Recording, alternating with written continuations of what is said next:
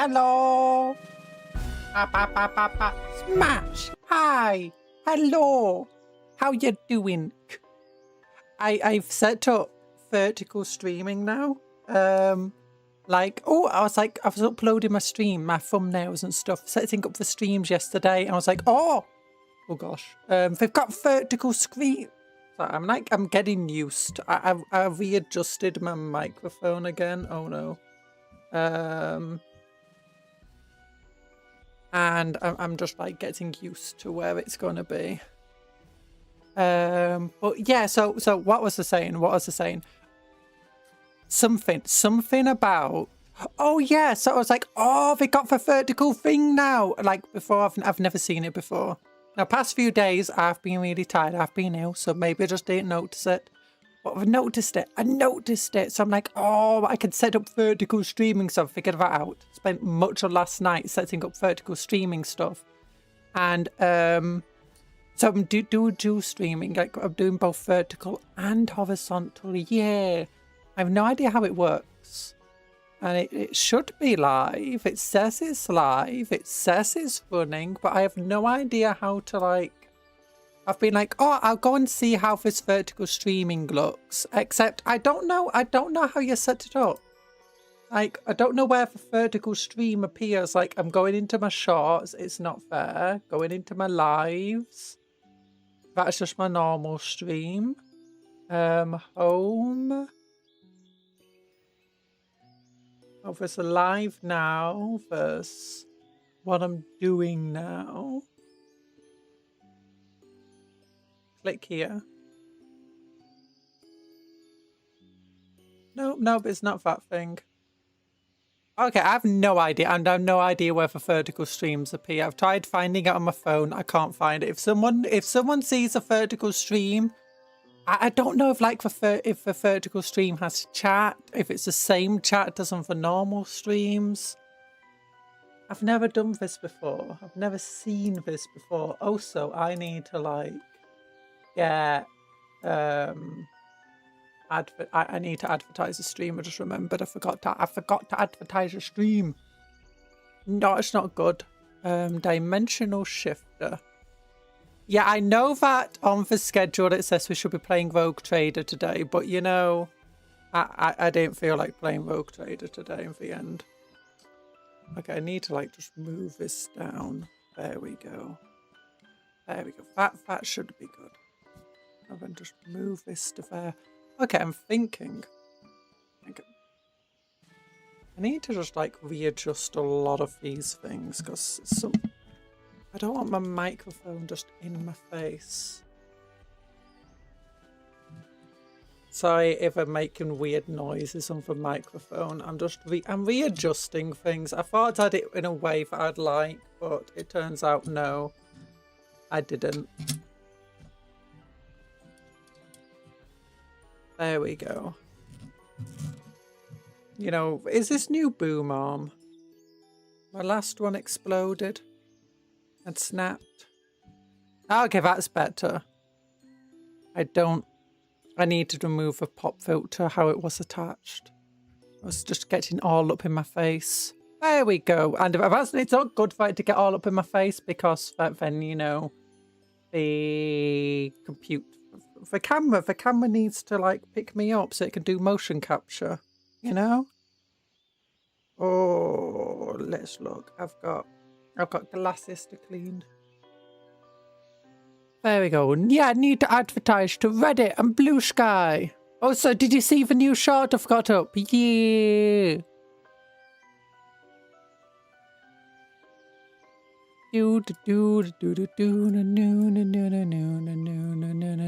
Blue Sky, yeah. Okay. Did I advertise? Yeah, I did. I did say that I'm going to be streaming today. Nice. Nice. Oh yeah, I know that I said I was going to do Rogue Trader today, but you know, I've not been well. And Rogue Trader, you know, it's a very hefty game, you know. It takes a lot of effort to do. Okay, Yu-Gi-Oh! I need to just move stuff around a bit. I also had to move my computer recently. Like, I had to take my entire computer setup, well, not the entire setup, just the computer itself, downstairs, because my father, I was complaining to our new broadband provider about not getting the internet speeds we were promised. So, yeah. So they asked him to do a wide connection test, except it turns out his computer, you know, not very good for doing a wide connection test. It couldn't get over 200. And it's like, yeah, there's some limiting thing in his computer. He actually has two computers. One of them's good, one of them's not. But the good one doesn't have an Ethernet connection, so they can't exactly do a wired test there. So I had to bring my computer down so we could do a wired test.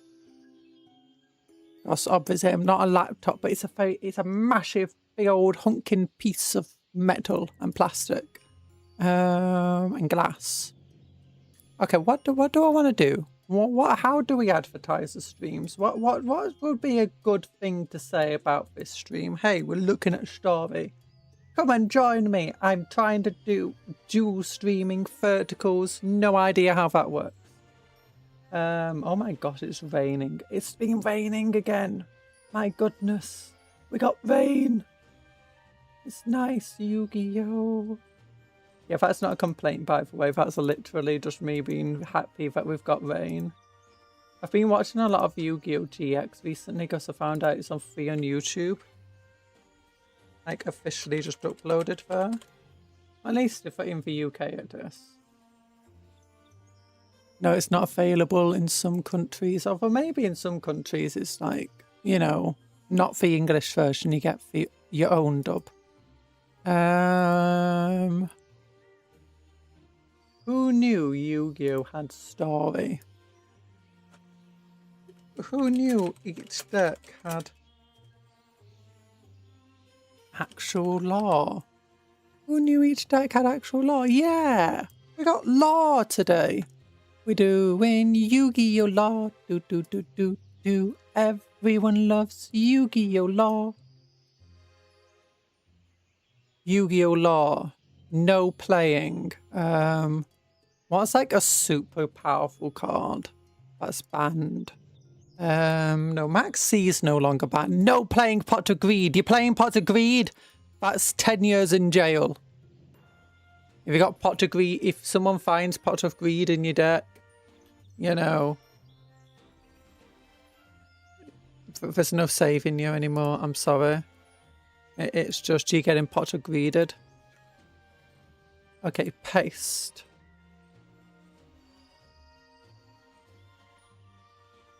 Maybe click here. Okay, now that's a full stream. Yeah, I had no idea how this short streaming works. Like, that's a stream key. So it's streaming to the shorts. I don't know where it is. Like, how does this dual? So it's like vertical dual streaming.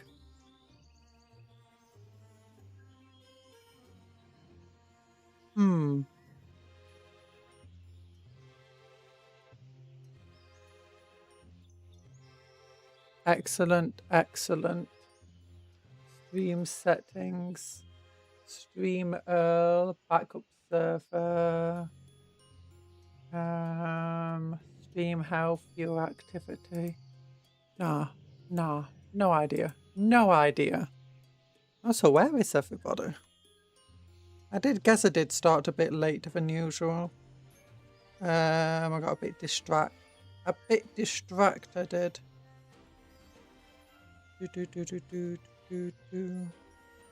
Okay, if I just like scroll through my entire feed, will I find my own stream? No, I'm not finding it.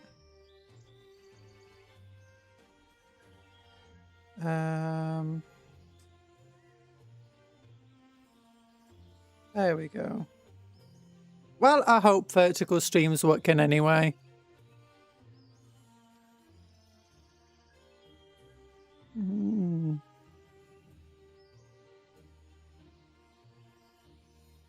What does this button do? Oh no, it's just support them.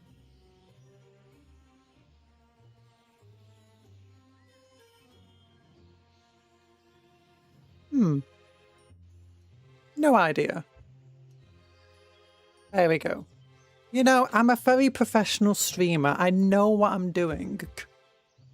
And we got Yu-Gi-Oh to look. If it's not about Yu-Gi-Oh, it's not about Warhammer, then I have no idea what I'm doing. And if it is about them, also no idea what I'm doing, but at least I can pretend to know. And you know, streaming softwares. It's confusing stuff. Confusing stuff it is. No idea what to talk about. I have nothing exciting going on in my life. What's the most exciting thing that's happened? Do I have a funny story? I don't have any funny stories. I don't have any exciting stuff. We can go and look at some Yu-Gi-Oh decks, you know. We can look at some Yu-Gi-Oh decks. Maybe that will be good. Maybe that will be good. Yu-Gi-Oh! Master Duel, I'm getting it open. I'm getting it open. Do do do do do do do do do do do do do.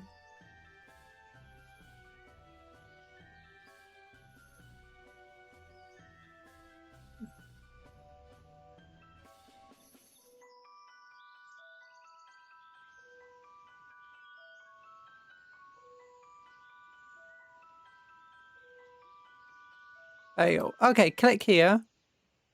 And I'm in the game. I'm in the game. I can turn off the background playlist. There we go. Hello, we're in the game. Oh! Finals day is over. Been watching some of these games. Survey and August defense. Do we get anything for completing the survey?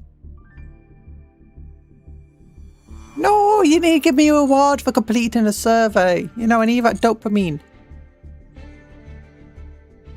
Okay, so here we go. If you want to be knowing what I've been doing, way too much. No, that's the wrong button. This one. This one. This one. There we go. Yeah, I have, so as I said, I've been watching a bit of Yu-Gi-Oh! GX recently. And, yeah, Chas Princeton has a few decks he has, right? He's got his Armed Dragon deck, right? He's got his, you know, a Drama deck people know of. Yeah, everyone loves the Dramas. Everyone hates them. One of you, I don't know. And, you know, he's also got his XYZ Dragon Cannon and stuff. Doing XYZs before XYZs were a thing. Yeah, but, he also had another deck called the Chiffonian Soldier. The Chiffonians? If you actually want to know, this origin in Japanese is originally basically just says Hell Soldier. And the archetype is basically the Hell archetype. And it's a funny archetype because it's actually split between two different archetypes in the TCG. Because half of them were translated to Chiffonian Soldier. This is before they really started doing proper archetypes. Or really knew what was happening with them. And half of them were translated to Infernal. Like, this guy is part of the same archetype. Now, it doesn't really matter since none of them, you know, mention the archetype for very generic cards. But yeah, now he did have 3 of the Chiffonian Soldiers in his deck. But this is loosely inspired by his deck. It sucks. This card is, I mean, it's fine for what it is. If it was a Dark Warrior deck, then yeah, I'd have 3 copies in. But he mostly plays Fiends. Oh yeah, this is another card, which again, it's fine. It's not a great card, but it's, you know, it's good enough. Weirdly, it's a fire type, which actually I can make use of now by, I managed to draw this card. 2 monsters of the same type, but different attributes. Fire attribute, sorry, it's not fire type, fire attribute. Fiend is the type. Fire is the whatever. don't actually use this card yet. I just noticed this card before. I was like, oh, this could actually be a good card to add to the deck. There's also one that, you know, Californian soldiers. Californian so here are not all of the cards. Enough of it. Wait. Yeah, this is almost a Californian card, my goodness. So yeah, as you can see, we got the Californian soldier. When it's destroyed by battle, your opponent takes the same damage that you would have taken. So let's say Blue Eyes attacks it, you take 1800 damage. Your opponent takes 1800 damage, which is fine. Then you got this Emperor Dragon, not the Chaos Emperor Dragon, Envoy of the End. No, it's a Californian Emperor Dragon. Hello, a certain mysterious virtuoso. Oh, it's time to do duel. Yeah, it is. It is. How you doing? By the way, I need to know, have you seen the shorts version of this stream? Because YouTube's now rolled out a thing where you can dual stream into either vertical streams or normal streams. You can do both at once. So I spent much of last night setting up vertical streams to stream alongside this stream. I just can't find it. Like, it should be streaming, it should be going out there. I just don't know where it is. I think, yeah. So we're looking at Chas decks. I made a deck based on Chas's original deck. It does not have all of his cards. I mean, some of them are secret rares or super rares, sorry. It's like, yeah, I'm not spending my precious super rare dust on this thing, you know? It's pretty cool. Instead, I replaced that with this guy, who's actually a retrain of a really old card, so I feel like it was kind of fitting to put him in here. And not that dude. That dude was in Chaz's deck. He's actually a good card. Like, I mean, sure, he's 1800 attack and he's level 5 with no way of special summoning himself. But he inflicts piercing battle damage and forces your opponent to discard a card whenever he inflicts battle damage, which makes him actually a surprisingly viable card. There is a few cards I would have in the deck if they were as good as their anime counterparts. And they still would not have been great cards, but they would at least be playable. One is this one. Sith or Californian Alliance. I think they pronounced it Californian in the anime. In which, in the anime, basically, if you have 3 copies of the same card on the field, like 3 copies of Californian Soldier here, and you equip one of them with Californian Alliance, it would get 2,400 attack. It would get 800 attack for itself, and another 800 attack for every face-up monster on the field, with the same, you know, name as it. So basically, every copy of it on the field, it would get more attack.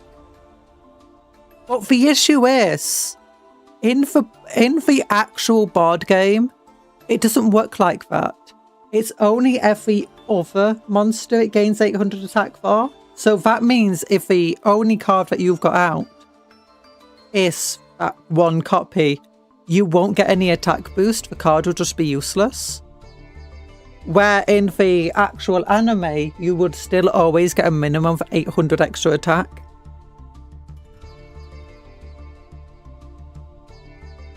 Which is decent. But this card, it sucks. Now, he did pair it with another cool card that I don't have, partially because it's a super rare. And it is a very good card. It's called Reckless Summon. Inferno Reckless Summon, something like that. Yeah, Inferno Reckless Summon. Which is a very, very good card. It's slightly better in the anime, as I don't think it originally required you to have less than 1500 attack. But basically, if your opponent has a card and you special summon a card with less than 1500 attack, you can summon 2 copies of your card from your hand or deck or graveyard into attack position, and your opponent can do the same with one of the cards that they have out. And that's pretty powerful.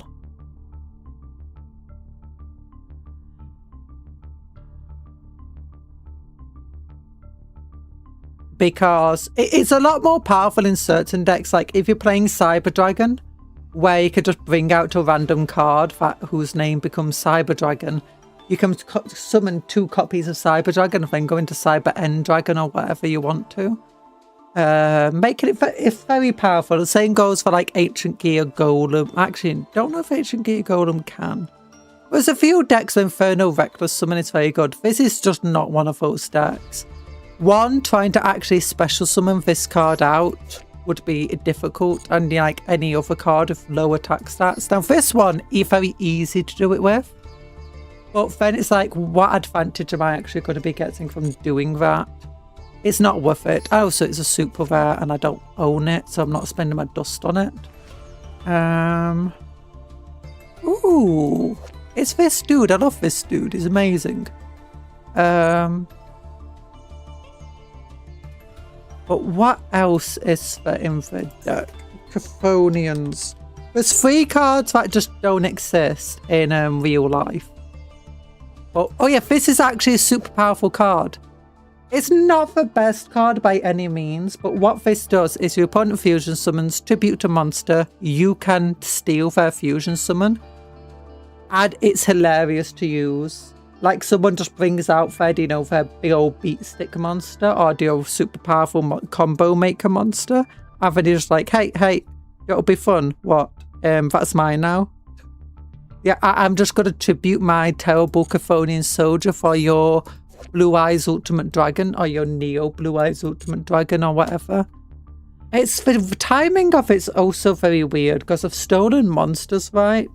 Where they have on-summon effects. And you'd think that the on-summon effect would trigger before my trap does, but no, my trap steals your monster, then it does its on-summon effects, and I get those on-summon effects.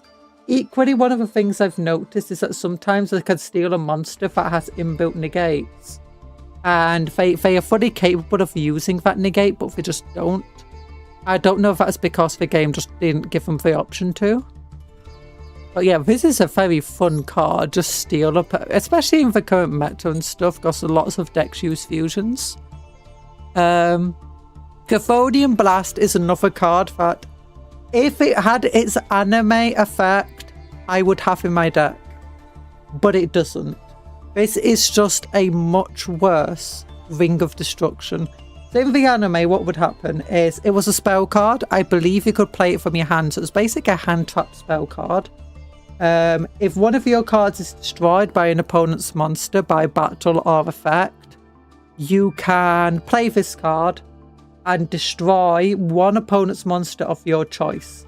And then your opponent takes damage equal to half of the attack of that destroyed monster. Yeah, that was it. So only your opponent takes damage and you get to choose what monster is destroyed, and it's also a spell card.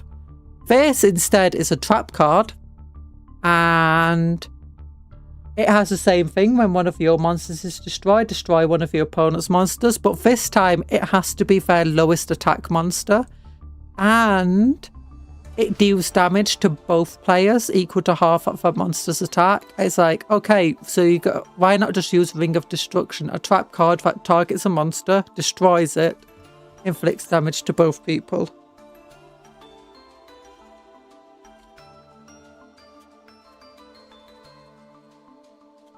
Or does it only blow up one of your cards? I can't remember.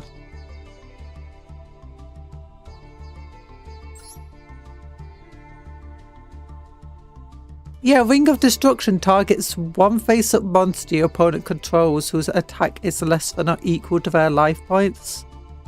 Yeah. Destroy it.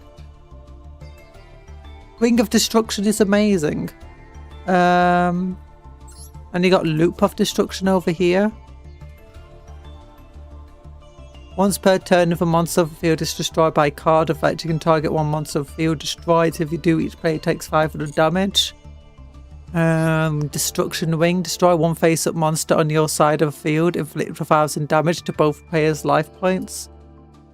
There's a lot better effects than Chthonian Blast. But unfortunately, we're kind of just stuck with it.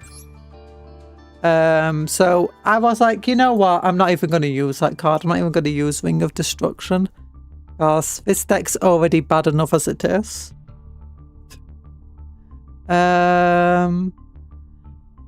Is there anything else Infernal? There's a few Infernal cards, but most of them just aren't related to the archetype. So you got both of the Infernals in here that matter. This is a card that technically he never played, but it's definitely specifically to do with this deck, which I don't have. Once again, it's a super rare, and it's a kind of meh effect anyway. But there are 3 other cards though he used that just don't have any real life counterparts. One of them is Tribute. It's an equipped spell. Tribute one of your other monsters. You gain attack equal to the attack. The monster that this is equipped to gains attack equal to the attack of a monster that was tributed. That's a mouthful. Now, unfortunately, I couldn't find any card like that, at least one that I had access to. So I would just went for Archfiend's Staff, just equip to a monster, reduce the attack of all opponents' monsters by half of your monster's attack. And Spirit Illusion also does a similar thing, equipped to a level 5 or higher fiend or zombie monster. When attack is declared involving the equipped monster and opponent's monster, you can make that opponent's monster lose attack equal to the equipped monster's attack, which is insane. It means that if this has saved me so many times. Also, it gives you a free fusion summon.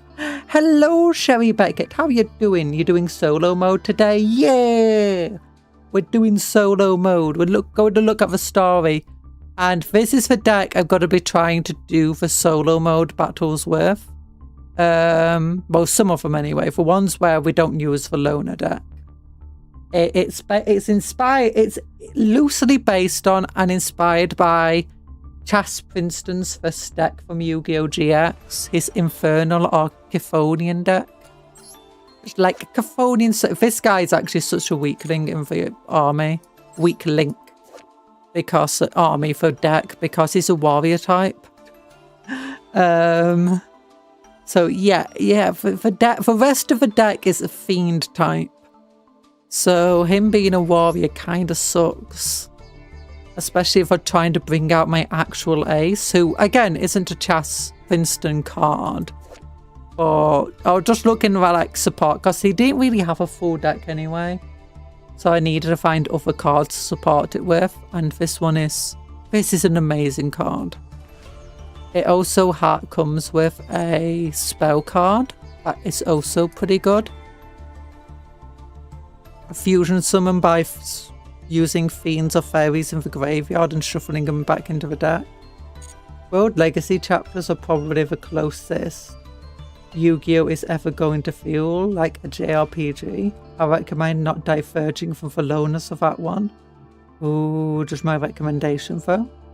Ooh. I'll keep that. I'll try to remember that advice.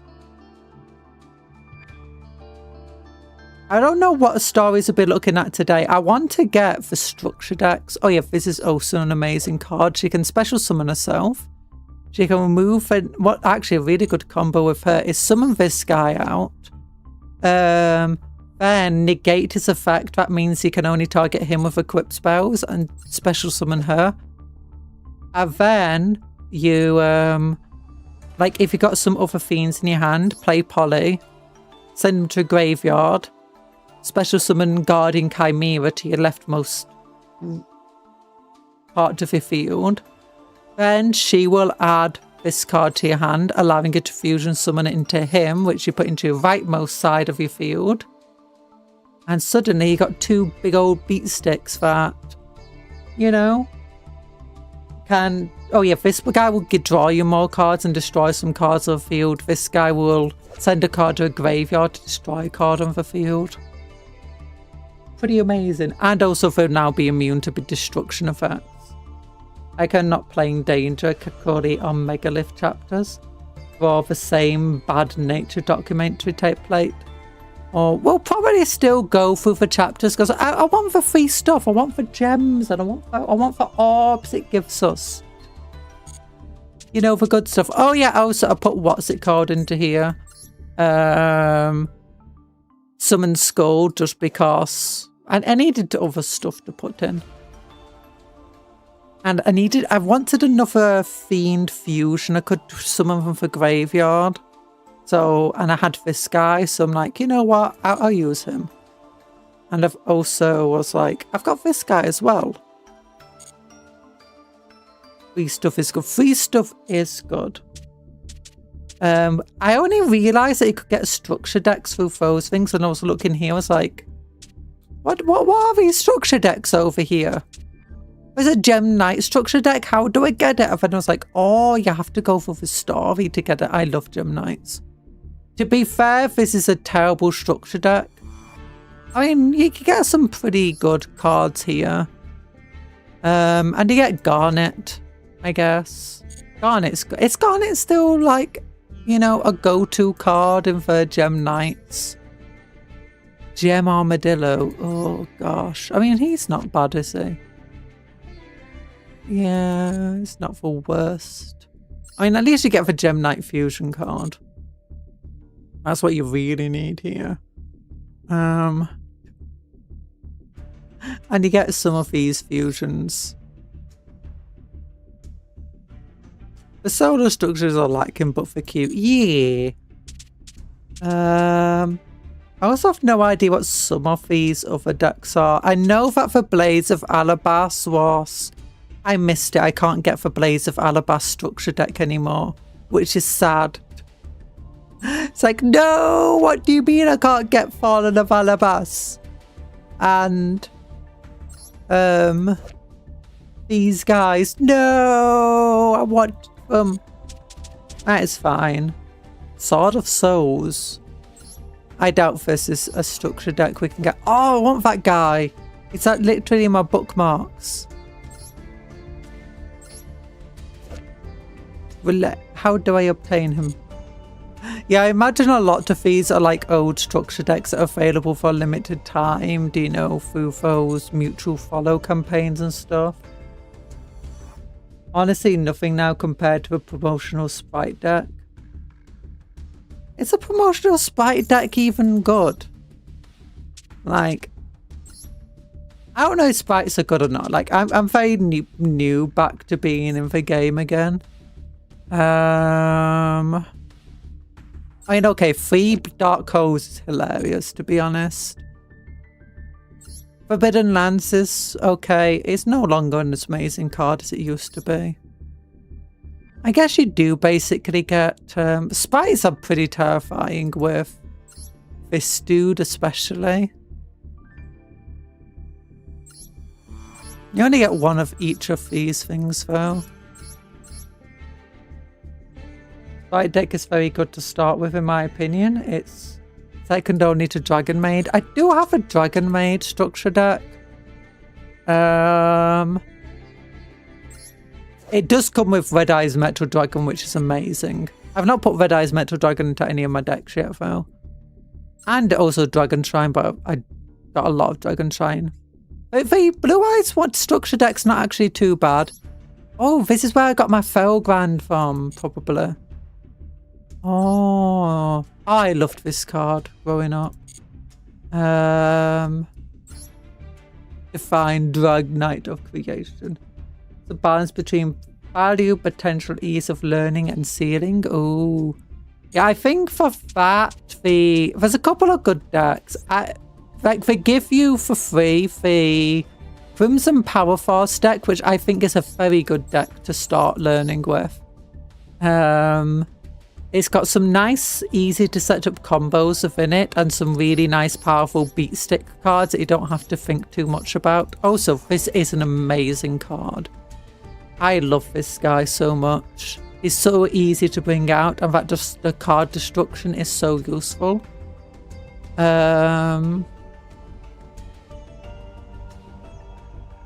And what's the other deck? They also give you right at the start Zero to the Future, which I've heard is a very good structure deck.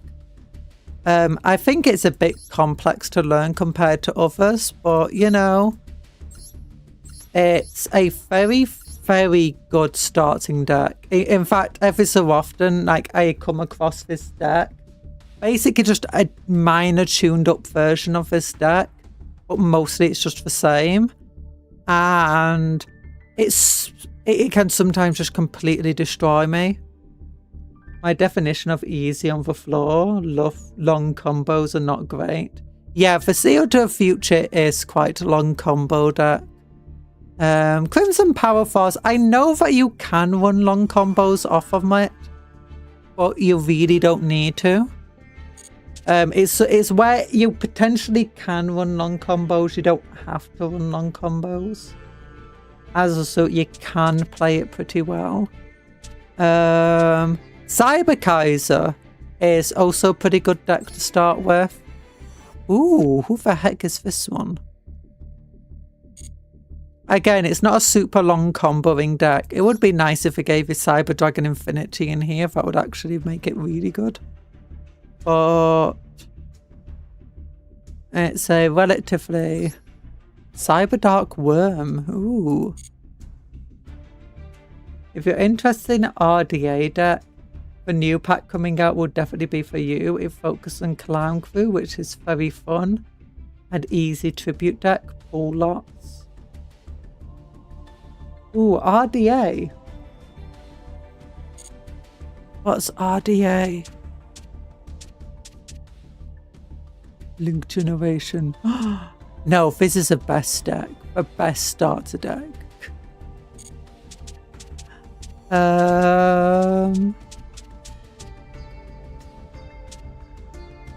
What was the... Oh yeah, this is also a pretty fun deck to start with. It's not a very good one, mind you.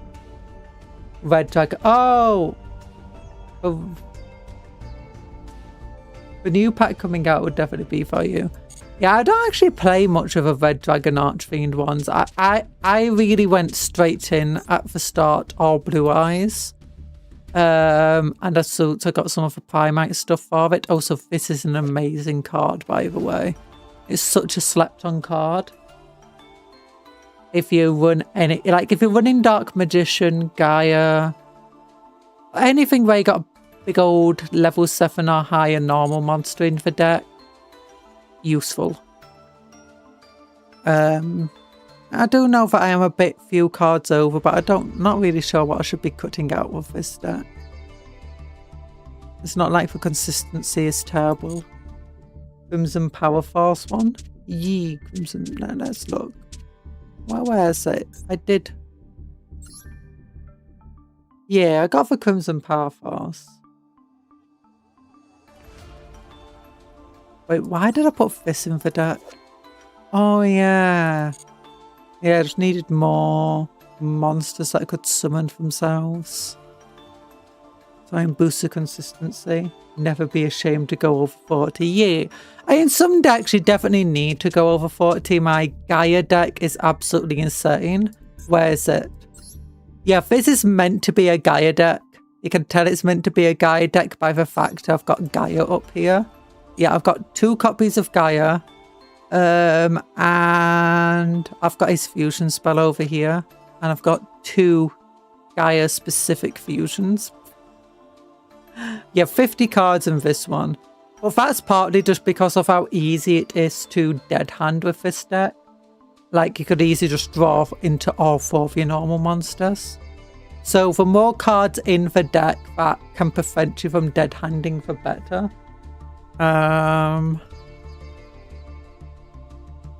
So yeah, this is just an insane deck though, because obviously it's like trying to make Gaia work. It's very easy to mix in with Dark Magician because they're both level 7 normal monsters and they both summon dragons. And also you do have this fusion, so you Dark Magician Warrior monster, Dark Magician and a Dragon or Warrior monster. So you got various things that can work specifically with Gaia. Also, this is an amazing card for Gaia. Another level 7 monster that can special summon itself when you summon an Earth. But for Primites, obviously, because you're running a bunch of normal monsters. And for Dracos, because you're running a bunch of dragons and spellcasters anyway. Oh, we waited. Hi, Talan. By the way, has anyone been able to see the short stream yet? Hi. Because I've set up my stream so I should be streaming both short and normal vertical streams. Vertical streams, that's what it's called.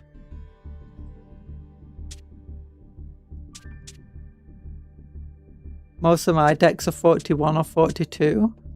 Yeah, I have been trying, like, certain decks, like when I'm trying to run a deck that's less powerful in general, like this one over here, where it's entirely just revolving around Dragon Core Hexa, I'm keeping it more at 40, simply to try and boost that consistency and that power level of them.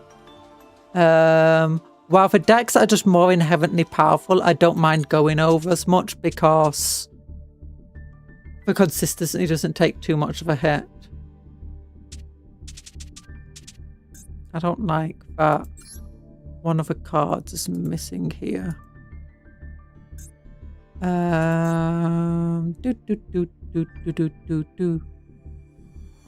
Yeah, there we go.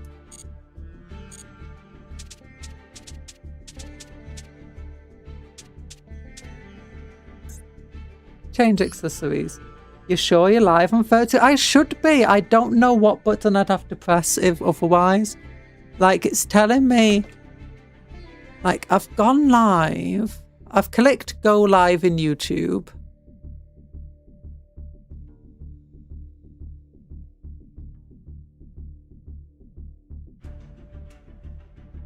Stream health, shopping, viewer activities, stream settings. Did you connect your OB? Yes, I can. Like, literally, I could show you. This is... I wouldn't actually be able to go live if I didn't connect it up. So that's what I can see in YouTube. I can see both the vertical and the normal. Nah, not a good time. We can figure out later. Maybe. Maybe. 3 main cards. Yeah.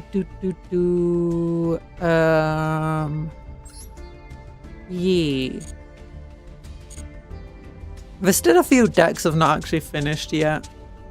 Like, where is it? The Feather Plant deck over here. Still need another Super Poly and the Feather Plant and this thing.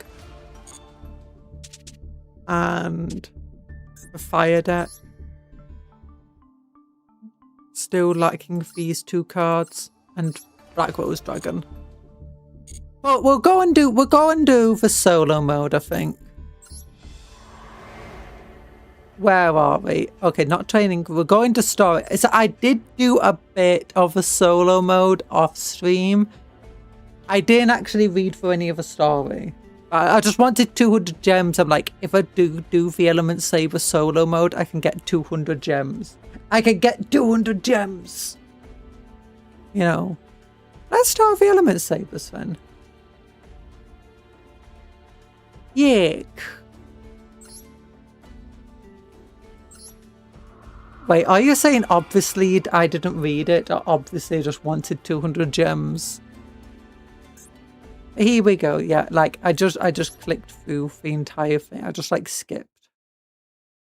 There we go. For Warriors of the 6 Elemental Lords. Didn't read it. No! The world is comprised of 6 elements. Earth, water, fire, wind, light, and darkness. Also divine. Don't forget divine. There's no other attributes, Arthur.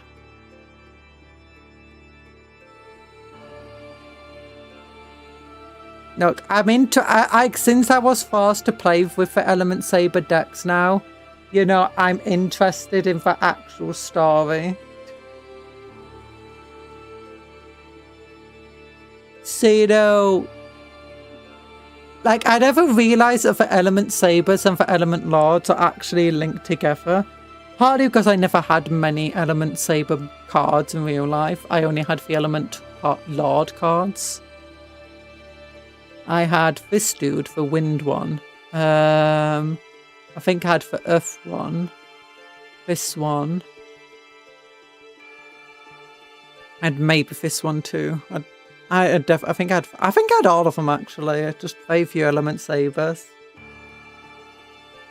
Element Sabers like Bionicle and Bayonet. I had a oh my gosh! Now I have to read them.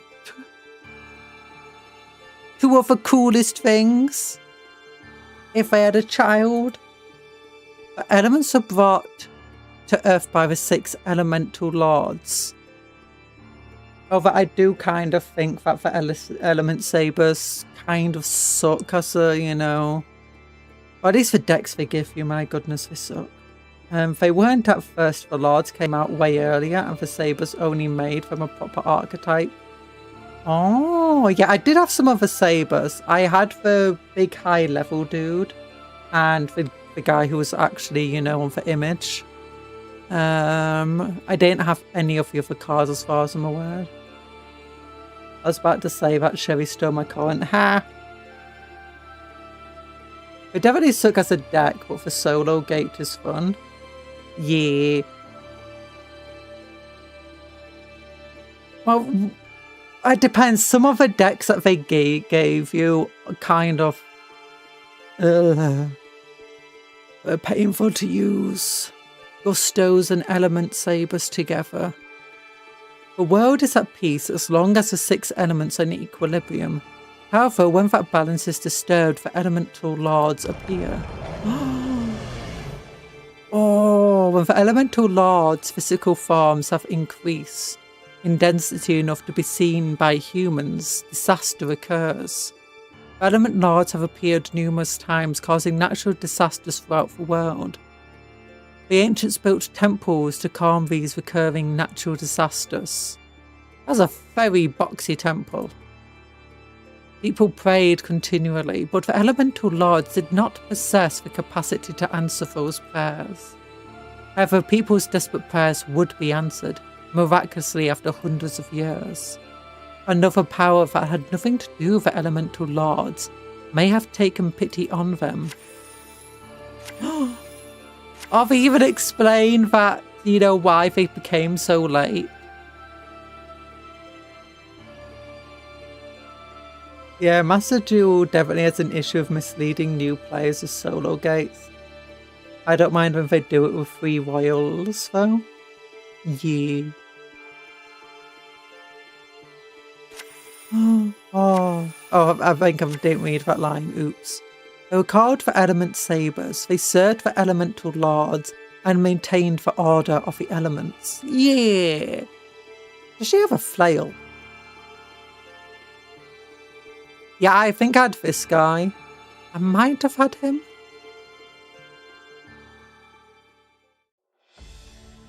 I walked in on a PS5 player streaming with no audio. I could just tell he was new and had no idea what to do. He was looking at chat. I was trying desperately to help. No. Yeah. You know, we got the practice thing over here. There's no need to do the practice.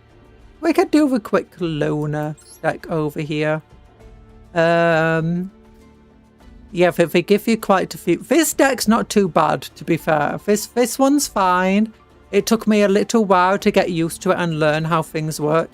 Like, you know, having to read this properly and realise that he doesn't gain powers based on what's in the graveyard. He gains powers based on what he sends to the graveyard.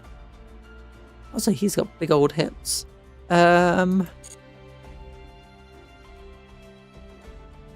Yeah.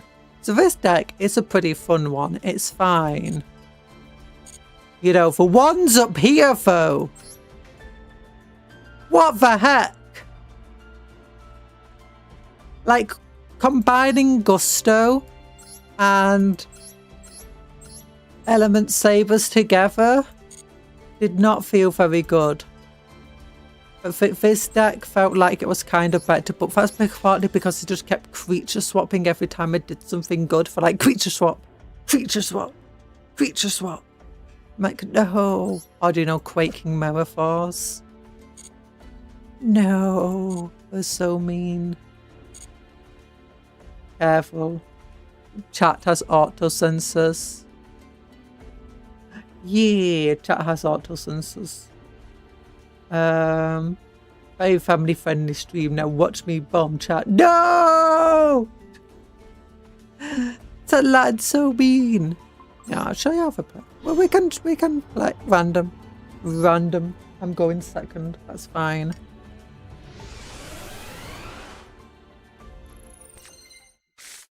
Talan, it's partly because YouTube kept bonking us for having the bomb command. You're not allowed to say that word in chat. YouTube really doesn't like it. You're meant to say mega jump. Mass mega jump, Talan. Okay, no, this opening hand kind of sucks. So what do I want to do? Once per everything relies on discarding an element saber, which is okay.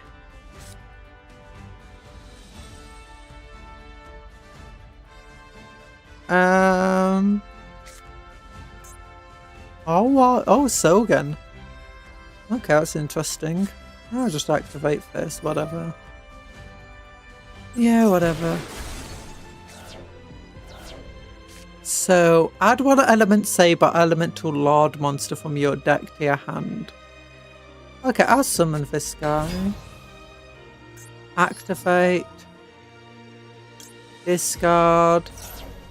Bring out this one. Which won't be able to do anything because I've only got one element saber in my hand. Oh yeah, they can all change for elements in their graveyard, but it's pointless at the moment. Set bottomless top hole. Your opponent cannot target this. Yeah. Oh, basically, this entire card is just getting out different element sabers. Oh yeah, I get the benefit of Sogan as well. Yeah, because Sogan is back from when field spell cards, you could only have one. And if your opponent played a field spell card, it would replace your field spell card. Yeah, hi Michael, Sean Bermuda's you. Element Sabers also suffer from very unfortunate Master Duel hurdle of having to change each individual attribute in your graveyard at one at a time. Whereas in paper you could just speed through it. Yeah. I want to get rid of that card. Last time I tried playing Bottomless Top Hole, it did absolutely nothing. I'm just gonna Bottomless Top Hole your monster before he can do anything. Yeah! And then I'm gonna activate this. And I'm gonna tribute this one for...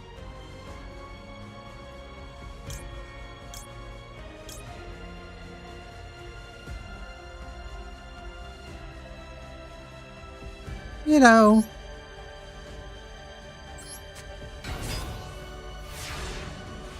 Yeah, I'm so mean. I'm so great. Yeah, we're not going to be using that extra deck at all, so... how's everything? I'm feeling a little better today. Yeah, I'll be back. No, I'm not going to chain anything. After a bath. I'm not your typical Yu-Gi-Oh player. I'm cleaner than all of you. Hey, I'm clean! Oh, wait. He can activate his effect now. Oh, but for both water types. Sucks. I can't play Pot of Extravagance anymore.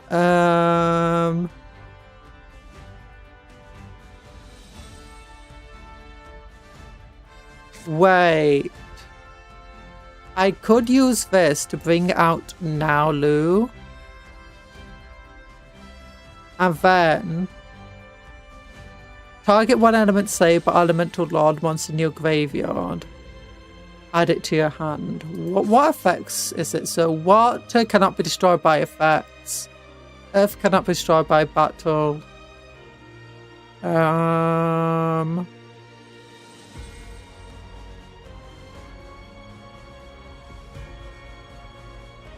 Yeah. I'll just do this.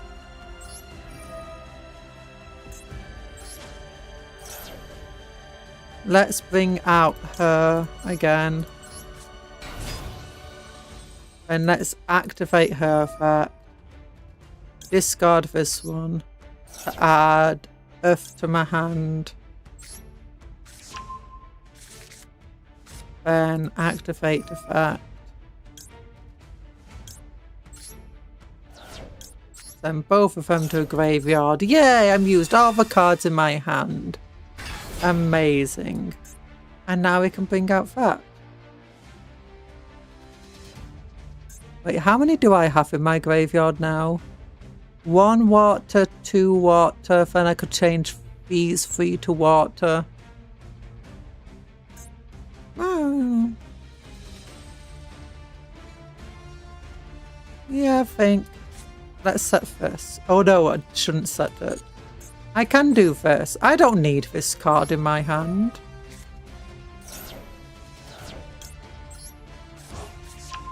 And then we use the superpowers of all the elemental sabers. We change them to... So this guy needs 5 water monsters in my graveyard to summon him. Exactly 5.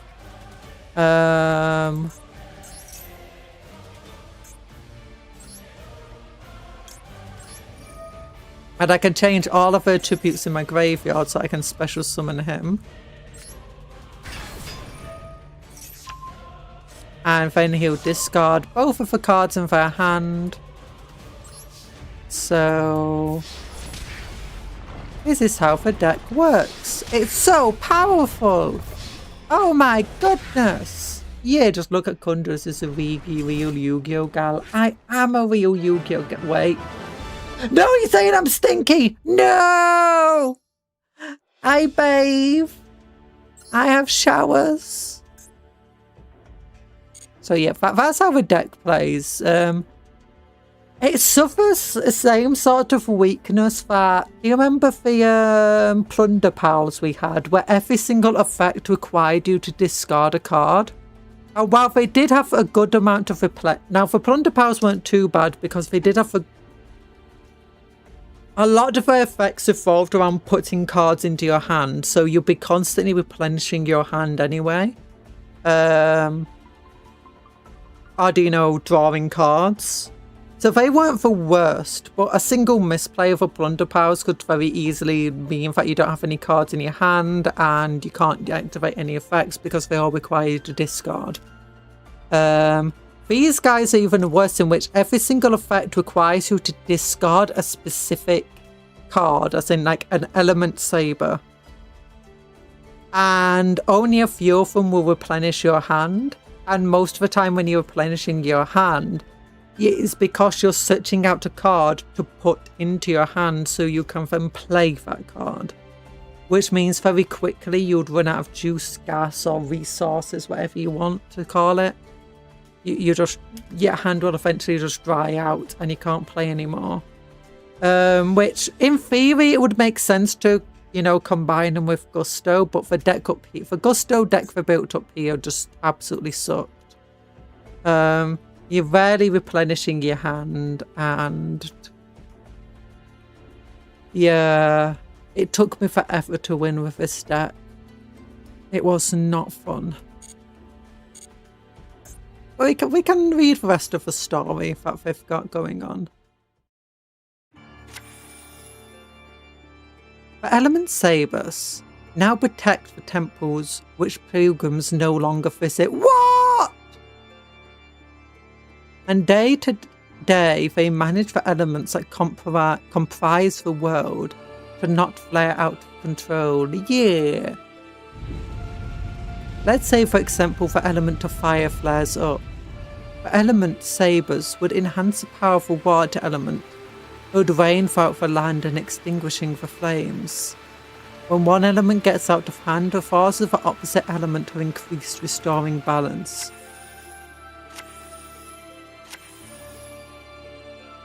Would it just be better to decrease one of the elements, you know? But element sabers inherit only a fraction of element lord's authority and cannot exercise all their power.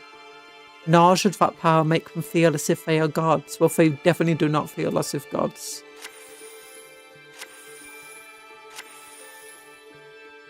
They use their ability to command, train, and do the right thing. Training never ends for the element sabers. Yeah.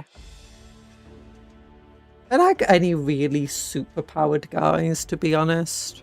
It feels like they're half an archetype. It feels like they need more support than what they actually have.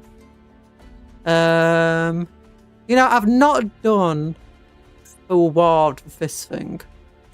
What deck do we have here? It's a fire deck. Yeah. This one, oh, it's a volcanic deck. Oof. This looks like it would be hard to play as. I have a water deck. Did I even have the... Yeah, I did have the field spell. I never drew the field spell. And what's the opponent's deck? I'm guessing water. Yeah, water. Drowning metaphors and stuff. Yeah, this is also not a powerful deck to fight. Hopefully it should be better than when I went up against the Earth deck. I'm going second!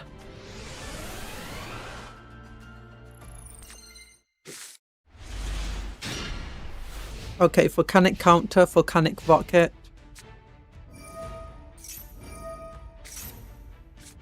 You can add one blaze accelerator card from your deck to your hand. Oh my gosh, they're just doing stuff. Why do they always get their field spell first turn? I never get that. And what do you have? Earth cannot be destroyed by battle, can't be targeted with card effects. Well, thankfully Blazing Force doesn't care.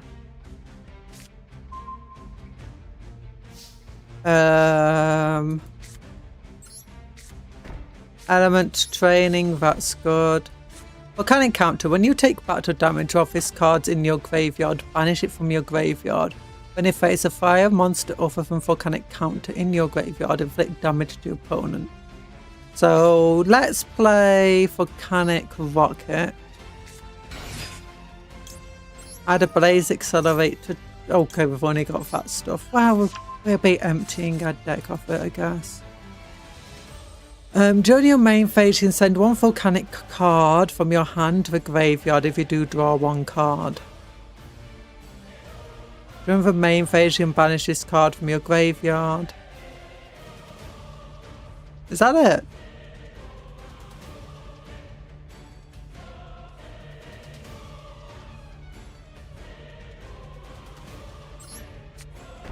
Yeah, I'll just put that down there then. And I guess I'll just attack into a fog and hope they don't drowning mirror force me. And if I attack, I'll blazing mirror force them. This is going to be useless. Oh wait, I can tribute one monster special summon any element. Ooh, I can tribute him. I'll be fine then.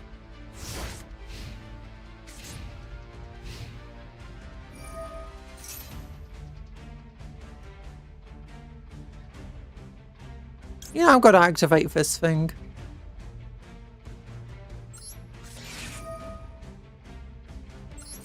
Before they bring out the card that could stop it.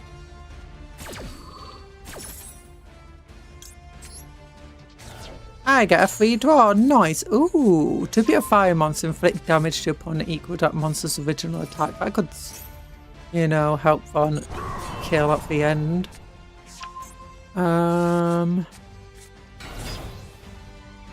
Gosh.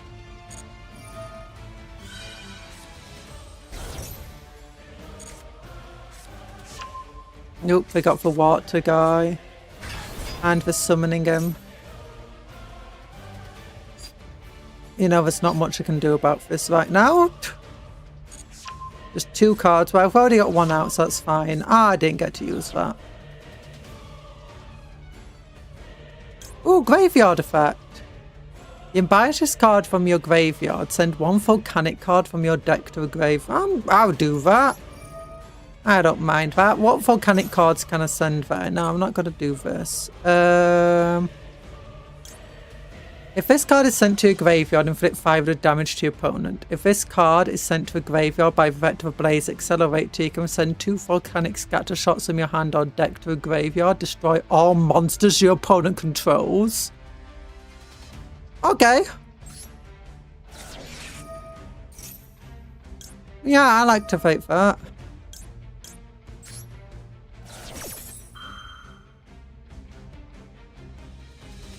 Yeah, I think they just screwed themselves over.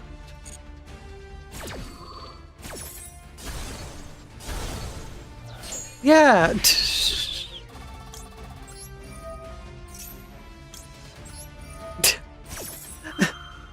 It's like, hey, I've got to discard a card from your hand. It's like, oh, thanks for that. It's like, when your opponent starts thanking you for, you know, doing stuff, you know you've messed up.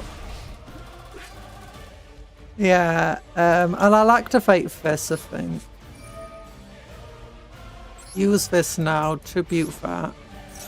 And we can bring out... Can he negate trap cards? Yeah. Yeah, I'll bring out Laporia Mana. I fear they got Drowning Mirror Force though. I'll bring this guy out.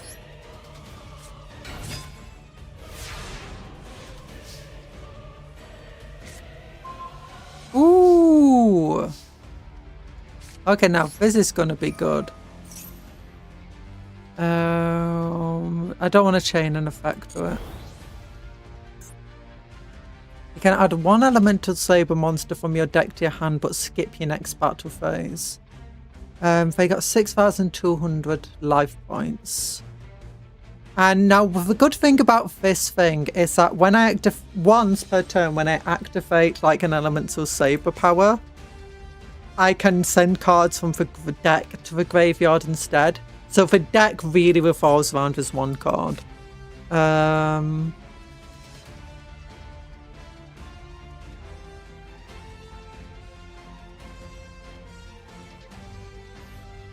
don't know if there's any card I'd want to add to my hand though.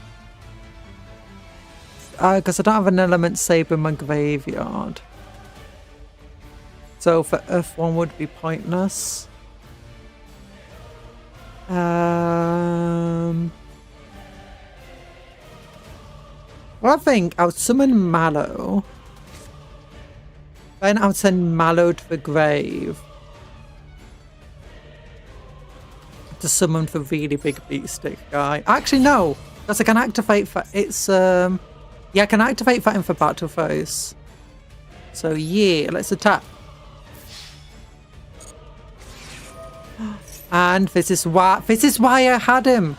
This is why I brought him out, because I was afraid of what that trap card would be. And now I can send any of these cards to the graveyard, like... I might as well just send a copy of him. Yeah, and I can negate it. Beautiful. So, yeah, he's incredibly powerful. And now my attacks can go through.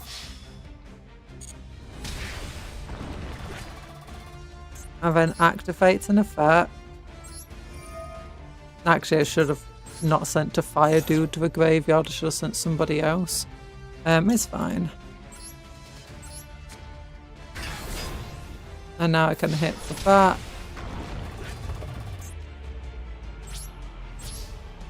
And now there's like nothing they can do basically to face us. If they even do bring out a powerful card, I've got Blazing Mirror Force.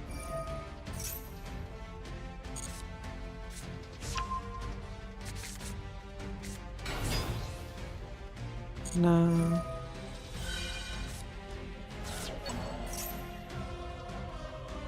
No, don't want to react to anything yet. Ooh, they want to bring him back.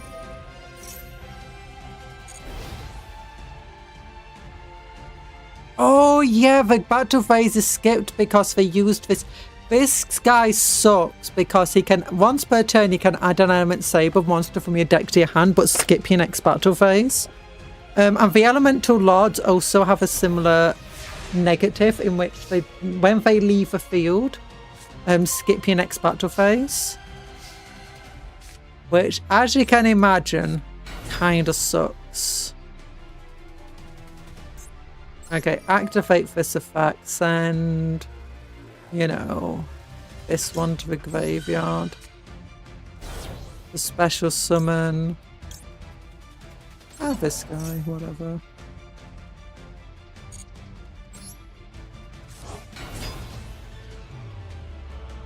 And then I guess I'll just attack. And then, oh, I can attack with him for exactly game. Yeah, okay, that was not as bad as when I had to play with Augustos. Partly because the volcanics just really carried there. The volcanics, you know, they're a good combo.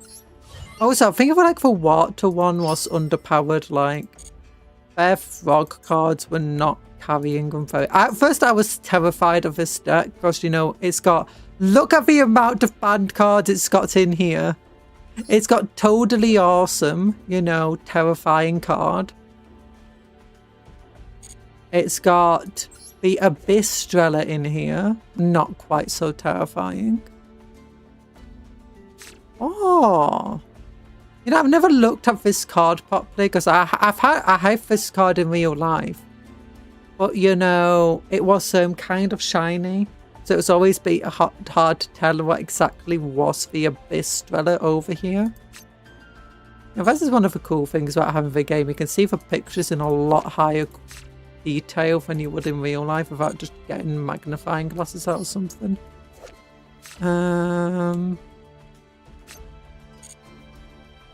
I say high detail, it's much higher resolution too, mind you. Flip frog, yeah. Yeah, the frogs aren't super powerful. The earth one was kind of terrifying though. Really difficult to deal with. Partly because of just the ability to special summon, like this guy special summoning from the graveyards. This guy can just special summon another card out. This guy is adding cards to your hand. This guy is special summoning more guys. And then they're just going into new cards. They're constantly stealing your cards. Yeah.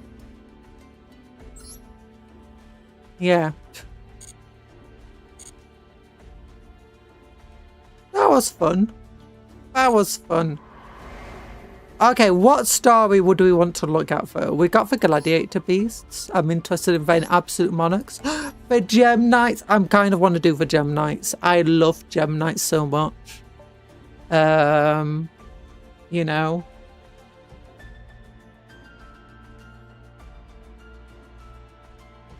Do.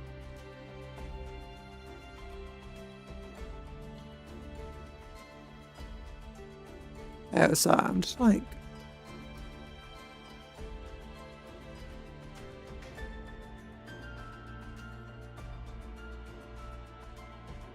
I just like keep getting distracted by it's like, is the shorts version of the stream working? I don't know if it's like a button I'm meant to press.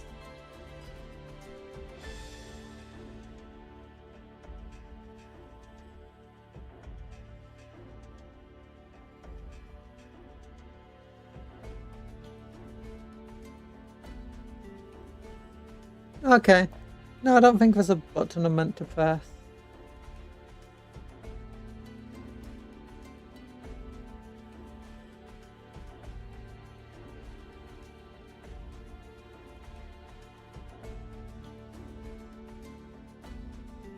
Do. Okay. I want to learn about the Gem Knights. I think that'll be fun. Like, Gem Knights are one of my favourite decks to play. I loved every time they got support. I never knew they had proper lore. Oh, look at that cool Gem Knight. Oh! For Provoxine Warriors. We're gonna be learning geology today.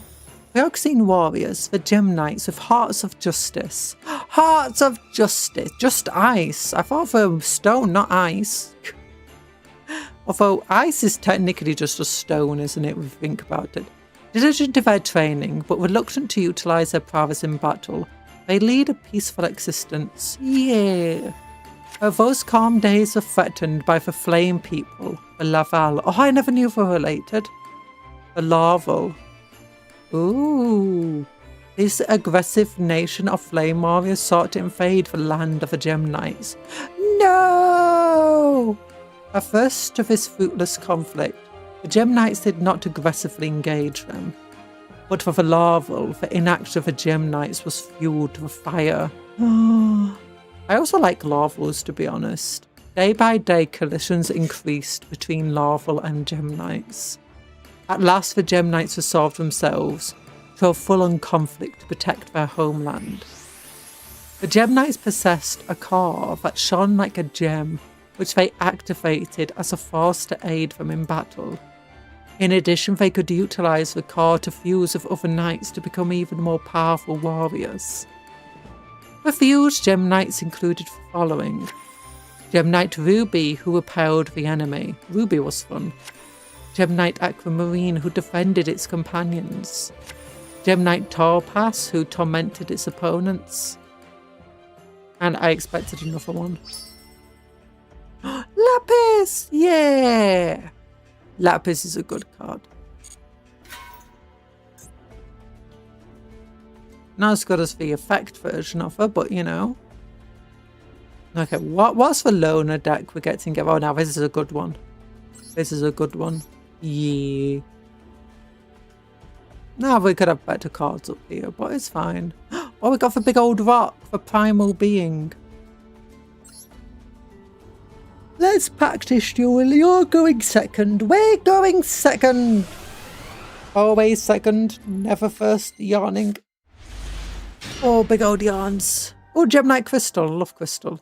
Sorry, like, you just got to see me looking at every single card going, oh, it's a great card. Great card, that. Look, it's Neos if it was made out of stone. I got Gem Knight Fusion. Yeah, I know how Gem Knight Fusion works. Now, are you sure we want to bring out Aquamarine? Like, there's way better ones we could bring out.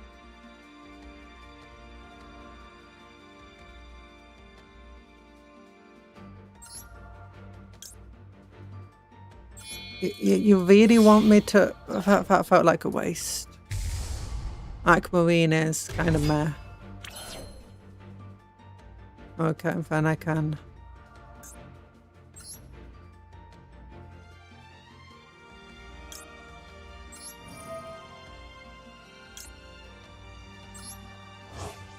Yeah. And then we're going to activate it again to bring out a different one. Okay, to bring out Ruby.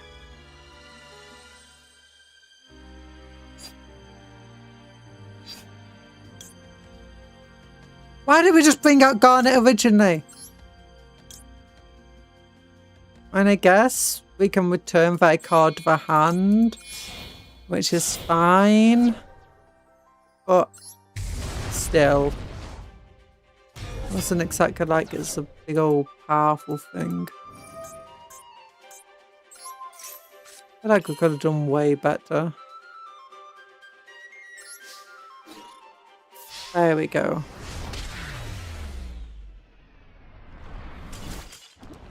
Yeah. Gem Knight Fusion's an amazing card. Fire. What do we need to get through here? Oh, fire. But aren't they fighting against fire? Okay, ooh, what cards do we get from here? Gem Merchant. During the damage step when an Earth normal monster you control battles, And send this card from your hand to a graveyard. That monster gains 1,000 attack and defense. Yeah, that kind of sucks. So what's our opponent playing? I expect them to be playing Larval, to be honest. But no. Ooh, yeah, that is a good card. Where is it? This one. This one's nice. If this card is sent to the graveyard by card effect, you can target one normal monster in your graveyard, add it to your hand. Very good. Very useful. Ooh, and Gemini Obsidian. If this card is sent from the hand to a graveyard, you can target one level 4 or lower normal monster in your graveyard, special summon it. Yeah. So it's all about, basically, they're all about just recycling themselves out. So yeah. Fuse, recycle the cards out, fuse again, recycle the cards out, fuse again, recycle the cards out. And get a bunch of fusion stuff in a single turn. Assuming you do get the fusion card at the start.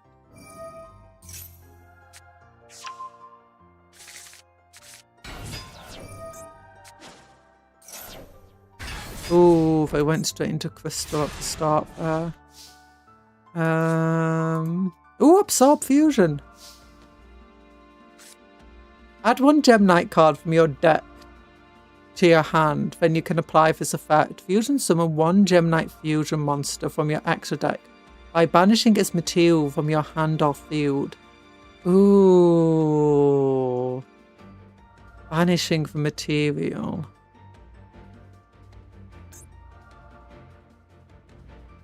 It's in my hand or field.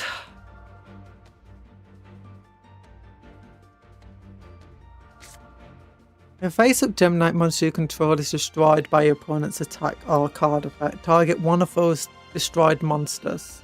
Hello, Theo. And hello, Douglas. I am doing well. I hope you're doing well today. And hello, CEO Carp. It's the best Carp. Yeah. How you doing?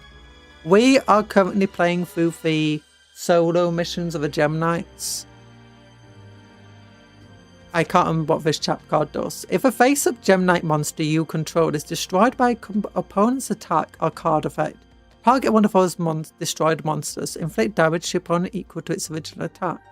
If this card is in your graveyard, you can send one Gem Knight from your hand to the graveyard to add this card to your hand. That sucks.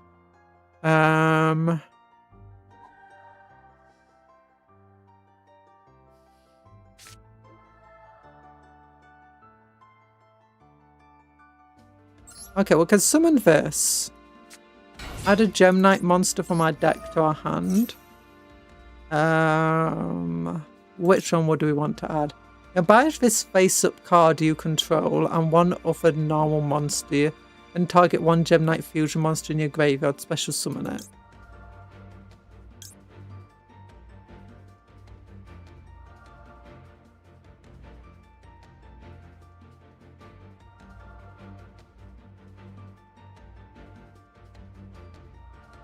Okay, so I don't have any powerful cards to bring out right now.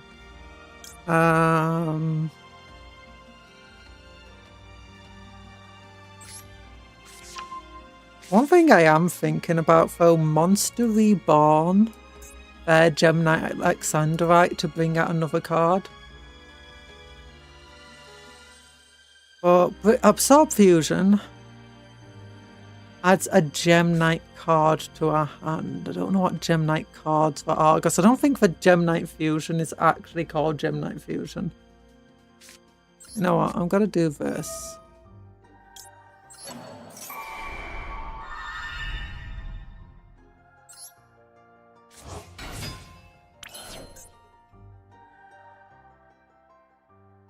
Actually, I guess I could use Absorb Fusion right now to banish their card.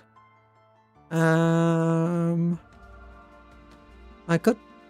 What is it called? Add one rock monster from your hand to your deck. That's not going to necessarily help much. Ooh, we got the Gem Knight Phantom. Ooh. If this card is linked to somebody, you can add one Gem Knight card from your deck to your hand. You can pay 1,000 life points. Fusion summon one Gem Knight fusion monster from your extra deck by shuffling materials from your graveyard or banishment to the deck. But it cannot attack this turn. Ooh, that could be very good. So I'm not going to activate its effect then.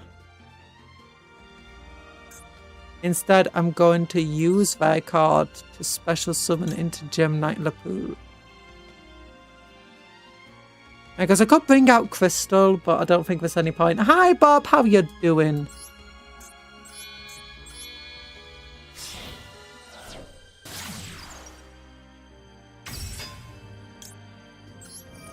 Add a Gemnite card to my hand. Ooh, yeah, okay. Gemnite Fusion is called Gemnite Fusion. That's very nice. You stinky big love. I'm not stinky, no! Fusion summon one Gemnite Fusion monster in your extra deck using monsters from your hand or field. Yeah, we'll add this. And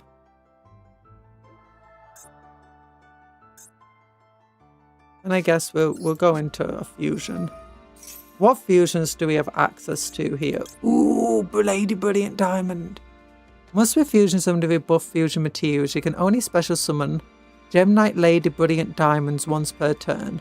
Once per turn, you can send one face-up Gemnite monster you control to a graveyard. And if you do, special summon one Gemnite Fusion monster from your extra deck, ignoring its summoning conditions.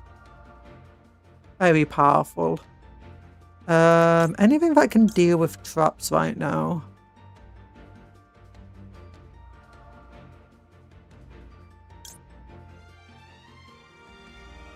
Yeah, Ruby's pretty fun.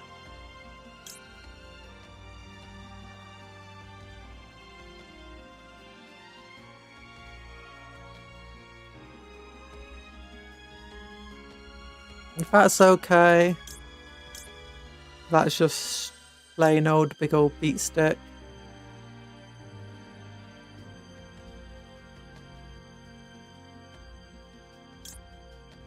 Now if we use this,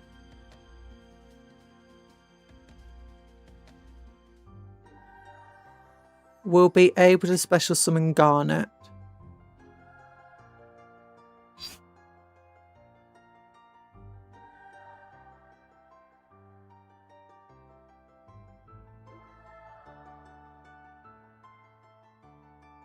We could then absorb fusion.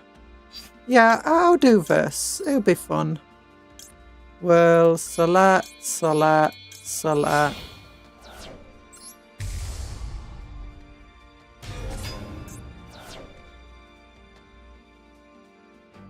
Activate this effect, which will summon Garnet to the field.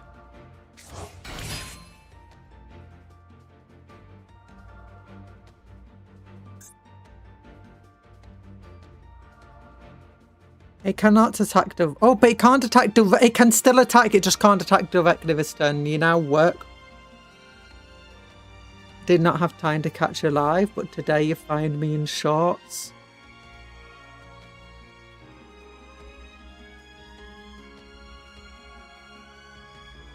Oh, I find you in the shorts. Wait, does that mean you're watching the shorts version, the vertical stream? A vertical version of this stream, Bob?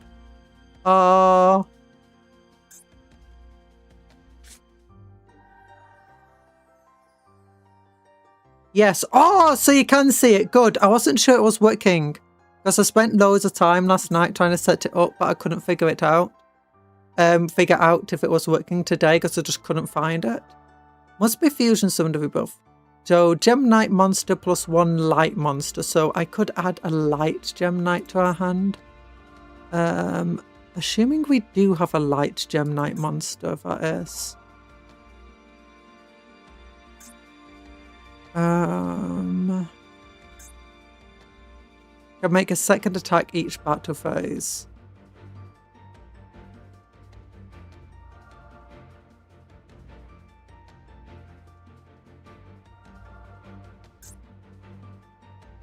One Gemnite monster, one Thunder monster. That's a bit useless. Ooh, this one's good. Return all set spell and traps on the field to the hand. Okay, that could be very useful for us. So we want to add an Aqua monster if we can to our hand with this.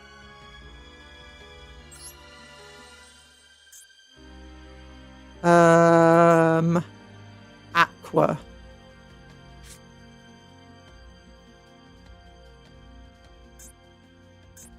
Wait. Just checking. Any Gem Knight monster and one Aqua monster. So hopefully we've got an Aqua Gem Knight we could add to our hand. Sapphire's Aqua. Okay, that's good.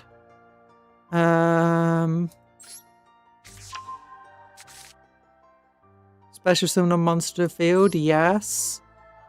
This one.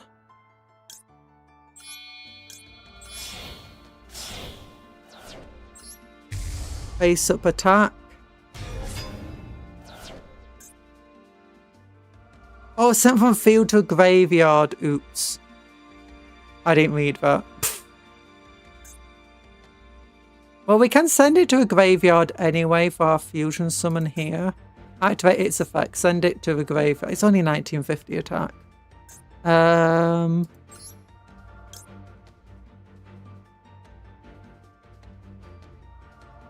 could banish a Gem Knight from my graveyard to add this back to my hand. Would that be worth it? It works. It's nice that it works. And I'm not stinky, you're stinky. Can you see enough with the game on stream, or should I zoom in more on the game? The issue is you know, because it's vertical, it's very hard to show the game. Oh, we'll select Gem Knight Fusion's effect here. Banish. Oh, we'll banish Lapis, I guess. Return this to the hand. Then we can pay 1000 life points, summon a Gem Knight Fusion monster from your extra deck by shuffling its materials from the graveyard or banishment into the deck.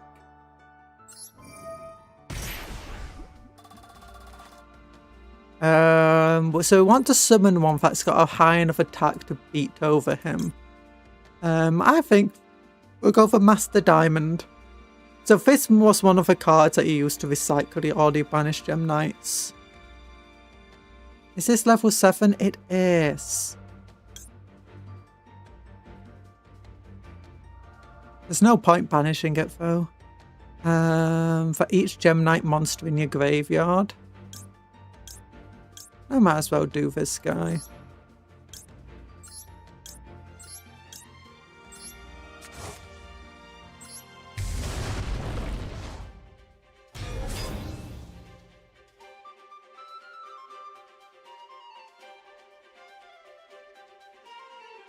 Then I could fusion those two into a new one, but there's no point. I think activate her effect to send him to the graveyard.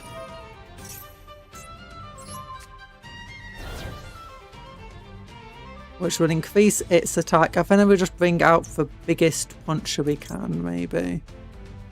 And normal summon. This one was good because you could normal summon a monster in addition to your normal summon.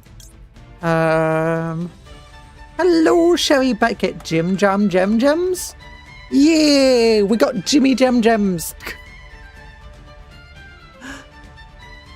Well, we got Lady Gem Gems. Once per turn, you can send one Gem Knight monster from your deck or extra deck to a field. Nah. Tribute to Gem Knight to gain attack. No, thank you. Can make a second attack each battle phase. Yeah, this is fine. 3,600 damage this one can bring out. Return that to the hand. And there's no point activating its effect. We'll just go in, do the attack. Because this guy can't attack directly anyway. And you attack. And you attack. And then you attack. And then you attack again. And one turn victory. Yeah, I mean, it took us forever to figure it out. But we did it one turn. See, Gem Knights are amazing. I love Gem Knights.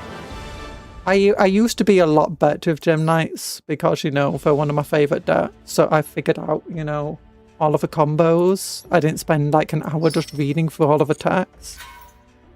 Game looks okay. Screen cut out like 5% left and right. Yeah, it is cut out. That's a bit purposeful. So it'll be zoomed in a little bit.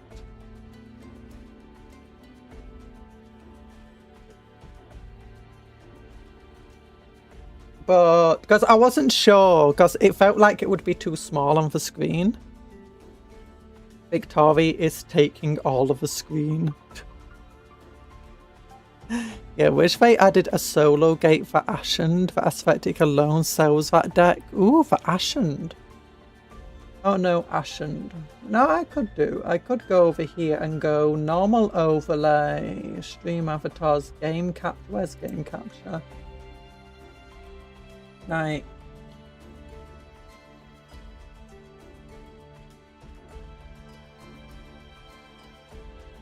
There you go. So it's a bit big, but then it becomes very small. I don't know if people can read it there.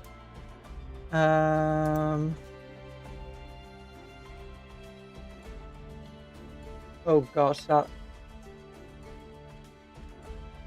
not working how I intended.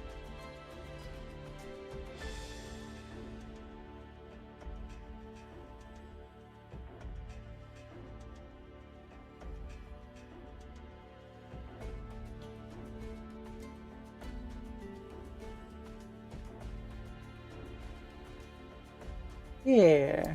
Is that fine or is it too small now?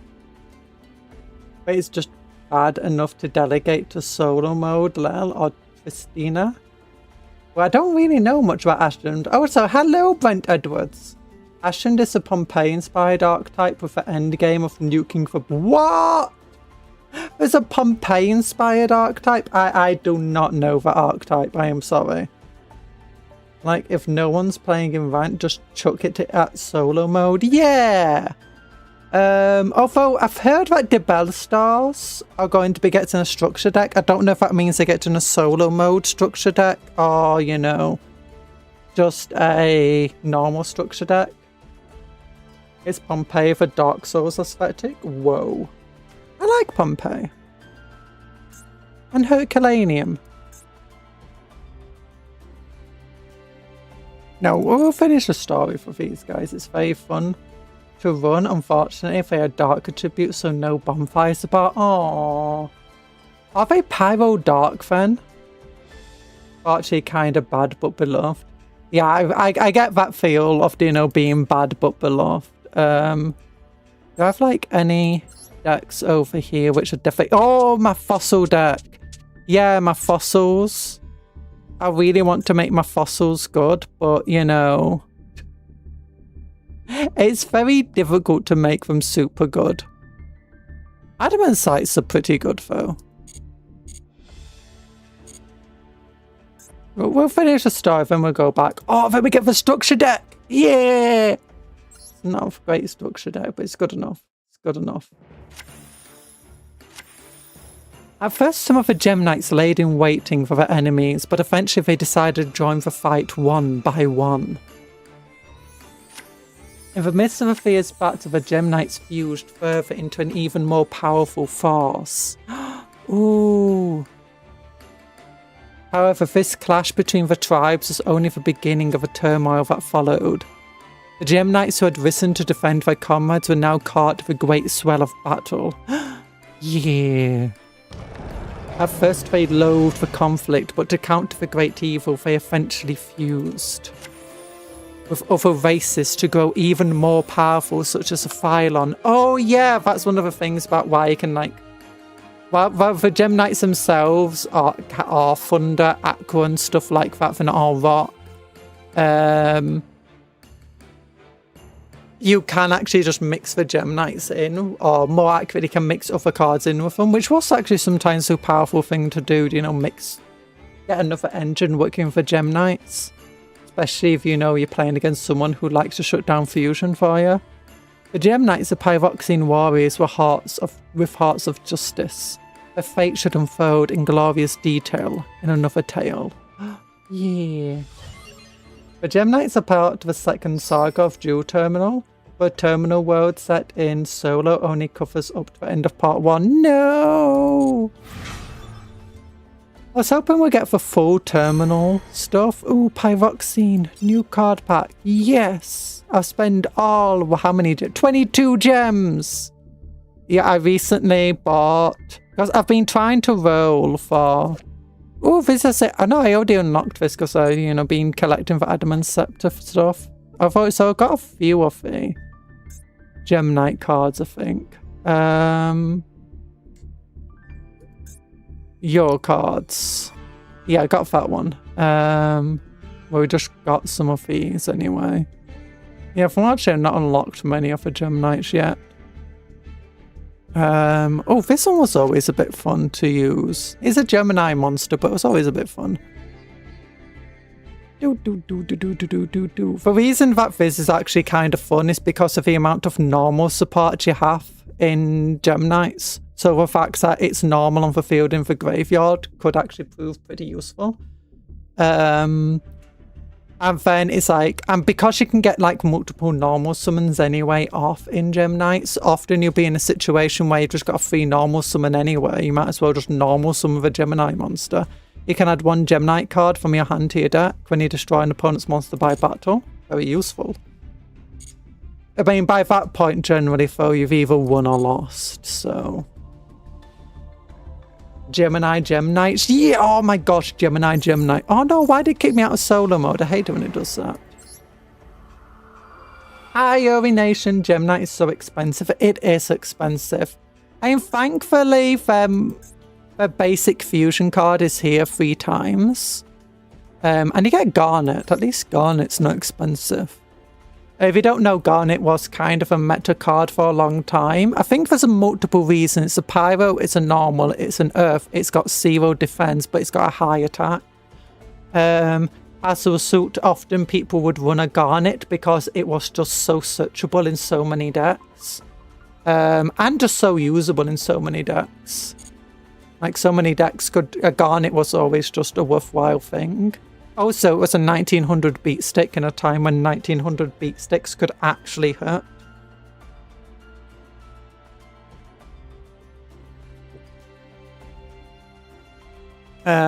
So yeah.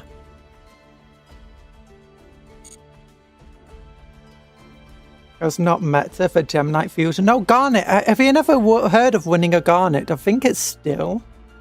So winning a Garnet literally refers to Geminite Garnet itself. Conjuror, you're being a LARP and no one cared for Garnet. Nobody was searching for it. Everybody does. Yeah, see? Also, Geminite Fusion probably also, yeah. Search Geminite Fusion. Yeah, no. At least we get Geminite Fusion here. I mean, Aquamarine is kind of not a great card. Topaz isn't the worst. No other Geminite Fusion. The other Geminite Fusion. Absorb Fusion, Brilliant Fusion. I can't do any searching from here, unfortunately. Oh, wait, I can. Which one? Particle Fusion. Absorb Fusion. Geminite Dispersion. Brilliant Fusion. I think it was Brilliant Fusion that everyone loved, wasn't it? When this card is activated, Fusion summon 1 Geminite Fusion monster from your extra deck using monsters from your deck as fusion material, but change its attack and defense to 0. If this card leaves the field, destroy that monster. Yeah. Brilliant Fusion, yeah. I know that Brilliant Fusion was a big thing to run. I'm pretty sure people ran Garnets anyway because, you know, one, you could use them with Brilliant Fusion stuff, but they were rarely ever a dead card. Like if you pulled your Garnet in your first hand, it wasn't just instantly deaded. Like you could still just play it. You could still just normal summon it, sorry. And then you have a bunch of decks that, you know, they specifically require. What do you mean it wasn't a dead? Yeah, never mind. Never mind. Look. I'm from a time of Yu-Gi-Oh! From when, you know, you play Pot of Greed, you draw 2 cards, and you play your obnoxious Celtic Guardian in attack mode, and you know, that's it, that's your turn. Conjure Garnet means something you do not want in hand. If you draw a Garnet, you make the spell useless. Garnet was useless on release. Yeah. Wait. Has Garnet changed meaning now? Because Garnet used to be, you know, what people referred to as a card that has nothing to do with your archetype, but still helps you anyway. No, that's not. Am I just getting confused? Look, it's been years since I was in Yu-Gi-Oh! And I did not run in for competitive scene. I had a friend who liked the competitive scene. I just liked making lots of different decks. You're such a LARPer. No! Index pointing. No! Yugi Boomer. Garnets have gotten softer, but it's generally an epithet. Yeet. Or maybe it was a bad card. Actually, I think, yeah, maybe it was just like a card you don't want to draw. Activate effect, whatever. Summon, Diabound Colonel.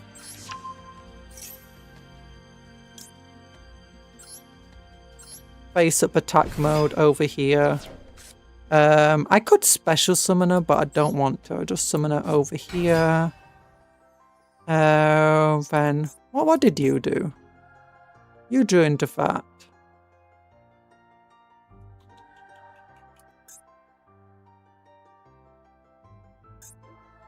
Yeah, I'm just gonna Mage Power. Onto this guy. Now, I don't want to chain. No chaining.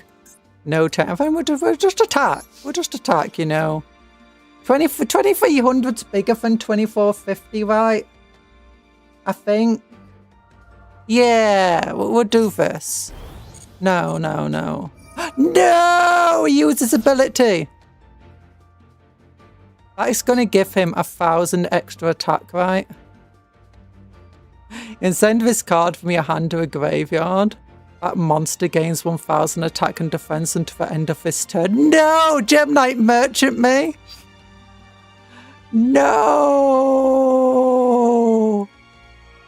I could use this ability.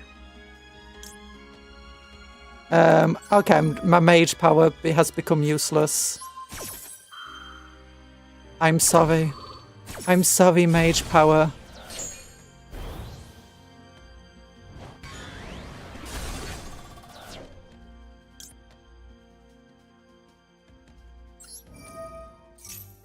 Thanks. Back to my hand. That's not how it turned. Garnet was a bad card, but it was the best bad card you could play for Brilliant Fusion. Yeah. Going first to Garnets, for instance. Being able to discard or tribute them doesn't make them not Garnets. Yeah. Oh gosh. Yeah. I understand. You know, should we just special summon a Gem Knight Crystal? Yeah, I'm going to take their crystal away from them. Give me a crystal. I want it.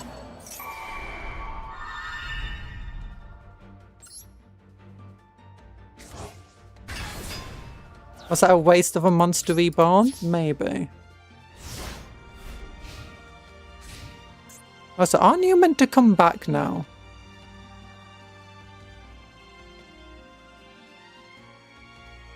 Oh yeah, it's coming back. Good. Nice. So yeah, it's fine. Look. I wasted a Mage Power, but it's fine.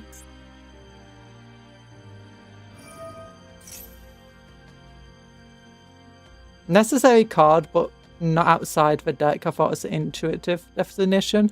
I don't know. It's been years since I was really into Yu-Gi-Oh! Fully. Like, a lot of my memories are kind of a bit messed up and all over the place for it. And my memory is not good. I forgot polymerization! What the heck?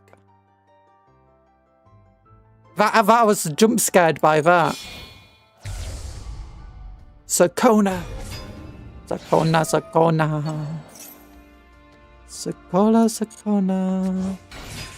Oh, I forgot Garnet. Oh my gosh, the best card that was ever made.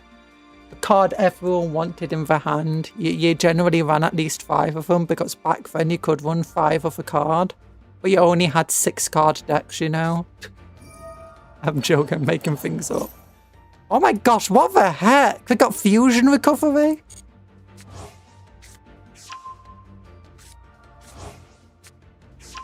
What the heck's going on with this? Now they've got a polymerization into a new monster? No, there's no point. I can just right-click that away. Garnet is experiencing International Men's Day for the first time with this stream. What? Is he going to tribute?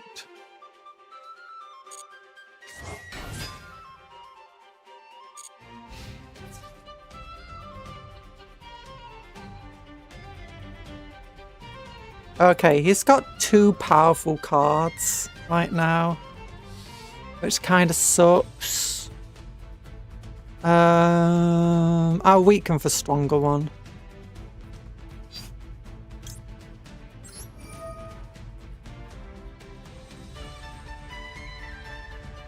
Yeah, I'll just weaken this one down, I guess.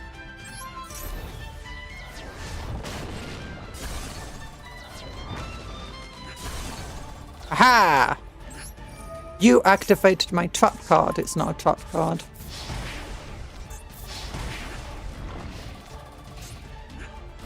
Keep grazing him, he's behaved.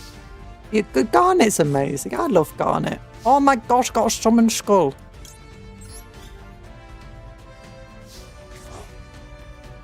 And then I can activate this effect. Special summon some. This guy's so good. I should add multiple of them to my hand. I don't want to keep chaining him. Select summon skull to special summon. Send salamander to the graveyard.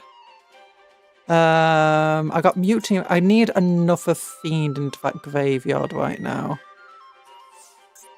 What? I could summon Proof of Perforce actually. XYZ into Decode Talker, which is crazy to XYZ into, but then I'll have a bunch of fiends in my graveyard. Yes. Hopefully. Wait. Oh, God, he's not an effect monster. Oops. I should really bring in a different link to work with this. Ah, I forgot about that. He requires effect monsters.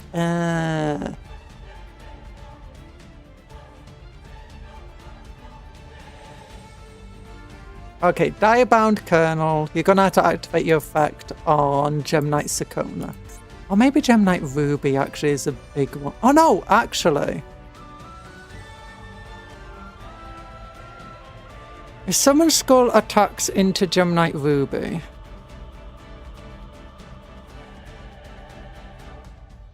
they can both knock one another out. But then I won't be able to deal with Sakona. Actually, you know what? Colonel can attack into this guy. Then activate the effect on Sakona over here. Summon Skull can attack into them. Then Perfalis can attack into Garnet. Now into Gem Knight Armadillo. We'll leave Armadillo out.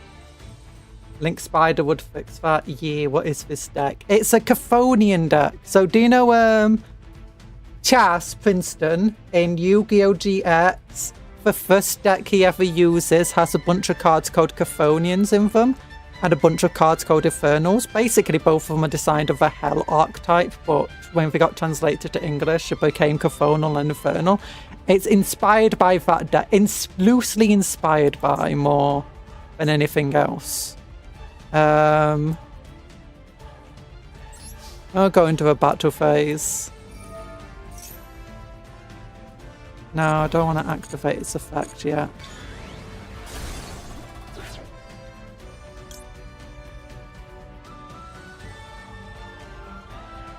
No, I don't want to actually activate your effect. I want you to stay in the graveyard. Or do I?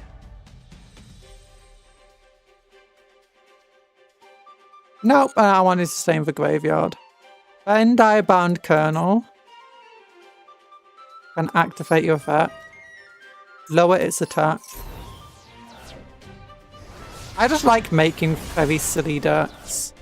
Nope, I don't want to activate your effect. Destroy Proof of Performance. Cancel that. Main phase 2. I can now activate Mutiny in the Sky. Summoning the amazing monster that is this dude.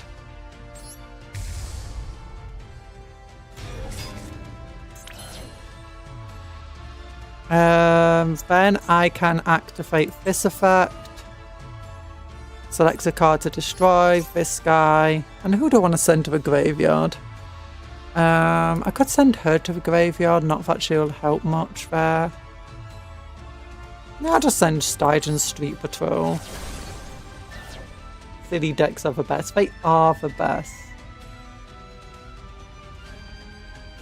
Inspired, yeah, I can believe it's one of the only archetypes in the GX era to have never received. It did receive support. It kind of did. Some of the cards are relatively new, but they're literally just translations over.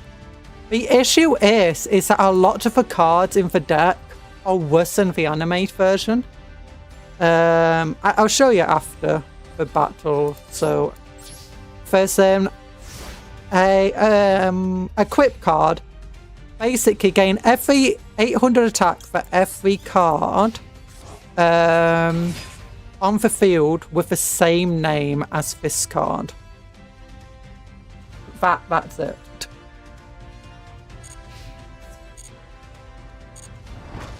Oh wait, why did my effect? Oh, it's only when it attacks. I forgot about that. Oops.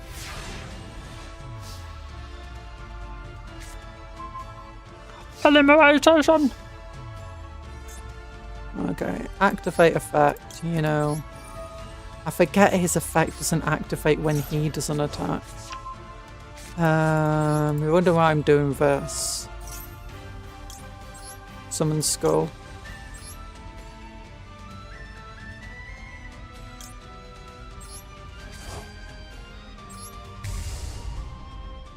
If you wonder why I'm going to these corners, it's this guy's effect. Target one card you'll put... No, it's not that one. It's... Monsters either leftmost and rightmost monster zones can't be destroyed by card effects.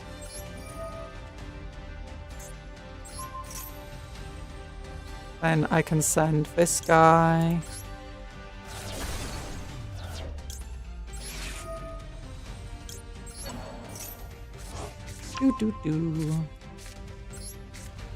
Yeah! And then we can get first kill with a Summon Skull.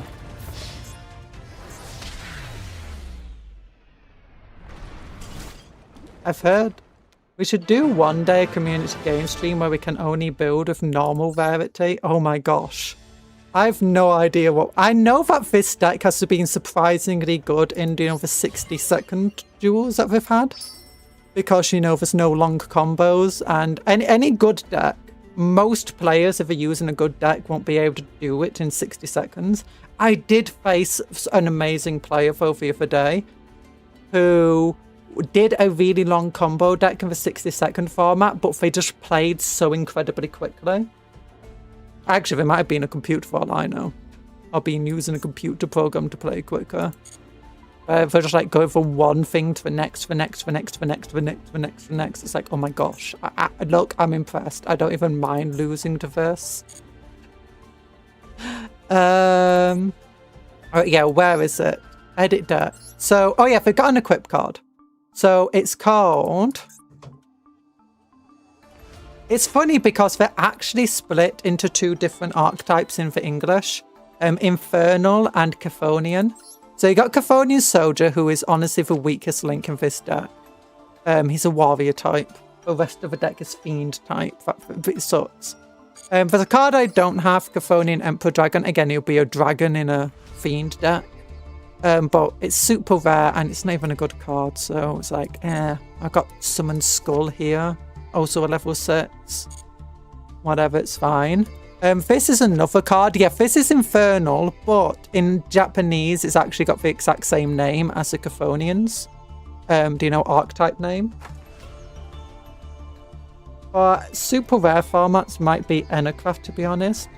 Won't know till it happens. Ooh.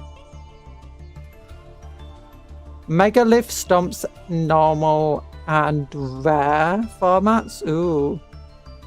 What comes out of a Gemnite crystals? Oh, Cleavord come out of a Gemnite crystals. I never knew that. Yeah, I don't know a lot of the lore for these decks. I know some of them. I was like, I googled it. Yeah, this card, it's not that great, but it actually does have a few weird combos useful in the deck because it's a fire type rather than dark, which means I can actually fusion into this guy. Potentially. Same with this guy being a fire type fiend.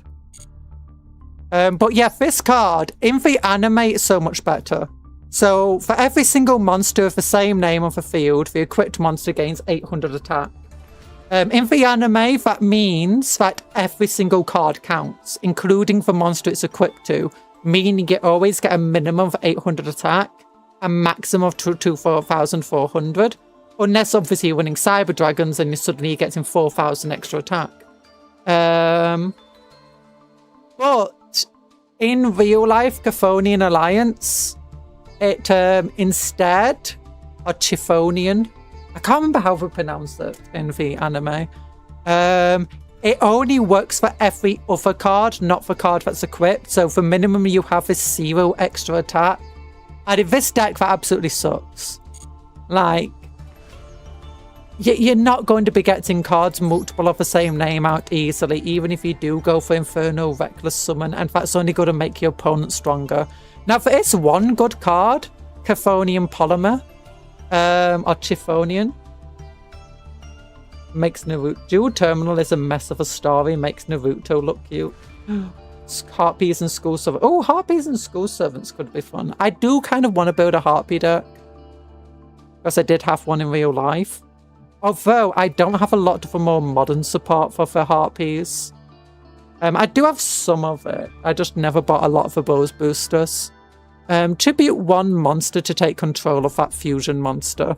This is surprisingly effective, and the timing on this card is weird. Like, there's been monsters do where if they fusion summon, they have an on-summon effect. Except I activate Chthonian Polymer, I steal their fusion summon, and I steal their on-summon effect as well, which is weird. I don't know why. And similarly, I've stolen cards where they should have been able to use the fusion monster itself to negate it, but for whatever reason, that just didn't go off. So yeah, when the if, welcome to Yu-Gi-Oh! Yeah! So yeah, Chthonian Polymer is a surprisingly fun card. It's like no one expects you just to steal the fusion in their turn suddenly just by tributing Chthonian Soldier. But you play Chthonian Soldier, but like, ha ha ha! Oh, what a terrible deck for playing. What is this? And then you just steal the fusion. It's like, no! And Chthonian Blast is another card that absolutely sucks in the real world, but in the anime wasn't terrible. So in the anime, its effect is, it was a spell card, it activates in the hand even if your opponent's turn, from what we saw in the anime. When one of your cards is destroyed, destroy one of your opponent's monsters. And then, of your choice, then inflict damage only to your opponent equal to half of that monster's attack. Now, in real life, it's a trap card. It only targets the lowest attack monster on the field. And if you do destroy it, inflict damage to both players. And at that point, just get a Ring of Destruction. That's just way better. And it's like, what's the point in even playing this card? In Master Duel OCG, the player who controls a monster when its summon window effects would trigger gets to activate them. Ooh. In TCG, it's... who think it makes sense that a player that summoned a monster gets to activate the summon window effects, even though they no longer control it. Yeah. I get a neuron activation every time I see the word tribute after I started playing Lair. Oh no. There's a couple of other cards that he had. Not Infernal. Infernal. Most of these cards, they got the Infernal in the name, but he never used them. This was used by Saint Truesdale, although it would have done very well in Chaz's deck. This is an amazing card. I say it's actually a decent card.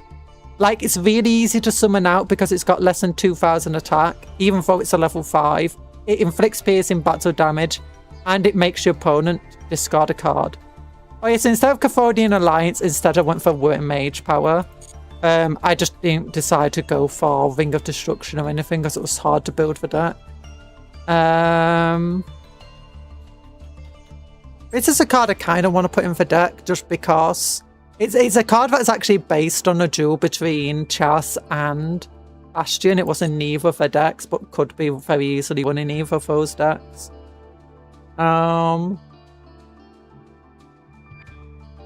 You've bested me foot. Now say hello to me fist. Me fist, yeah! Look. He's got a very big fist, and it holds a very big axe.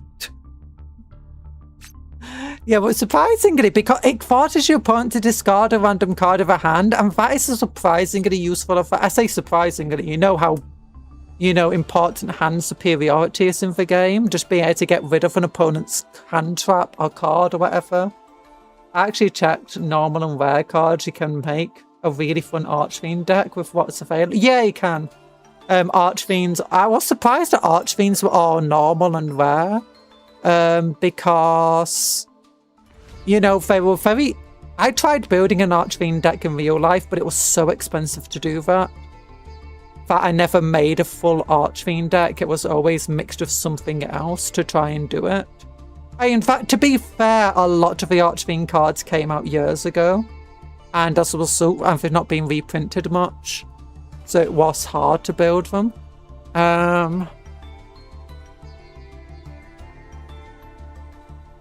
New Archfiend.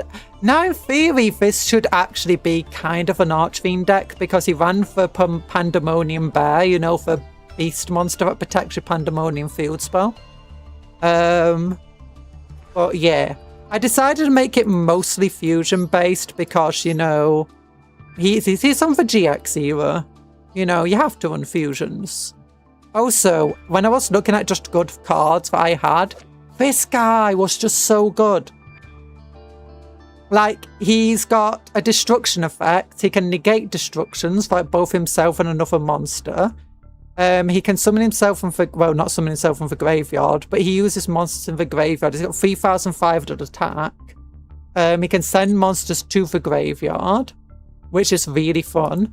This card, again, is good. It can special summon itself. It can...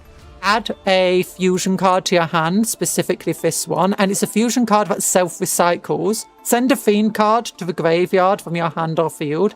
It's like, great, because then you can just play it again.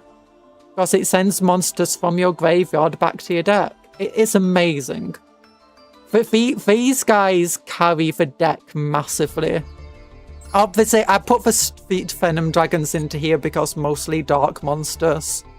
This card also very good in the deck. Mostly because if you get 3 fiends, including her in your hand, with different names, and you got Polymerization, you can go into Guardian Chimera and instantly go into him as well. And now you've got a Guardian, and you could draw 2 extra cards with Guardian Chimera. And you get to go have this card added to your hand. Because when she goes to a graveyard, she just adds it to your hand. It's great. It's so obvious that the new Archfiend stuff was neutered on purpose because the designers are scared of Fiendsmith. I'm not surprised, honestly. I'm really not a big fan of Fiendsmiths. I'm not a big fan of decks that just have insane consistency. I kind of like the randomness of decks. When you never know what you're going to get. And like, you can face 5 different opponents of the exact same deck, but each and every single game is going to be different from one another. That's the best. But then you can play against games like against heroes, and you play 5 different hero decks, and all of them have the exact same turn 1. assuming you can't just stop them in the tracks. And then if you do stop them in the tracks, they just immediately surrender.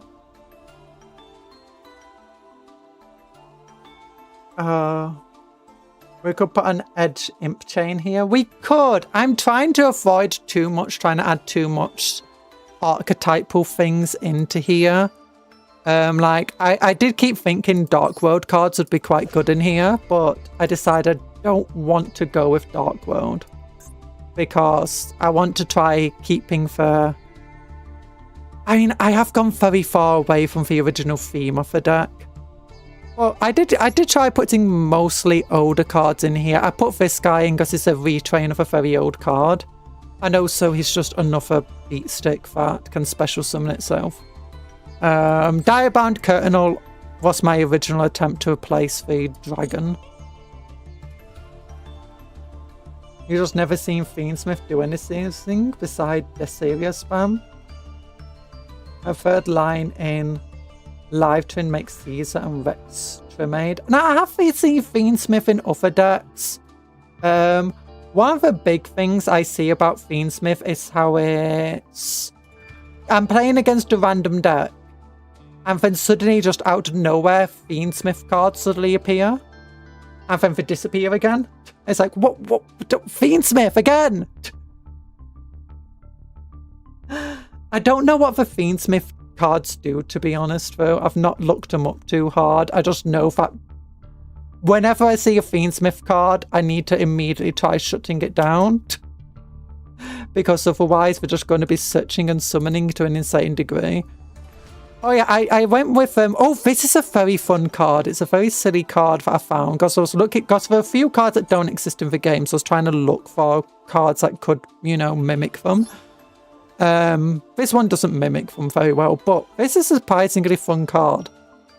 It can only go into a fiend or zombie monster level 5 or higher, but when they fight an opponent's monster, lower the opponent's monster's attack by the equipped monster's attack, and it's permanent. And also, once per turn, it can either fusion summon a monster. You don't have to use a card that's equipped it to, you know, you just fusion summon a monster. Or you can special summon a token with the exact same attack as the monster that is equipped to. And, you know, when you suddenly decide to equip it with, like, dragon nails on top of, you know, this dude, you suddenly got looking at 4,100 beat stick token you can just summon out, and it's hilarious. This card I got because it's an equipped spell. They have a lot of equipped spells in the deck anyway. And also, he had a card that inflicted damage in the standby phase, so I went with this one. Vicious Claw, it's a surprisingly useful card for protecting your monsters, but I feel like it's starting to just become a bit of a detriment to draw it right now. You want me to give you my live twin Fiendsmith list? It's okay. Fiendsmith of a JoJo reference. Yeet. Ow. I don't have it saved at the moment, but I'm away from Master Duel during the PlayStation boycott. I could come back with it. Maybe. Maybe. I have been trying to build a live twin deck. I want to build a live twin deck. Oops. That's obviously... Is it like this? There we go. Yeah, live twin. So I've got a bunch of the cards. Here we go. So I got a couple of them. I got one of her. I've not got all the rest of them, unfortunately.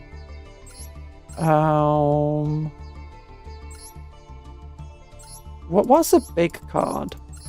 Is it this one? No, there's another card. I'm pretty sure.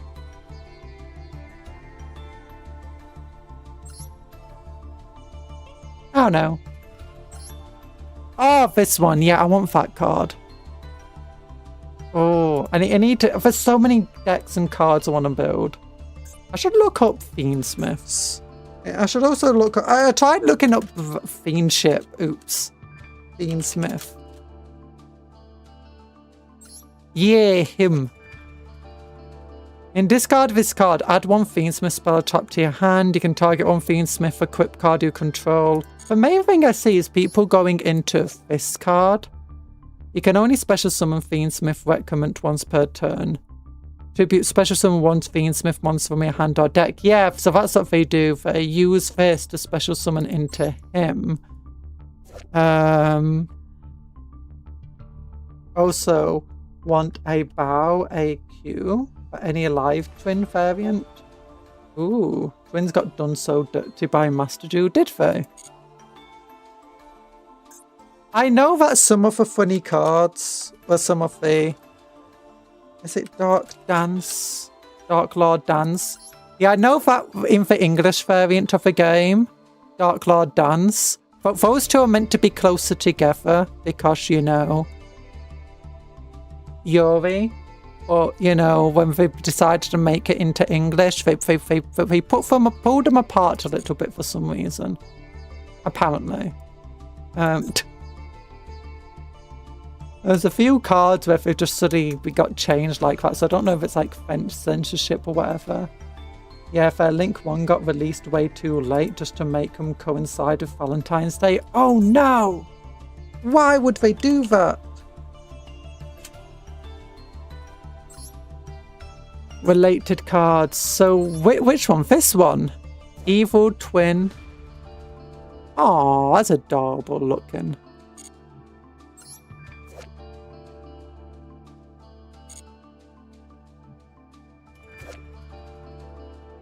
Why would this be? Why? Oh, so what was the other card you were saying? A bow. Ow.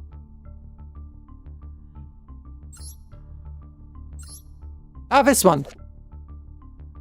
A bow IQ for Lightless Shadow. 2 monsters in... Ooh, that looks cool. I got a bunch of random bookmarked cards that I want to get eventually, like this guy. It would be good. Unfortunately, they're all just in different packs at the moment.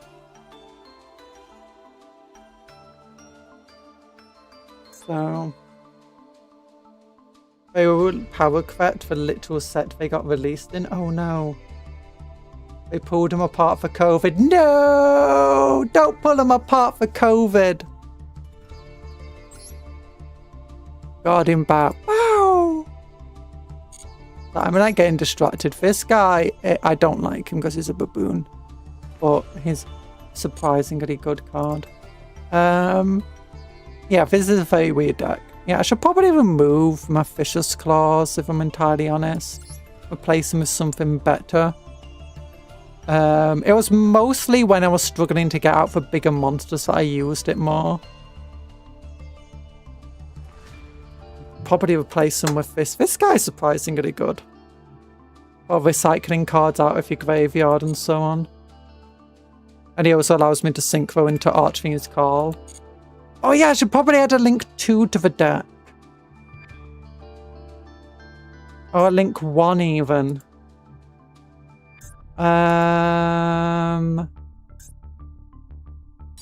What do I want to do? Link. I don't want to get new cards. Okay, crazy stuff here. I had to shove a whole K9 package into my build. It's still okay, main problem is drawing their starters. Yeah, there's a few decks like that. Where you kind of just have to trying to build a Gaia deck, my goodness, they don't even have a proper starter. Infinitrax. Nah, he's not going to be super useful. Trickstars. No, we're all Dark Fiends. 2 Cybers. 2 Dragon Monsters. 2 Ritual Beasts, 2 Plant. Just 2. I mean, I guess I could just go into this, dude. Just requires 2 monsters. What do you require? 2 light monsters. 2 effect monsters. Nah, I don't care about that.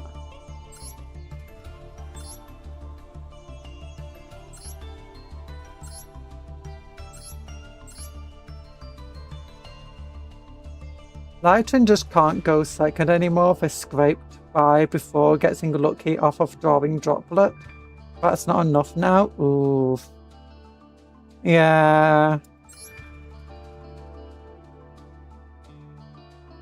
Live Twin didn't exactly seem super powerful. Do you know when I do those weird things you can do where it's like, hey, here's a deck to try out.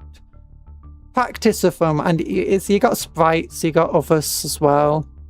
Yeah,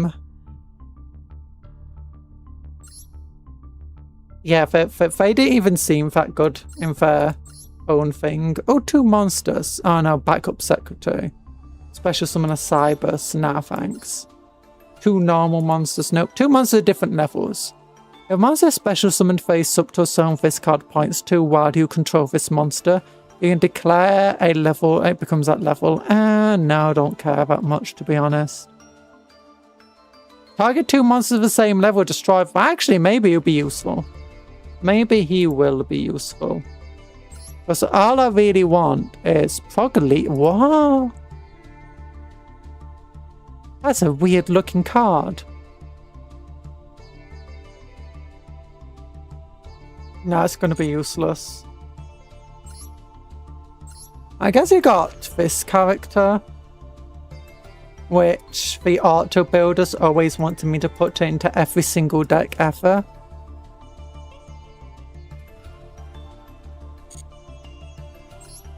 Which, I mean, I can then go and use her into decode. Oh, you know what? Maybe I should use her. Live Twin Sprite is still a solid sorter deck. It's just not very competitive anymore. Draco Tail or Horn was a mistake of a card. Fight me. Draco Tail Horn. Wait, which one's Draco Tail Horn again? I got Draco Tails.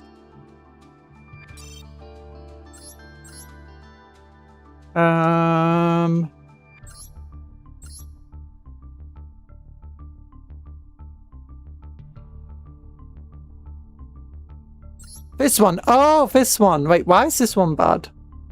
What's wrong with it? Target 1 attack precision monster on the field. Return it to the hand or extra deck.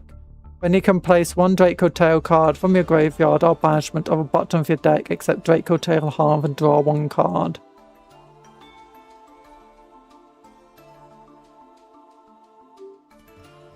Yeah. It's not the only card that can do that. That's a pretty normal... I mean, I guess it's super searchable compared to other cards that can do that. I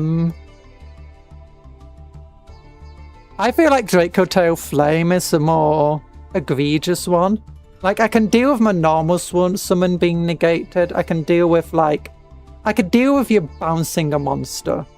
But dealing with my spells being negated is a pain.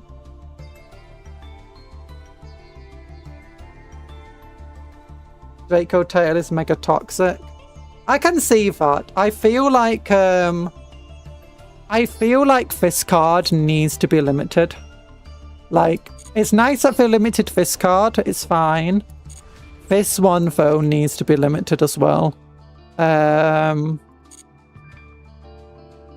The other cards, I don't mind too much. Maybe this guy could also be limited. It's a bit over the top, if I'm entirely honest. Or semi-limited, maybe. Honestly, it doesn't even hurt you too much to make it limited. I come around to liking Draco Tail, but the Hornbows is obnoxious. I don't mind. I mean, obviously, it's one of a few kind of meta decks that I actually have. I mean, the other closest one is Primite stuff, which I don't even have fully. Yeah, I had 1 copy of her for ages, but do you know the free booster you get from doing the speed duels? Yeah, I pulled 2 of them in that 1 booster.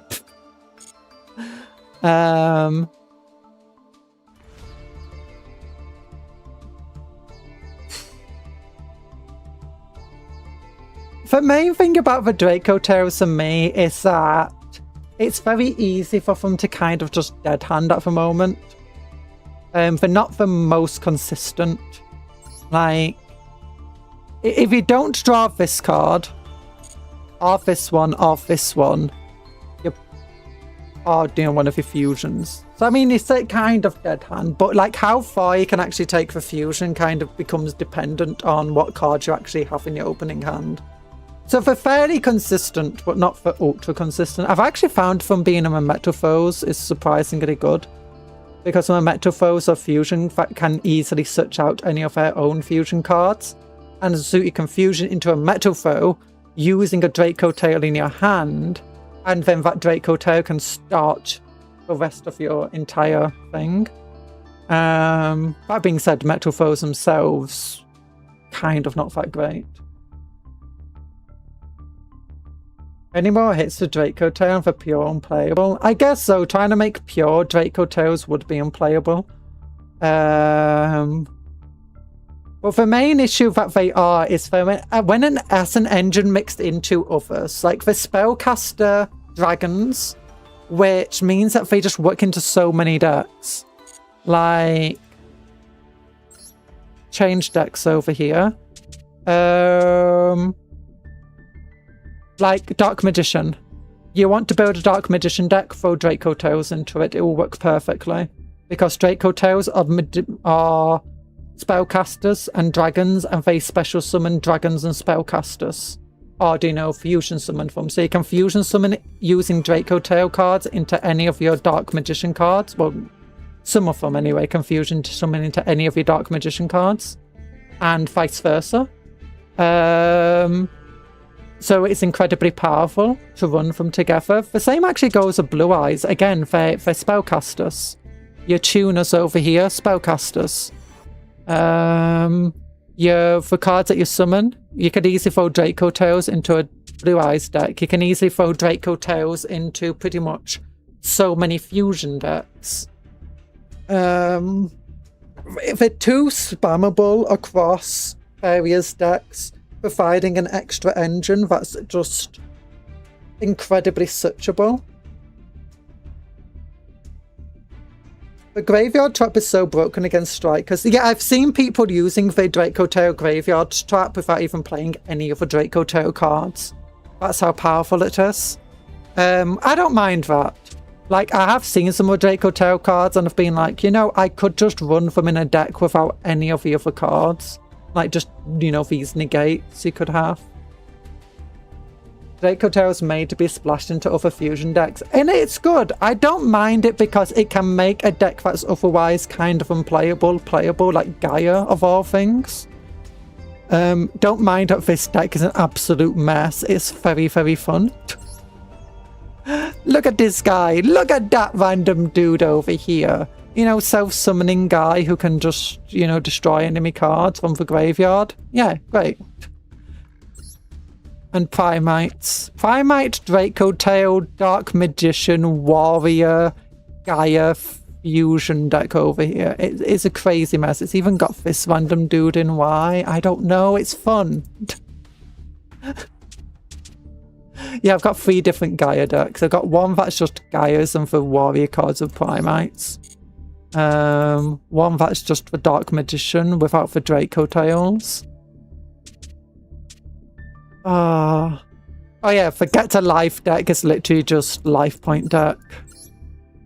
And it's got the twins in here. Oh yeah, because one of the twins just gains 500 life points when your opponent attacks. That's the only reason they exist in here.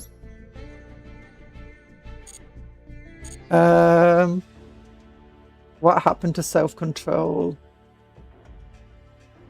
Self-control. Nothing happened to self-control. No, self-control doesn't exist. Oh, I don't have any fire.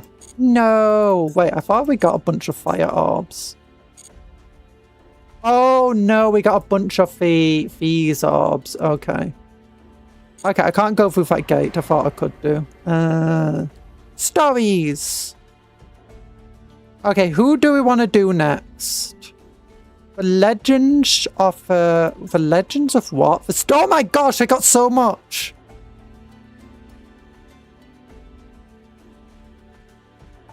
Why do they have 4 stories? Oh, do you want to see a replay I got where the opponent goes 1 mil life points and I still beat them in a one-shot? What? How?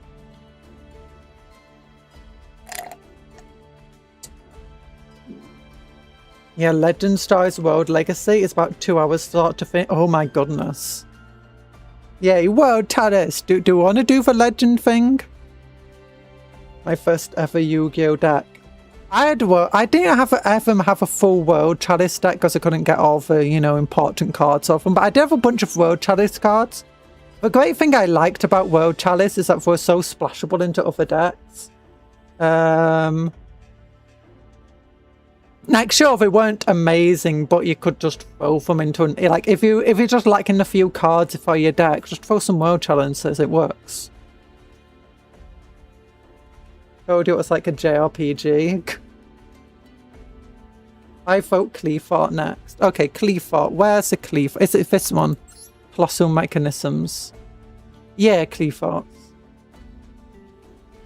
It's just Centurions goodbye. These guys are... Yeah, Centurions are getting Legend rules.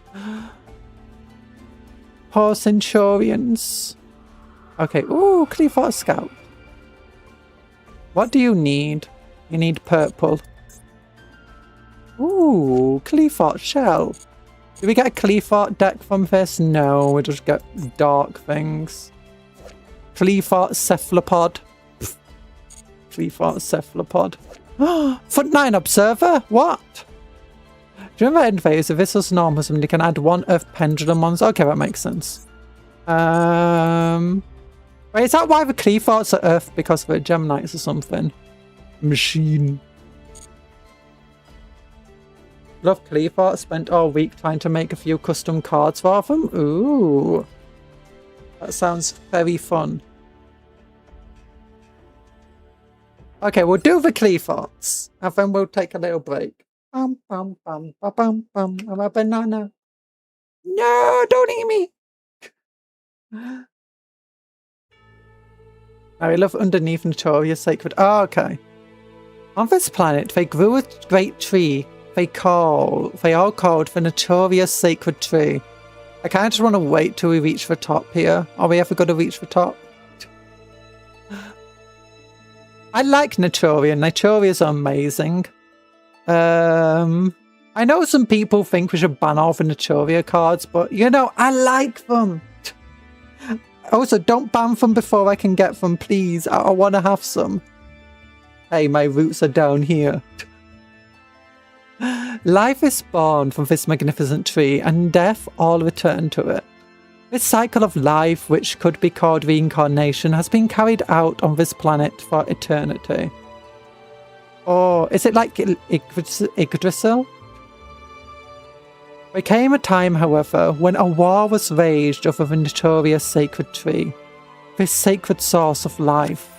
However, the Shadow forces... Not Shadows! No! I've got a bunch of Shadow cards now because I've been trying to get, you know, favourite hero, Shining Flame Ringman. Because I keep getting... People keep using Super Poly on my decks with blooming him. And I'm like, I need to get him. I need to get him. I hate being... People keep Super Polying into him. And it keeps destroying my monsters. Please, I need to... But obviously, the Shadows come with that. The Shadow forces relentlessly attacked the sacred tree as if on a mission. In the face of this threat, the protectors of the sacred tree rose and fought back against the Shadows. I don't think either of these decks are really powerful enough to go against Shadows. Shadows were insane. One of my best friends had a Shadow deck, and oh my gosh, I hated that deck. And then what's worse is he realised that he could splash Shadows into so many other decks. So when it's like, oh, I'm making a new deck, it's like, oh yeah, good. And then immediately Shadows come out. I'm like, no! The new Shadow fusion is Winder piloting the Cleafart boss monster. They even copied its dang effect. No! I got that card actually. I got it yesterday when I was rolling. We're about to reach the fever pitch of the fate of the entire world riding on it. No! Oh, it's got those guys! Oh, is that Gus? the elemental ones are being crazy. I favour gusto of people. But A forces created a protective barrier for the sacred tree, and cooperating with the forces that were already in battle, they seem to succeed in pushing back the shade of threat. Gusto, yeah, okay, it's Gusto. No, not Winder! Oh, I hated Winder. However, disaster struck when somehow someone managed to destroy the barrier.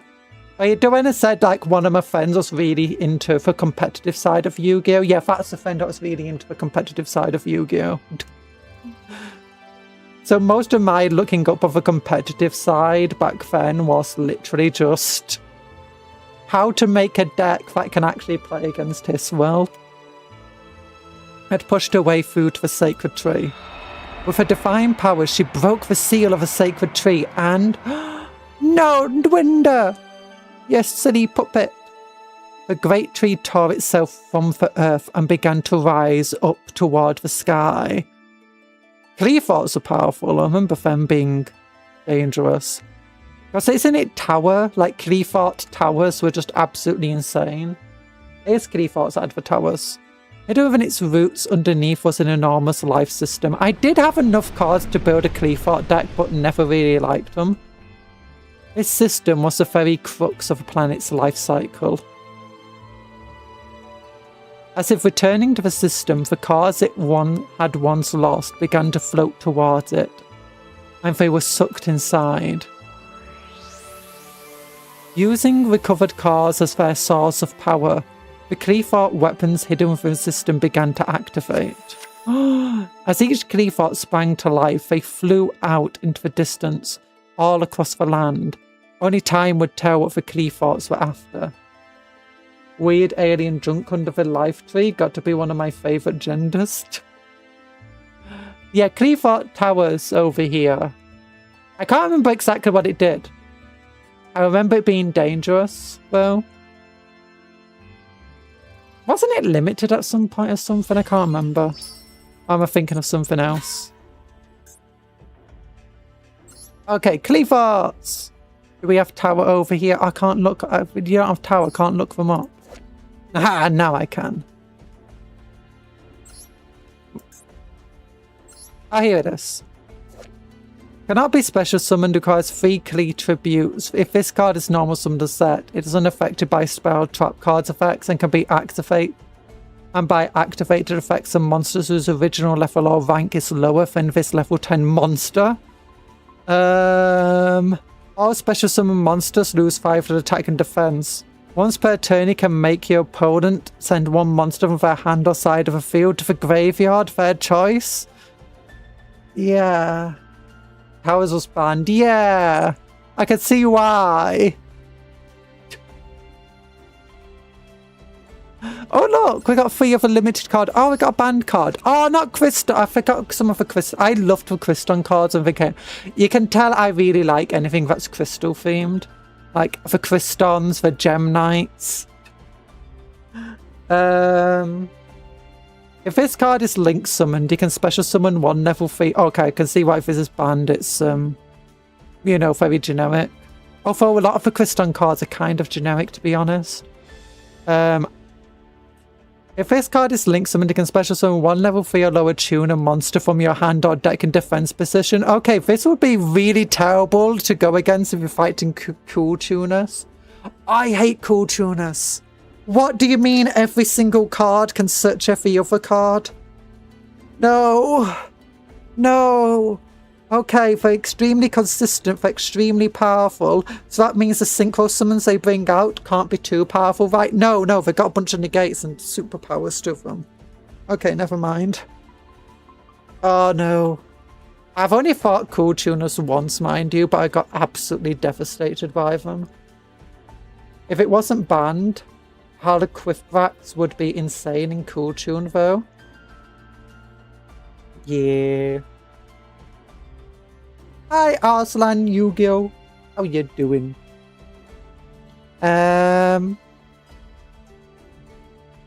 You can banish Harlequithrax. Yeah, I think Harlequithrax would be insane. It wouldn't be just cool tuners that this would be insane in. There's a few decks that this could be very powerful for.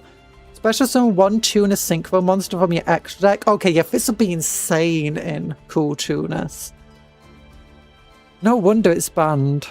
Honestly, with some of these cards like this, I feel like they need to give them an Erector and just specifically like, you can special summon 1 level 3 or lower Kriston tuna. You can special summon 1 tuna Kriston synchro monster or whatever. Just like add Kriston to it and suddenly it's no longer banned because Kristons can use it. Only Kristons will be able to make use of it. I feel like cards like that are super generic shouldn't be super generic. Similarly, the best heavy metal foes monster is not heavy. The best metal foes card isn't even a metal foes card, really. I mean, it's very good in metal foes themselves, but it's very good for pretty much every pendulum. Now, for some cards, it's like, you know, pendulum are kind of not the greatest anymore.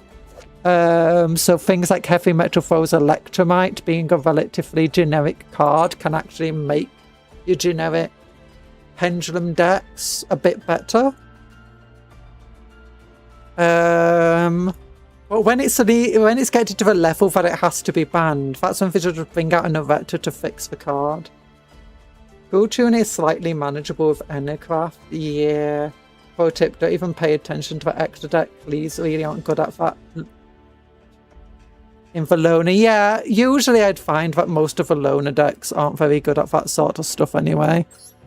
Extra decking, usually. Usually. Some of them are. Well, some of them have to be. Yeah, I had most of the Cleafort cards. Just never built a proper deck of them as far as I recall. Or if I did, I didn't really use it much. Ever Devious Looming Power Patrons. Missing Performer Powered Trampolines.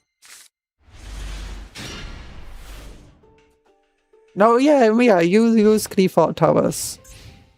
Okay, so how do these guys work then? Tell me. Cleafort Stealth. Oh, it's Wonder Woman's plane. Oh, we're doing the towers. Nice, amazing. Okay, so you want me to pendulum scale this. Pendulum scale. Pendulum summon. Do.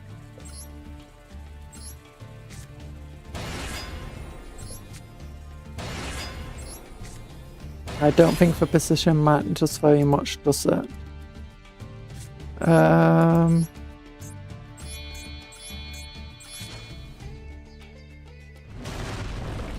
Dome.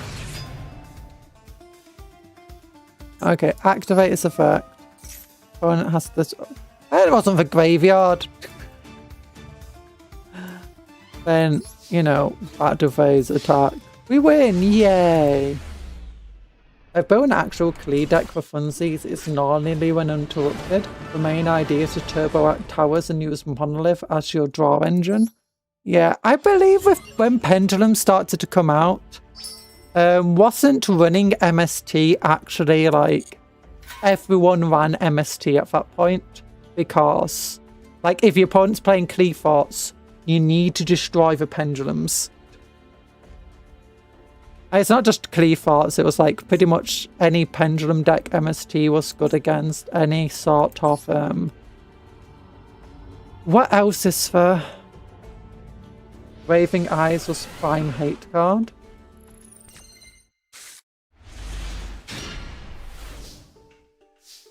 Yeah, Raving Eyes is a pendulum equivalent to MST. Yeah. Now MSTs, does the MST deck actually use do you know the temper? I've seen and faced the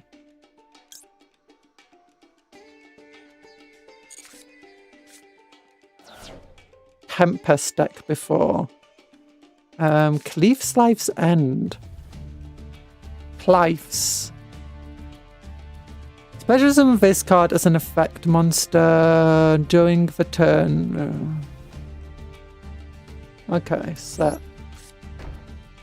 Always such Scout with Summoner's Art. I've already got Scout. Should I such another scout out anyway? You cannot special summon. Once per turn, you can pay 800 life points, add 1 key card from your deck to your hand, except Cleafort Scout. So I'm guessing we'll just pendulum scale this.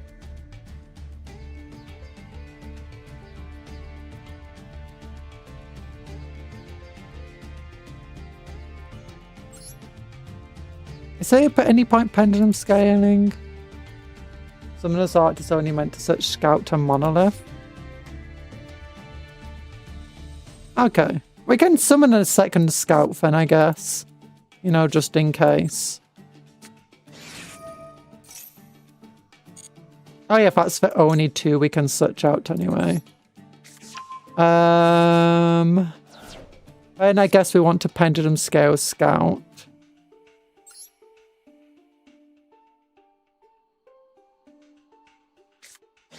And what card do you think we should add to our hand? Ow.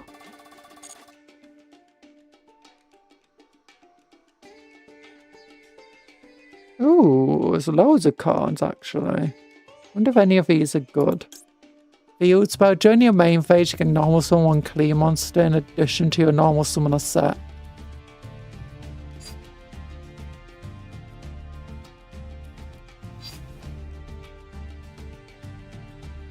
Carrier, here we go. You can normal summon this card without tributing. Tribute summon Carrier with a Scout. If this card is normal summoned without tributing, its attack gets lowered and it becomes level 4. If this card is normal summoned as set, it is unaffected by activated effects on any monster whose original level is lower than its current level. You can target 1 monster on your field, return it to the hand.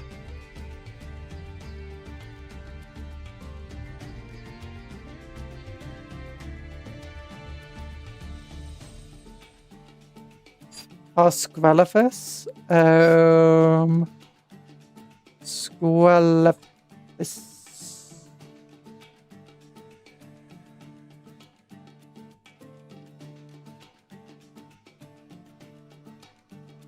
Sacrifice. No, sacrifice, sorry. I don't know if I have sacrifice.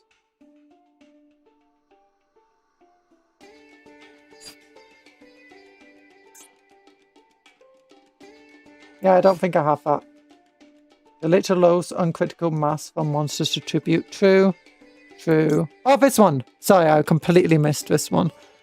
Equip only to a clean monster. It gains field attack, cannot be destroyed by battle. The equipped monster can be treated as 2 tributes of a tribute summon of a clean monster.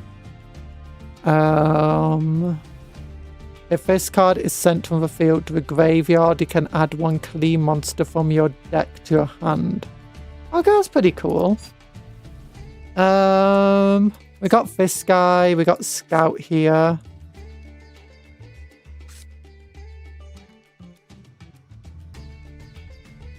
Yeah, we could pendulum out Scouts in defense position, then equip it with Sacrifice, I guess.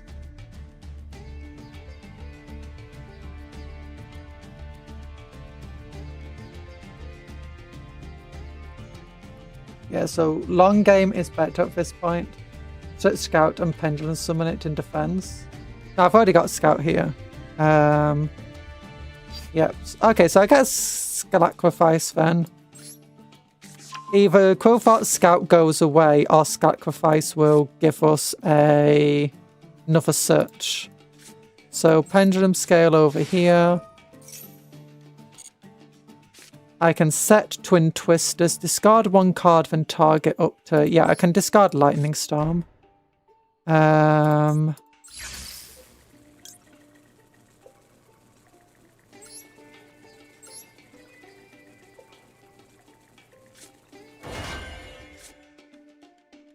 Activate this guy's effect. Yeah, okay. Then if they try doing pendulum summoning themselves, we can destroy their pendulums. Nice. And this is another tribute we can get before. If this card is summoned, it can be treated as 3 tributes.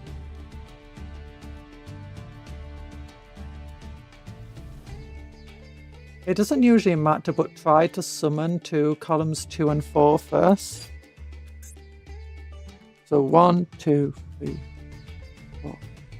Okay, so these 2. I did do that. Okay.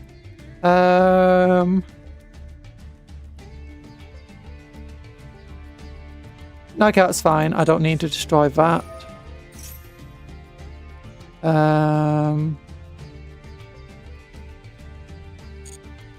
Oh no, I didn't mean to do that. I meant to destroy it. I hate accidentally right clicking. I'm gonna lightning storm.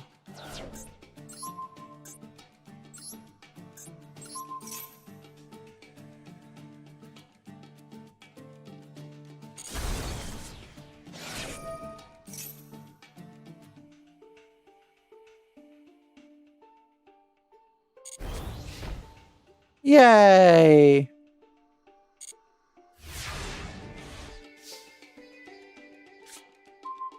Laser clip. You're in your main phase, your normal summon 1 edition. Normal summon of monsters. Should I just activate laser clip? I guess so.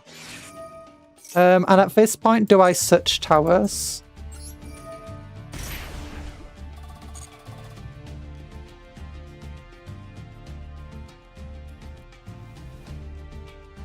Hold clear life to turn 3.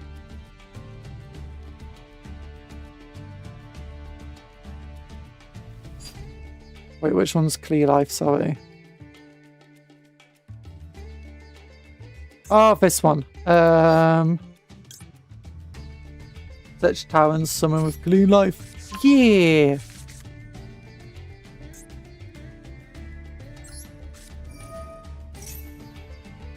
Face up.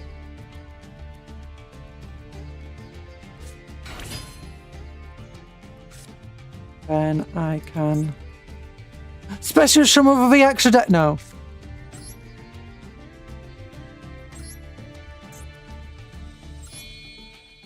Yes.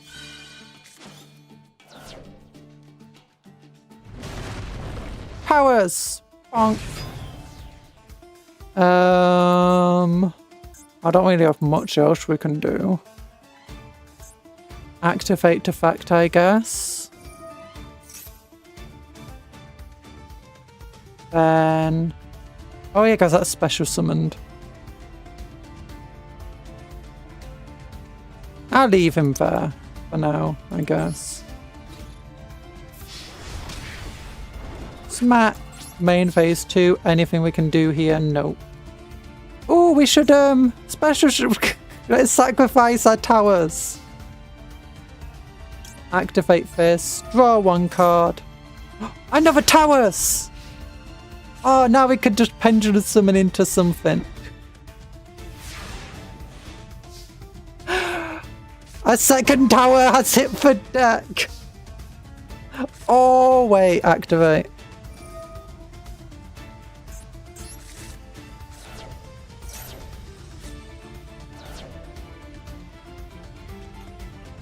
Okay, what do you say? Next turn you can search Helix and Tribute Sacrifice or do two towers. A second tower. Okay, this needs feet. That's only three tributes. That's only 2 tributes.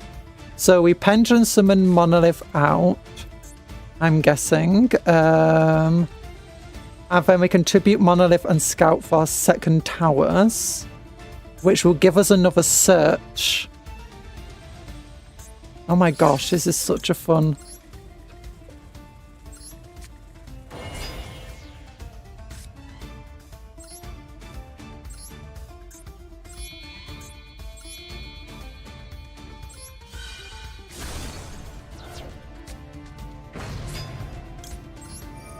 Give me another search. Anything that you think we should search for specifically here? I guess there's nothing really great, good or bad as for. Cleafheart shell looks cool. I could normal summon it for 1800 attack. Such Helix for tribute and sacrifice. Helix lets you pop back row when tributed. Helix. Then we can... Oh, I didn't need to pendulum summon, did I? I could have just normal... I could have brought out a card that I could have normal summoned, tributed, and then done this. Because I could have searched out Helix with card. I can use Twin Twisters to pop those back rows there. I just add any card to my hand that I can just throw away. I'm just adding a card to my hand to discard, so I don't really care. Whatever, I'll use you.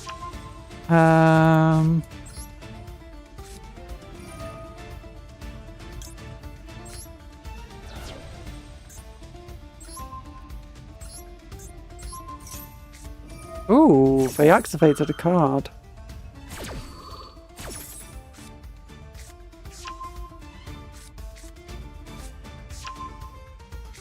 Well, we're not going to get a time to use them anyway. I just wanted them to not be Mirror Force, to be honest.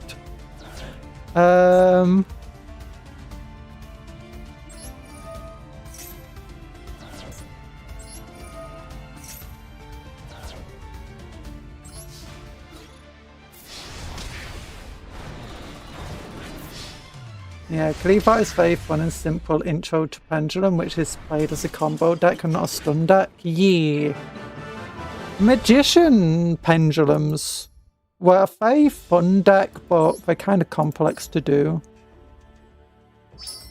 Nice. Yeah, I can go for that gate now. Do I have the things to go for that gate? No, but after this I will.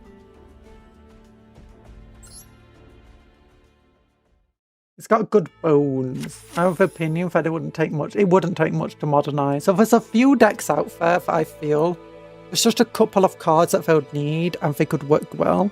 Like Element Sabers, because they can search out any Element Sabers, all it would take is 1 or 2 actually good Element Sabers and suddenly the deck would be amazing. Like, give us 1 new Element Saber, 1 new Element Lord, and then an Element Saber Link monster maybe. And it would suddenly make them kind of good. Oh my gosh, give them a fusion monster that acquires 4 Element Sabers or Element Lord monsters of different attributes, and it can contact fusion. That would be a fun card to add to them. Got lots of abusable non-once per turn effects. It just needs a boost to speed and agility, yeah. I also think that one of the issues of trying to play pendulum decks nowadays is it's just so easy to get rid of the pendulums themselves. The best pendulum decks I've generally seen are ones where they don't do any pendulum summoning. The pendulums are just there to activate pendulum effects like Enercraft and stuff like that.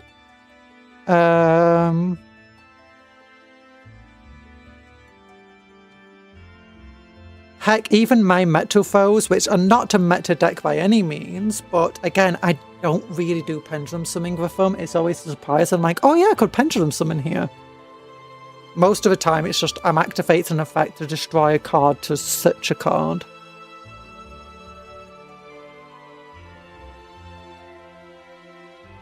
When the Notorious Sacred Tree was uprooted, the Cleafhearts were activated. Phalamonica is the best we can do.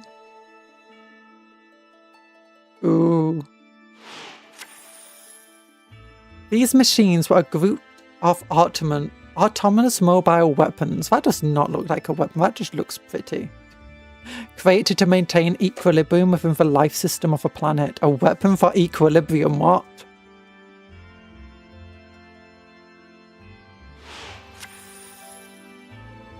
With the Cleafheart's sense of abnormality in their life system, they will mobilize to eliminate what it is. Oh, when they sense an abnormality in the life system, they will mobilize to eliminate whatever it is. Oh, so they're good! This time, what they sensed was a Shadow as a threat to be removed. The Shadow forces were battered relentlessly and brought to the brink of destruction by the Cleafhearts.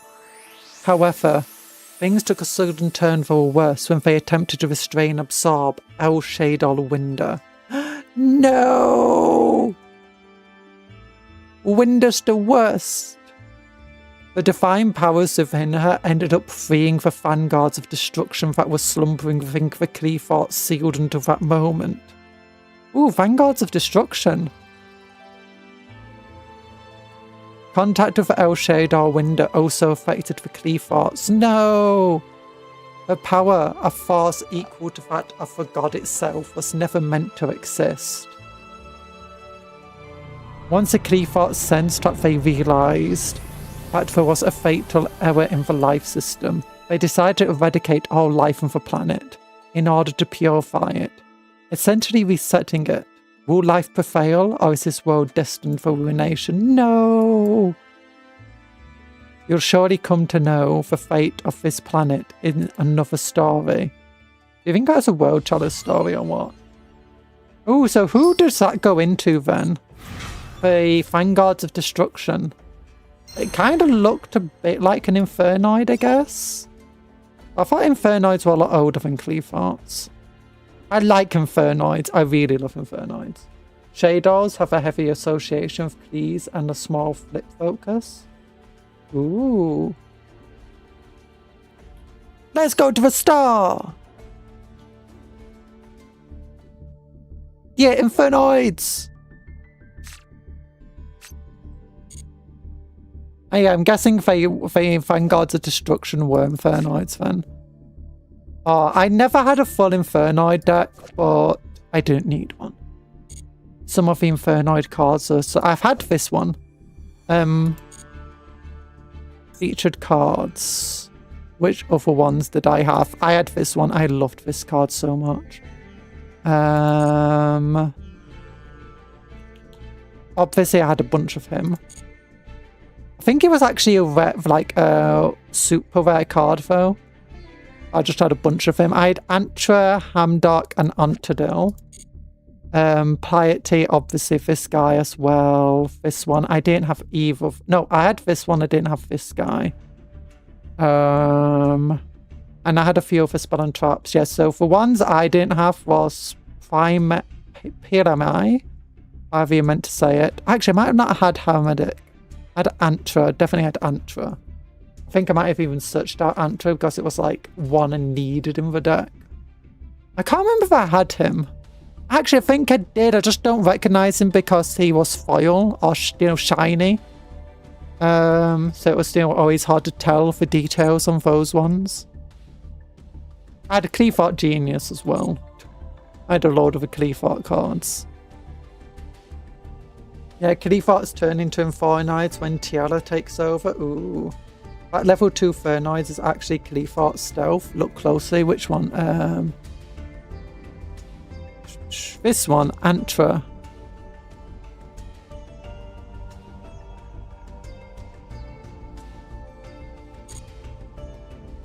Cleethort Stealth.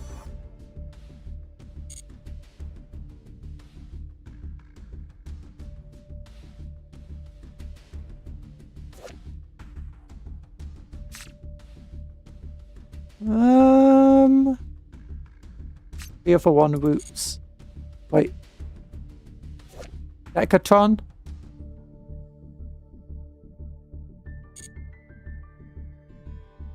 Yeah, Decatron. I can kind of see it with the wings, I guess. No.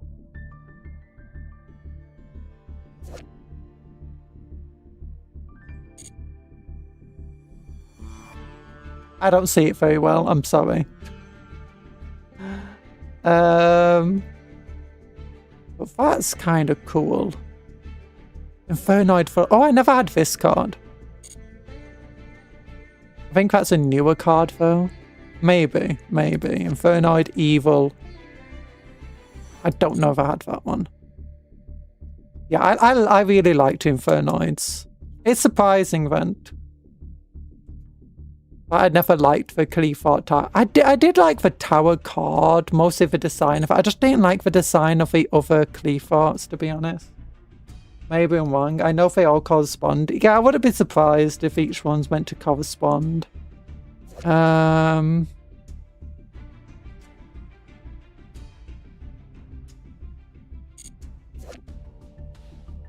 yeah, if I needed... Yeah, this card was important because it's your tuner. If this card is normal summon or special summon, you can send one Infernoid monster. Increase its level by that level.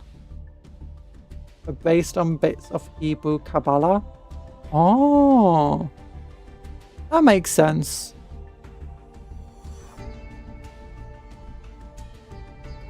Oh, anyway, let's go. Oh wait, I just realised. I always wondered why the Cleafarts just had this random tree.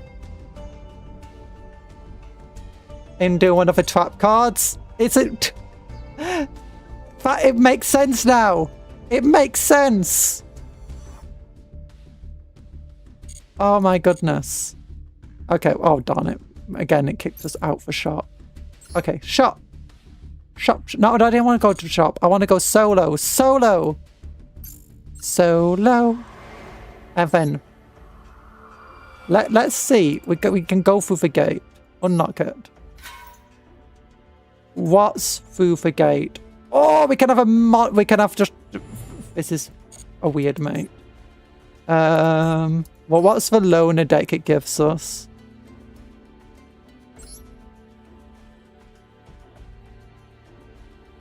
Oh yeah, I guess that can bring out. No. Wait. Is this a Cleafart train deck? No! No, my friend who liked Shadows also loved the trains.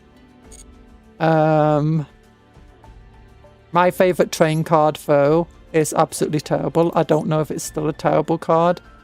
Yeah, I don't think it's here. It's, oh, it's like called Jet Train or something. It's terrible because of its horrible summoning conditions and stuff, and it's got 5,000 attack, though, I think. Is it 5,000 or is it 4,000? It's insane. Trains. Yeah, I don't remember how to play trains very well. Confirm the opponent's deck. Oh, they're playing a standard Cleafart deck more. Okay. Oh, no, they're not playing just a standard. Oh, I liked these guys. And I could never get them to play well, mind you. I don't know if they were ever considered kind of good at one point. Could have been a lacked cards. I never liked them enough to go and search out more cards for them, like to finish a deck. Rocket attack, yeah, that one. Yeah, it's got 5k attack but can't attack.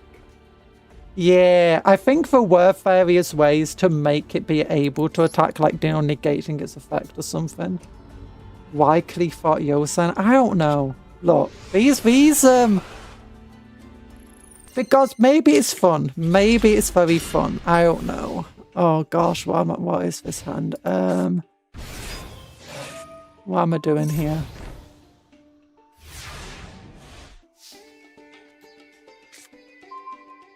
Okay, we can copy what they did. Do we just want to discard a random card here? Which is the worst card here? So we can just destroy the back line. If an Earth Machine monster is normal, special summon to your field, you can special summon this card.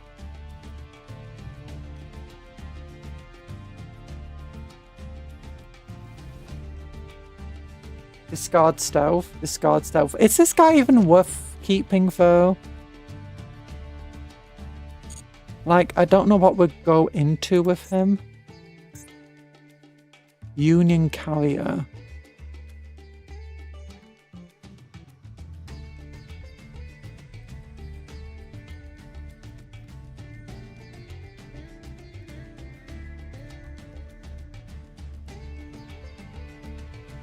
If you equipped it from the deck, you cannot special summon monsters. Our train, no way. I have no idea. Okay, what does this thing? 2 machine monsters. Unaffected. Once per turn, you can target one face-up card on the field. Negate the effects of both. When 2 monsters are special summoned at the same time, you can add 1 level 5 or higher machine monster from your deck to your hand. So, okay, I could summon Carrier, which would summon Train. I could then go into Genius.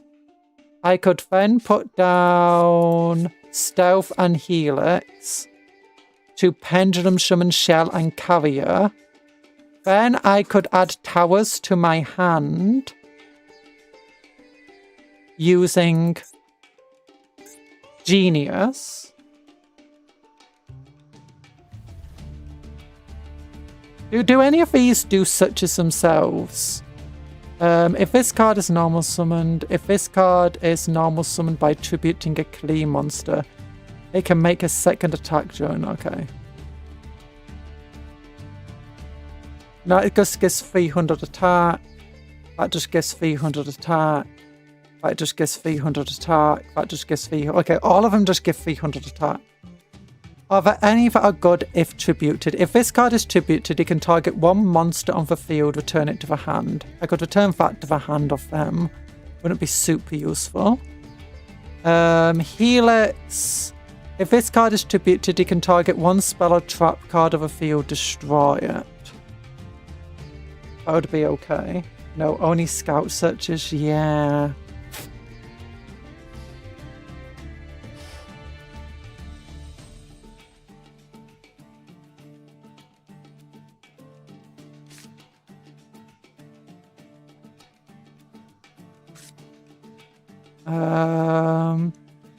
When this is tribute summoned, no. So I could definitely bring out. So what was it like? So one of the ones I want to tribute is Helix. Oh no, but I had to Pendulum Helix back out anyway of a Pendulum summon. Yeah.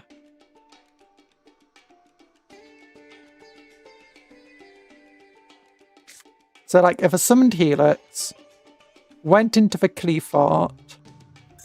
Oh no, when I'm Pendulum summoning from the extra deck, can it be to a zone that a Link monster points to? I'd say bring out Shell, but you don't have enough tributes. Yeah.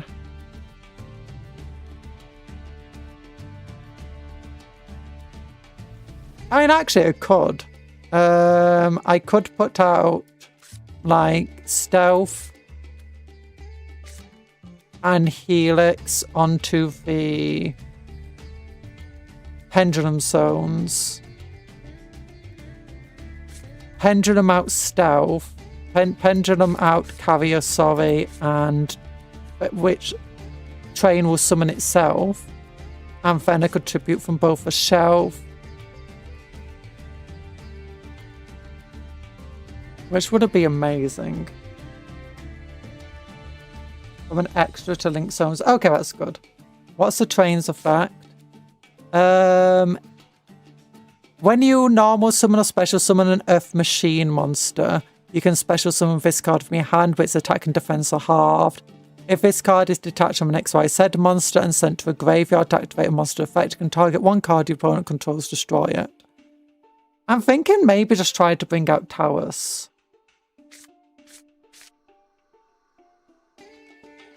I mean, that does leave them with a backline that I'd like to get rid of, though. What is it?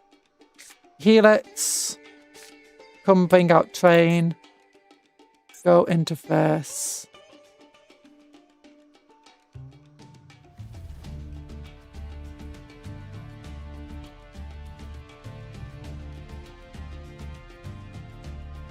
Helix.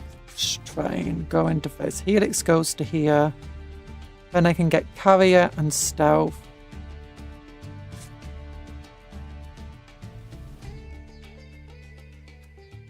Yeah, Helix is the one I want to tribute, so I can at least blast one of her backline. Pendulum summon one, but hold Shell.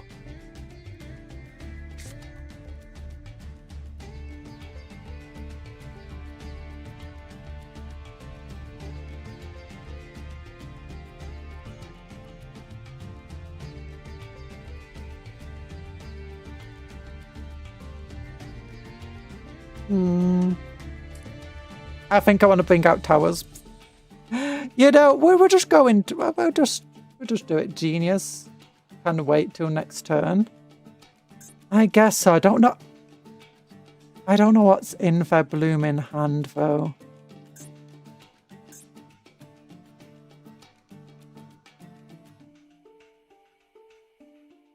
Like, if I do that, I'll have 2 monsters on the field. 3 monsters. It would only leave me with 1 monster, so nothing in the hand. What other pendulums do I have, just in case? Like, does this... It doesn't half its attack, no. We were part to think it stays level 10. What does this one do? Can't be used as a link material. You can only use one of the following effects of double-headed angler per turn. During your main phase, you can send 1 monster from your hand to the field, or field to the graveyard, then target 1 level 8 machine monster in your graveyard. Special summon it in defense position, but negate its effects.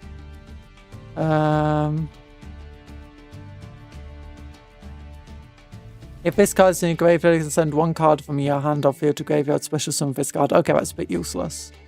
So, Genius is definitely the thing that we're going to have to go after. Target 1 face-up monster you control, equip 1 monster to it from your deck. Yeah, that's also a bit useless.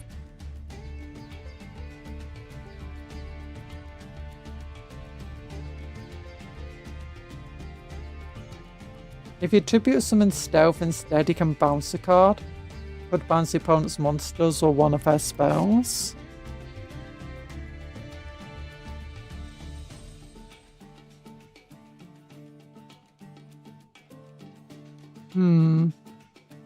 If a tribute Helix, I'd also be able to destroy one of their cards. The issue is trying to, like, whatever I do here that's good, it's going to leave me with an empty hand. Like, because I can't really bring out... So if I wanted to bring out stealth, what I'd have to do is put Shell and... or Helix and Carry. You know, Shell and Carrier over into here. Special summon Helix, pendulum summon Helix, go into Gary Crane. Oh wait, no, I won't be able to bring out towers, will I? I'm an idiot. Because I need a second normal summon for towers. No, yeah. My idea was to do a normal summon. Word of the day. Radar beep, radar beep. Yeah, I could do Genius's search. It's just I wouldn't be able to find normal summon out if I did it.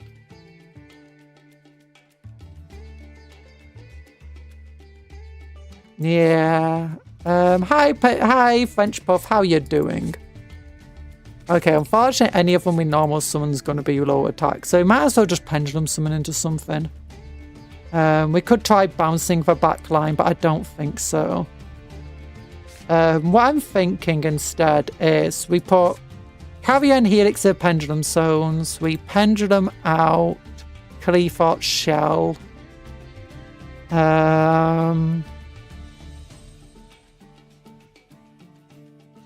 Discard Derry Crane with a Twister and pendulum out both Stealth and Shell. Yeah, I think we'll do that.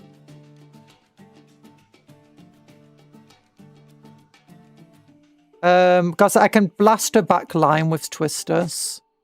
I'm gonna blast a back line with Twisters.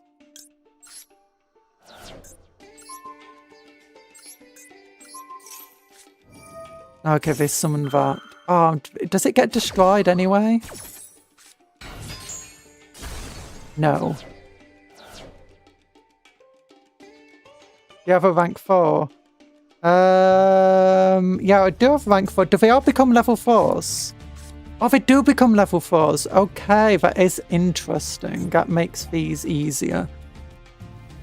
Dreadnought Donald. At the end of this battle phase, if this card destroys an opponent's monster by battle, you can special summon... Actually, I don't know if I wouldn't be able to bring out a rank 4 anyway. Because that would require me normal summoning twice. Now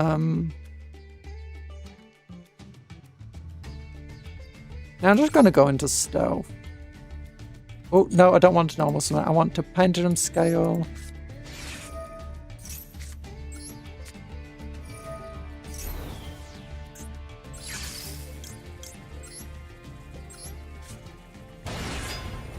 Yeah, I can't bring out towers as much as I'd want to. Wait, why did we become level 4?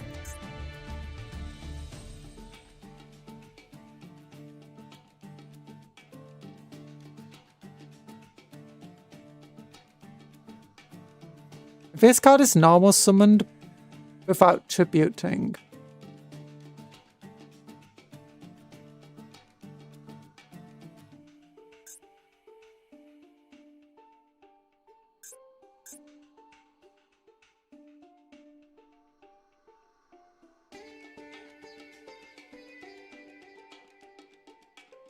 Donald, please become level 4 when specialed. Oh, do they? This card is normal summoned or set. It is unaffected by activated. This card is normal summoned without tributing. Or special. Oh, sorry, never read for special summoned. Okay, it's fine. We can attack through them. I have rank 4s. What?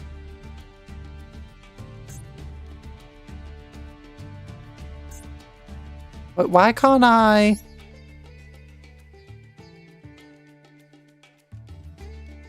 They get debuffed if they aren't tribute summoned. Oh. Ah, it's fine. I can still attack through their monsters.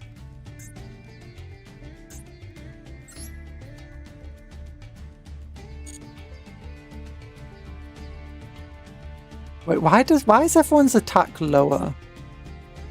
Oh, all monsters your opponent control lose attack. Oh, okay.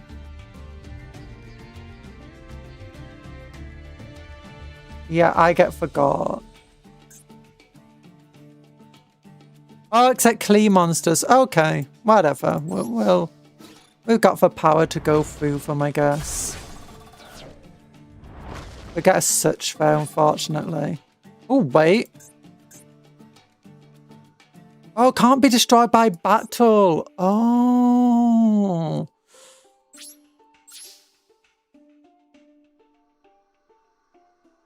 Well, we just have to hope we don't get destroyed by battle. You know. It's a learning experience. Oh, we got Scout. Of all things.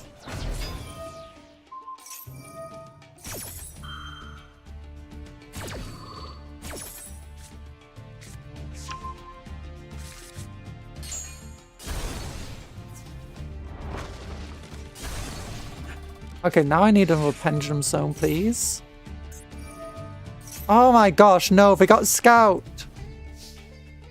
And they just drew into Scout as well. Oh, Super Express Bullet Train. You cannot declare an attack unless you send 2 of the cards you control to a graveyard. If all monsters you control are Earth machines, you can special summon this card from your hand. Earth machine. Min 1.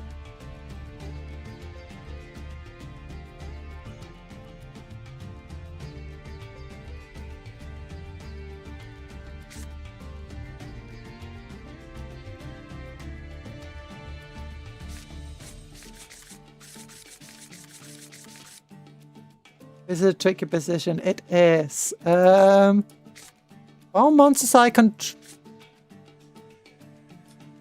You can only use each effect of super, but if all monsters you control are Earth machines, Earth machine, you can special summon this card from your hand. Min 1. I've got 1 Earth machine out. I'm still locked. Oh. Oh, it's not when I pendulum summon, it's just as long as we're in for pendulum zones. Oh my gosh, why did they mix us with trains?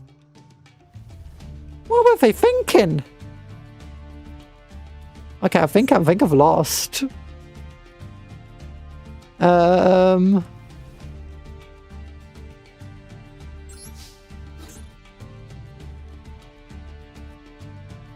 Yeah, who cares? Oh, darn it. It's going to take them forever to get over and done with, isn't it? Yeah, Klee's one of the most xenophobic archetypes in the game. I mean, it goes with the lore.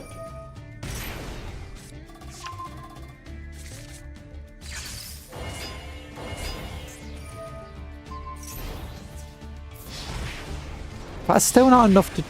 Is it enough? No. Why did they give me trains? I hate these loner decks.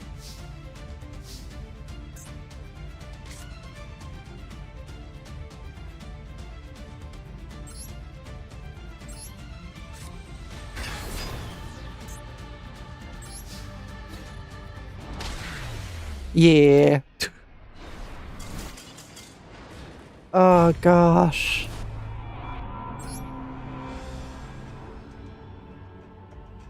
Oh, this deck does not seem very good. Okay, so maybe we just don't do any putting of pendulum zones. Okay, we got 2 towers, which are absolutely useful because they require Klee tributes.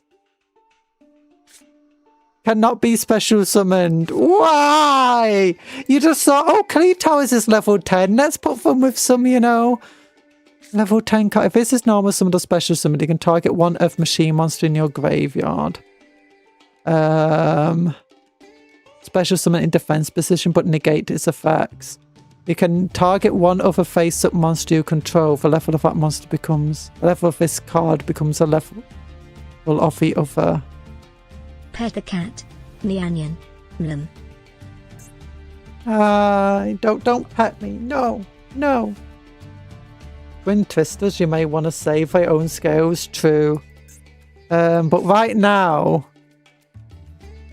I mean, we could summon... We got a bunch of cards that could normal summon themselves and do absolutely nothing. Okay, I guess all I can do is end the game. Actually, I should have just summoned Nightway Express and just had them destroy it so I could special summon it with Stampede. Oh, this deck is terrible.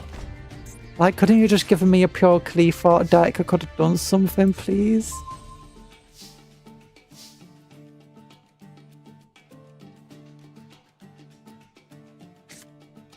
I can't summon it in defense mode.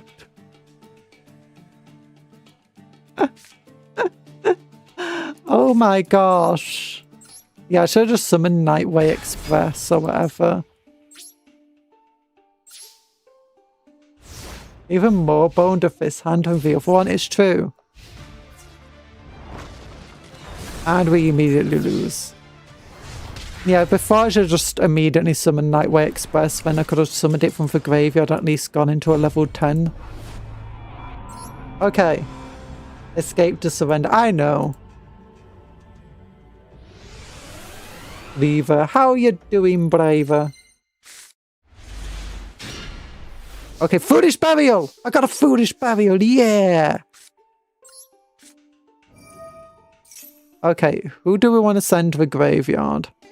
Any old level 10 will do.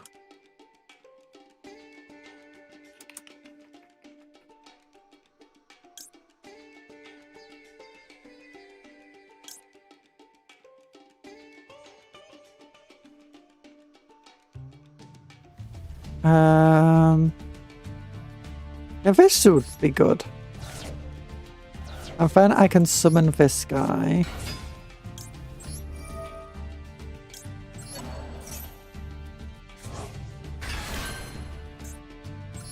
I don't know trains super well. I probably... Select a monster to change its level. Oh wait, which one do I want to change? Oh! I want to change your level. Okay, good, good, good. Okay, and then we go into... Once per turn, you can detach one material from this card, inflict 2,000 damage to your opponent. Once per turn, quick effect. You can detach one material from this card and target one face-up monster on the field. That target is unaffected by card effects except its own until the end of this turn. This could be good because it's a quick effect. I will work with this. To destroy. It's also got higher attack. Yeah, we'll go into this guy.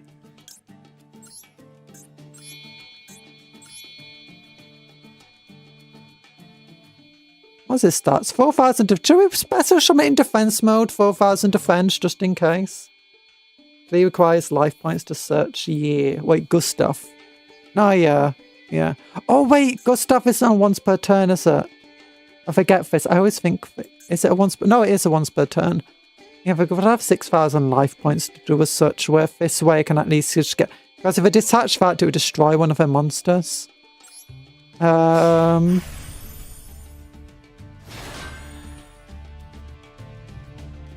And there's no point putting that in for Pendulum Zone. It's not like Obey. Defense. Yeah. So I can remove one of the cards on this.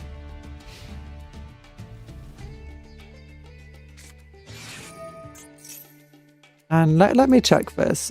Target one face-up monster. Yeah. Oh, target one card your opponent controls. And that is Scout. We need to kill Scout. We need to kill Scout. And be unaffected by card effects. So we target ourselves.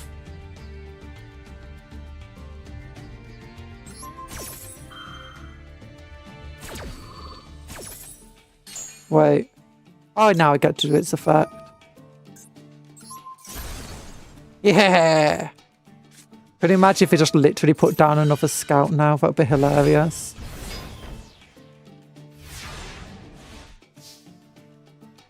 You also rank up. Can I rank up? Are there any rank 10s I can go into? Oh, there are! Ooh, rank 11s. Once per turn, it can detach one material of this card. It gains 2,000 attack and defense. Also, for the rest of this turn, you can only declare an attack with this card. During each battle phase, this card can make an attack on monsters up to a number of materials it has. Ooh. I don't think we should go into this one. Instead, what I think we should do is summon Stampede, bring out, you know, Heavy Freight Train again, and then go into Gustav. Because Gustav doesn't like lock us out of our battle phase, does it? 2,000 damage to your opponent.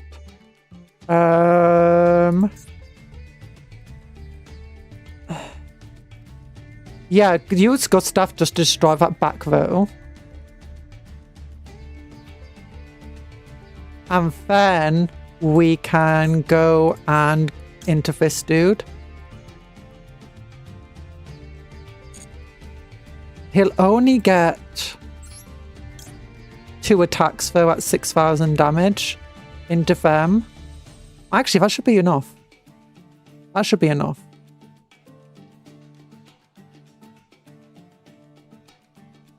Yeah, because he'll have 1 material and that should be enough to wipe out those guys. Yeah. So I'm like not used to trains at all.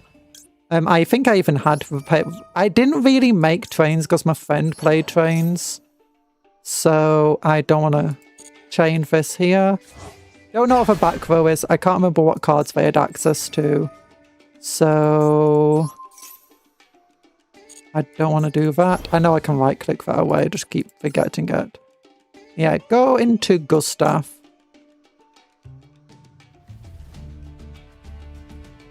Oh yeah, we'll be inflicting 2,000 damage. Wait. I just want to check. Gustav. Yeah, it doesn't knock me out of my phase at all.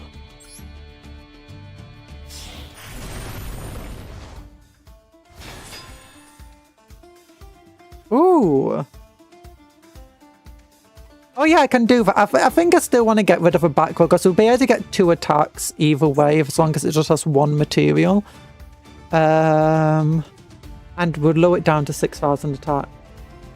Make a top Gustav. Yeah. And then we can make it unaffected by card effects just in case. I still want to get rid of that back row. Detach this. Select this.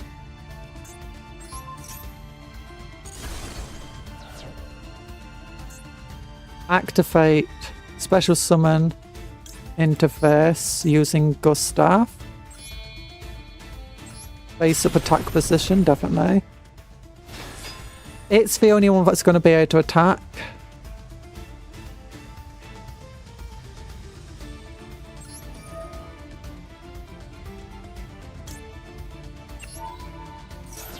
But he'll get 2 attacks. And you know what? We'll chain this.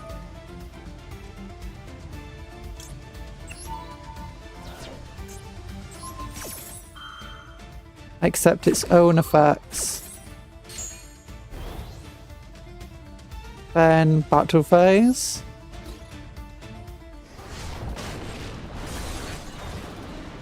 Yeah. Easy. Easy. Look, trains, Cleafart together definitely works as long as you only use the trains. Oh, it's a very silly deck that they gave us. Oh my gosh. Oh, we can have a monolith mate. Yeah, I got the penguin as a mate at the moment. Okay, what deck do they give us this time? Oh, Metal Foes! Yay! You know, for guys who have max 8 pendulum. Yeah, that's great. That's great. That being said, they can easily switch out for fusions. This could be one of a few things that could actually work well together. Ish, because you don't need to special summon these guys, I guess. And what you can do is you can negate the fact of these things because each of their pendulums has the effect of destroy one face-up card you control. And if you do, set one Metal Foe spell or trap card. I'll ace this, no sweat. Yeah. Massive damage hit the crab of the head. Yeah. Although this guy won't be good. Actually, he'll be good for destroying the Cleafart pendulums. Oh yeah, they destroy their own cards to search out their fusions. And their fusions, well, while the best fusions require only Metal Foe monsters. Oh wait, this one, the very best one actually requires a Metal Foe monster and any pendulum, so it can work with Cleafarts. So at this point again, though, we're both mostly using Cleafarts as material, but this time we can actually use them as a material. What's the opponent's deck like then? Their Performer Pal. I don't know if they work well with Performer Pals and odd. What is... Okay, I think we've definitely got the better deck here. It depends what hands you get. You know how bad these hands can be. Skilly sales need to be popped or bounced. Yeah. But don't worry, that's something Metal Foes specialise in. They specialise in blowing themselves up. Okay, yeah, this hand sucks.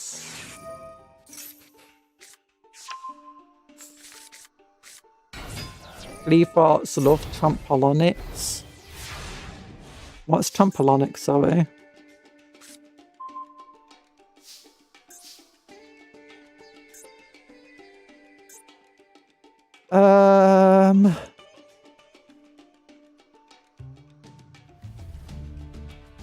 It bounces your scout after a pendulum summon for an unlock, then extra search. Ooh.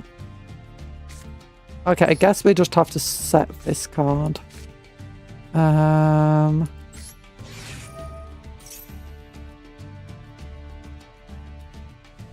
could potentially...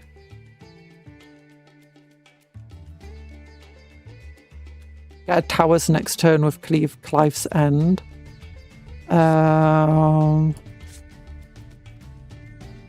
Well, the best card we can bring out right now, I think, will be...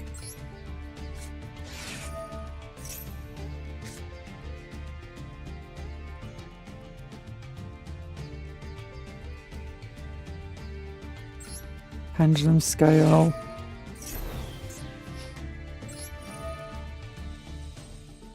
Oh, we could blow up Clip. It could be good to blow up. Rather than, no, we need to blow up this. Metal foes. Power metal foes fusion. Oh no, it'd be useless actually. No, yeah, because I forgot. I'm blowing up. Not a metal foes card. I need a second metal foes card to do anything with this. You know, I believe it won't be able to one-shot us. We'll be able to work with this.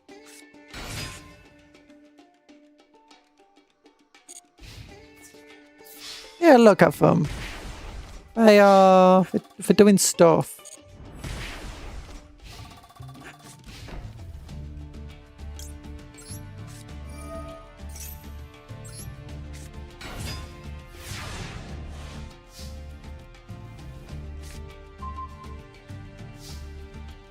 Oh, now we could do a fusion summon. So I could definitely do a fusion summon using this card and this card. Normal summon out carrier and then bring out towers. Ooh, yeah, we can do it. We can do it. Because... yeah, we don't need loads of cards out. Because that's 2 tributes, right, for towers. Ooh, we can do it. I'll do the fusion summon first. So send Helix to a graveyard and Gold Driver.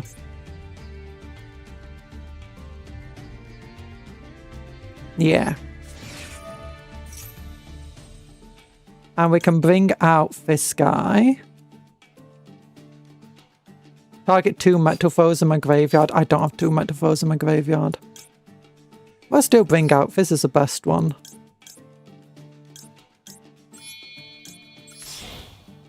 Because it uses the extra deck for the fusion summon. You can tell I have a metal foes deck. I don't have a best card though for them. It's up to 2. And target 2 metal. Oh yeah, because obviously my fusion card as well. Yeah. Target 1 card of a field, shuffle that target into the deck.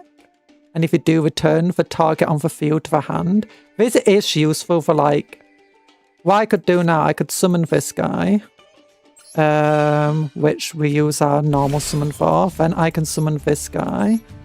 Using that as 2 tributes. Oh, it's 3 tributes! I forgot, I thought it was only 2. I forgot about that. Okay, never mind, who cares? But what I could do now, actually, is activate this effect.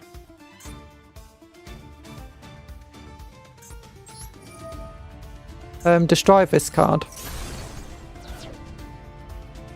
Add Metal Foes Fusion down to here. Oh yeah, it's going to reduce the attack of my special summon monsters. Yeah, I was thinking of the other one. Now what I could do is I could return Metal Foe Flam to my hand and then special summon another Metal Foe card. But that might actually be a bad idea.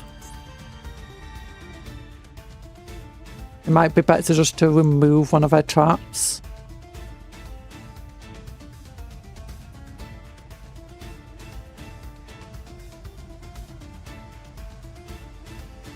Ooh. This will give me a free draw anyway if I do get it off. And Cleafort's Towers will still force them to send a monster from their hand or their side of the field to a graveyard.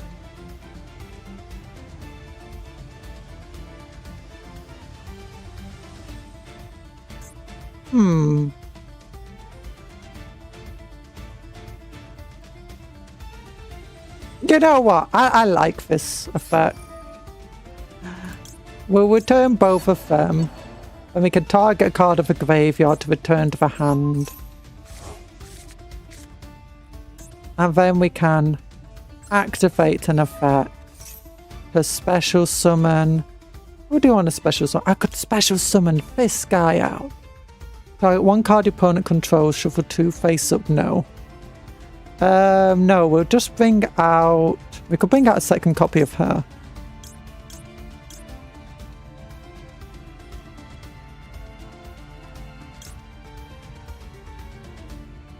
Now, bring out him.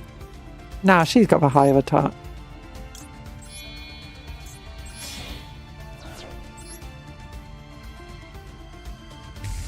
She won't be able to activate her effect again, but I don't care.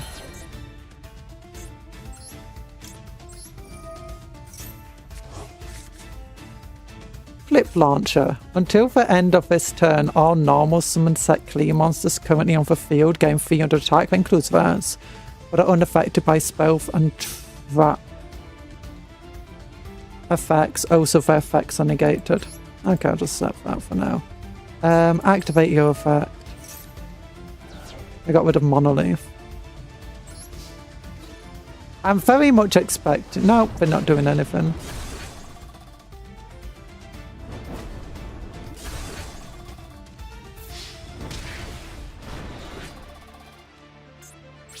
Okay. This is fine. Yeah, it's still not the greatest thing to work with. That's pointless. Monolith, do they already have Scout?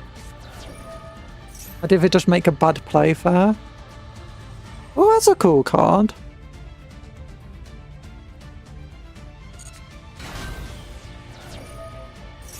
What does that do? Okay, I think we've won. Oh yeah.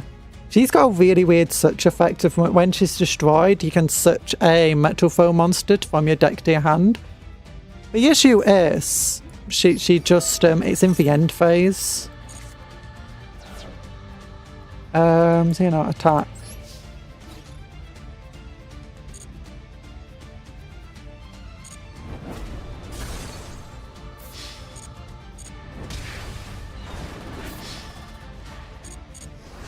Yeah, okay, we did it. Yeah, we actually got a decent-ish hand at the start there. Not something we could immediately work really well with. Real trick with metal foes, though, is just going onto an endless turn. Yeah, boy. Gosh, what other metal foes? Did we actually have a cool metal foe card in that loner deck? Yeah, we did. This guy, absolutely terrible. He is not worth even the rare dust on him. He requires 2 metal foes monsters and costs he has 2000 attack. If this card is sent from a monster zone to a graveyard by a card effect, you can activate one of these effects. Now, this sounds relatively good because, you know, metal foes, they destroy their own cards to activate effects. Target one monster you control. Equip this card till it gains 1000 attack. Which isn't as bad as it seems because then you can destroy it again. But the issue is you can't destroy it that turn. You're going to have to wait a turn before you can destroy it again. Target one metal foe card you control, destroy it if you do special summon this card. So either he special summons himself or he equips himself. Now he is not too bad in the fact that you can just continuously activate your pendulum effects, destroying him to do a search. And then he can do that. But because he can only do it once per turn, it basically gives you a once per turn card you can blow up. That's all it does. And it's kind of pathetic. It's not worth running in the deck. This card, though, absolutely insane. 2 pendulum monsters. You're going to go sleep now. Goodbye, Sherry. Thanks for staying with me. I didn't actually earn the gems. We got some, what's it called? A little profile picture. Which is fine. If this card is link summoned, you can add 1 pendulum monster from your deck to your extra deck face up. Which is pretty nice. Just search out a monster. Well, once per turn, you can target 1 face-up card you control, destroy it. Then add 1 face-up pendulum monster from your extra deck to your hand. Draw 1 card. You can only use this effect of Heavy Metal Foes Electrium once per turn. Or if a card in your pendulum zone leaves the field, draw 1 card. So the only hard once per turn effect in that entire thing is, you know, that draw 1 card. That means you can just repeatedly bring Heavy Metal Foe's Electromite back. I like just destroy it. Just constantly summon this card. Destroy a card, including it might be itself. Bring a card back from the extra deck.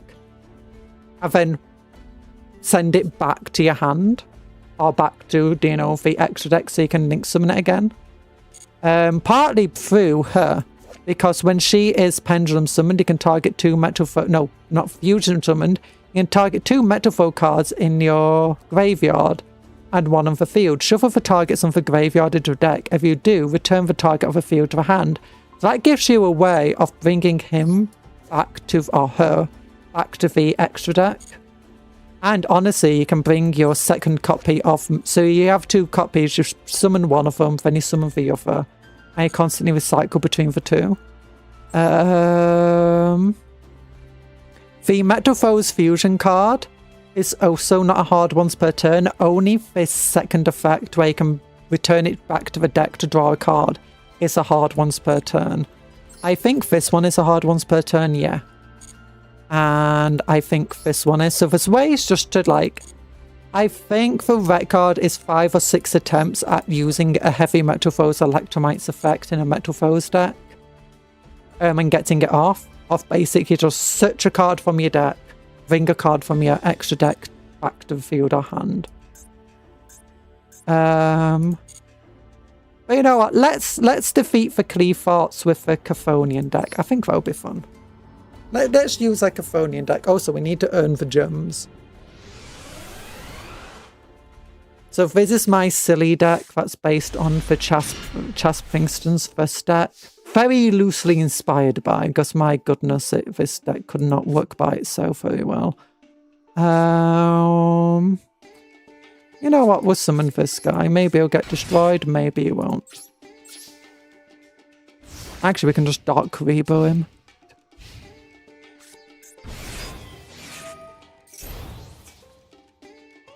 Yeah, Dark Karibo him. And we can Synchro Summon next turn. Oh, and I think when we Synchro Summon, we'll be able to add Dark Karibo back to our hand. That'll be useful.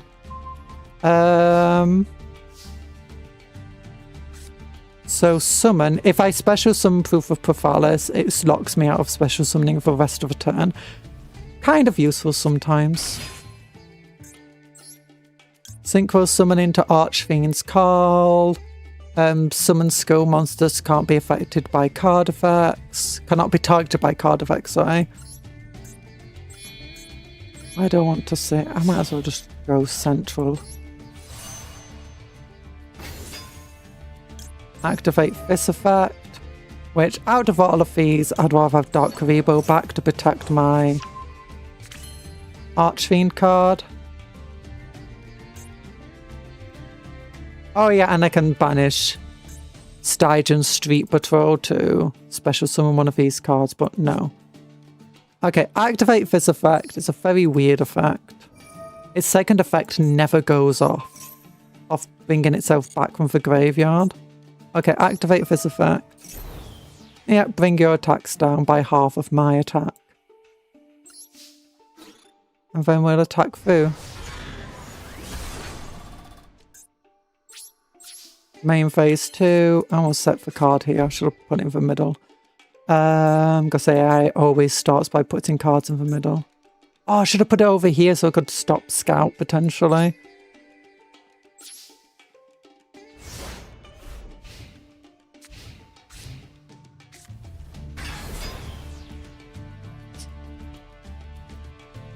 Now it's normal summoned without doing anything. Yeah, I guess with the Klee deck, she can't really do much. Like, you can't just go into defense mode very easily. Ooh, Bio of the Dawn's Light.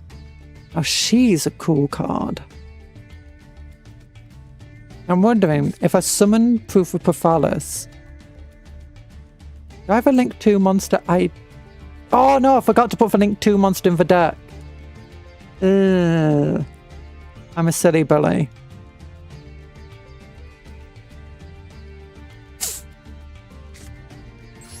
Oh no, I don't want to activate the effect. I meant to summon. Oh, I just accidentally negated his effect. Oh, can I go back? Please. Oh, I hate that when I accidentally click.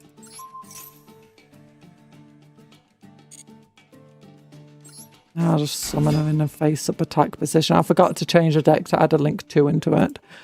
So I can't go into a link 2 and forward to the graveyard. It's fine.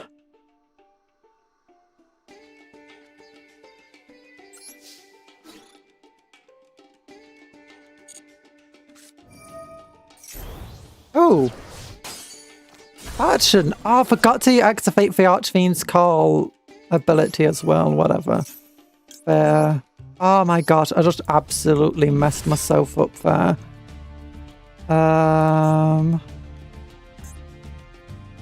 Oh, the effects are negated, so they're back to full strength. I get it. And it wouldn't let me activate anything in response to their card. Like, I would have thought I'd be able to activate infinite impairments in retaliation to their card effect to negate it, but no, apparently not. You know what? I'm just going to get rid of her then.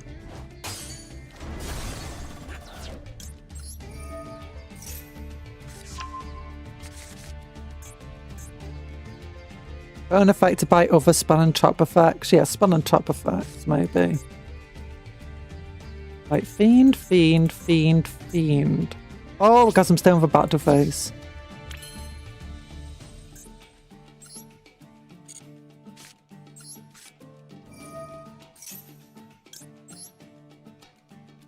Let's return him to the extra deck. Let's return him to the deck. And let's return her to the deck.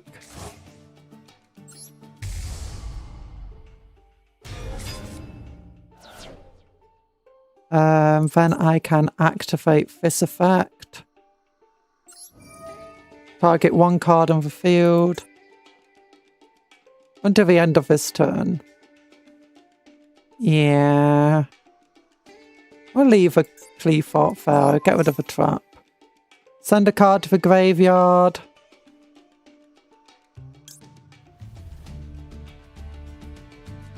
He could be cool.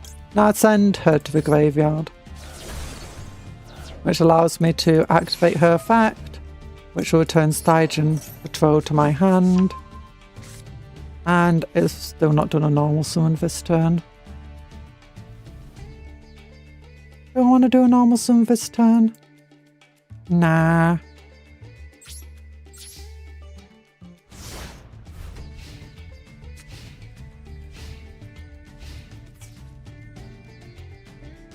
Oh wait.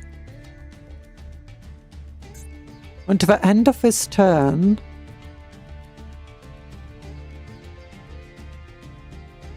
Until the end of this turn, all normal summoned set Klee monsters on the field gain field attack, but why has it still got its full attack?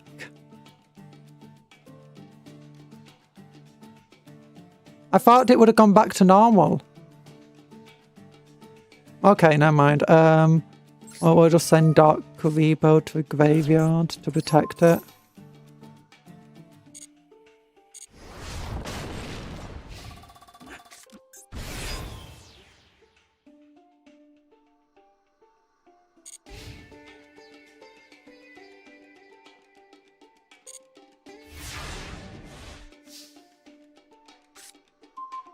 Fusion substitute. Ooh, actually, I could, Now, one of the effects I can do is send a fiend to the graveyard, return that to my hand. So then I could special summon for Summon Skull Guy. And activate its effect to get rid of that annoying thing.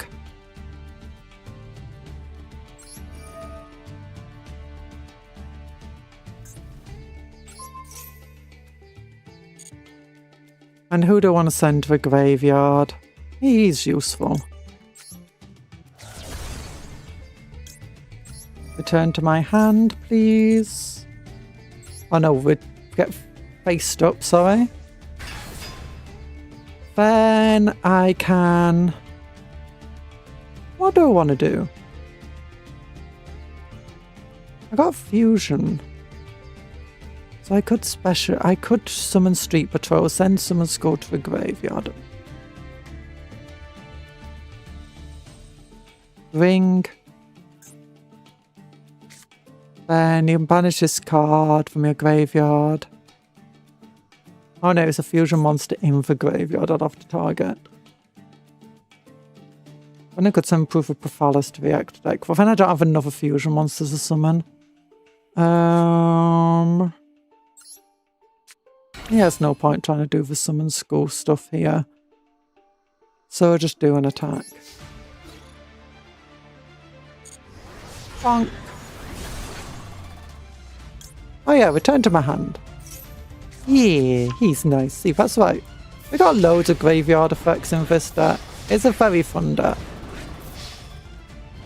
A very silly deck.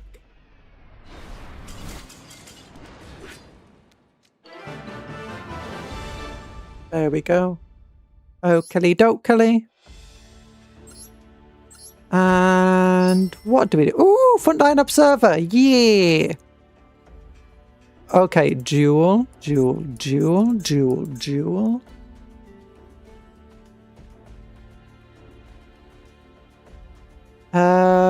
Let's get for 2 of the gems.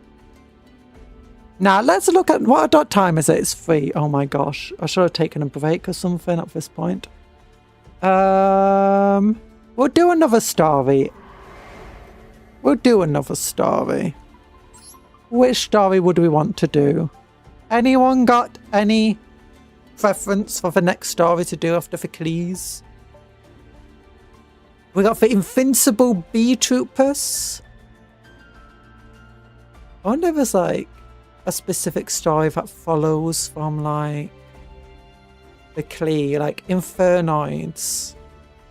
The fairies who paint. Oh, the weather painters. I love the weather painters. Oh hey, I finally found out for Vertical Live. Oh, how did you get the Vertical Live up? I know Bob found it. But how did you find it? Did you just like go through every single shot until you found it? Oh. Secret. Oh no.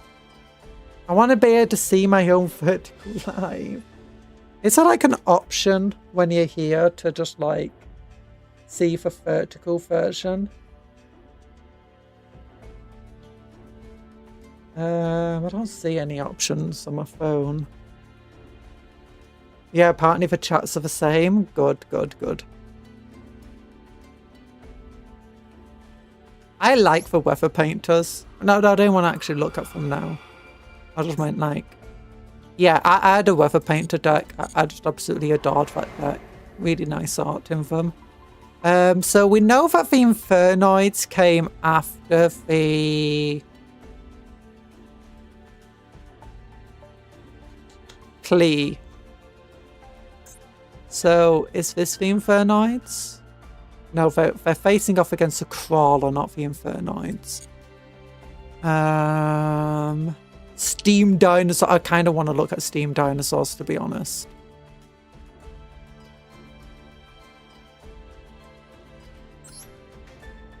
Ritual Monsters.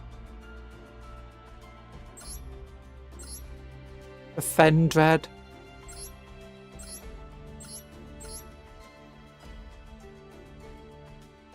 Terminal World. Oh gosh, they got the full-on Terminal World here.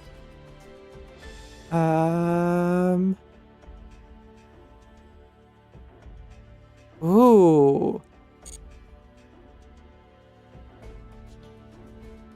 Okay, I kind of interested what the Steam Dinosaurs is about, if I'm entirely honest, the Dino Mists.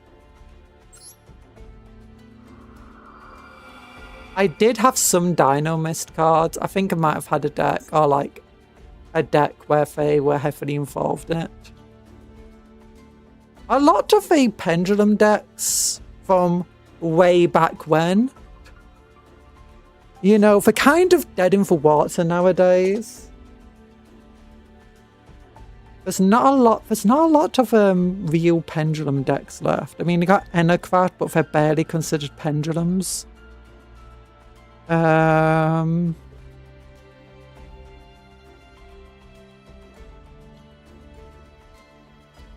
You do see Ignistus every so often, actually.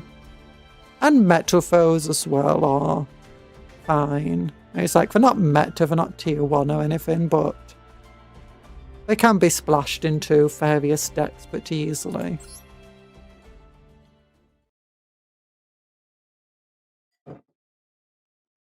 The steam dinosaurs of uncharted lands. A great river rushing with pristine water, a forest inhabited with a bounty of creatures, a volcano brimming with boiling lava. What? Those are the unexplored lands full of wonders of nature. Bearing creatures with their own unique ecology live. Mechanical dinosaurs. Like, did someone make them or did they just naturally evolve? What's going on here? Known as dinomists, their novelty lies in the steam engines that power their hulking farms. Steam engines power them? What the heck? Have they got jet engines? Steam engine fueled jet engines? The key to their survival is a great wilderness. In that great wilderness is that their bodies are suited for harsh environments. Well, I guess that, like, if they're powered by a reactor, technically that's kind of a steam engine. No, for steam engines, as far as I'm aware, it's not about using the steam itself just to turn turbines. It's about using the steam as well, you know, for pressure.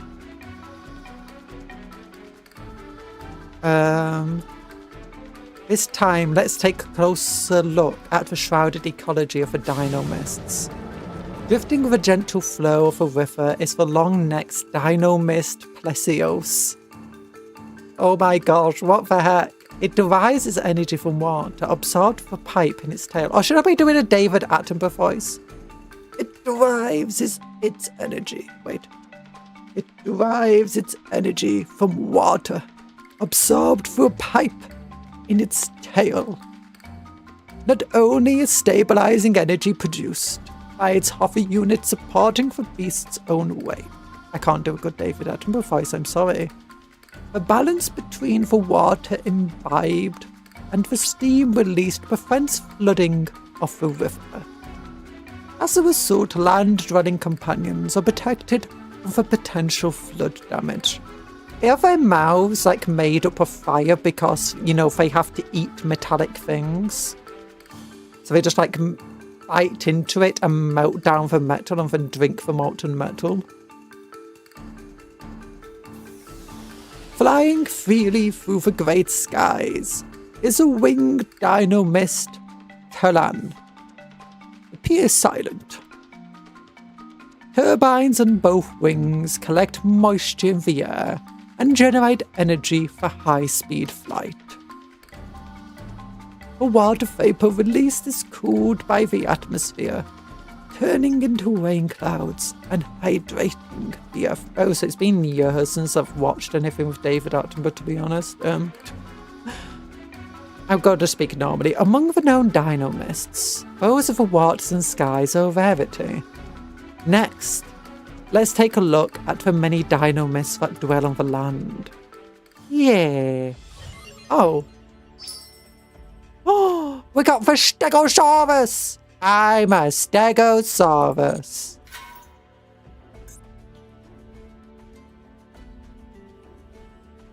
Okay.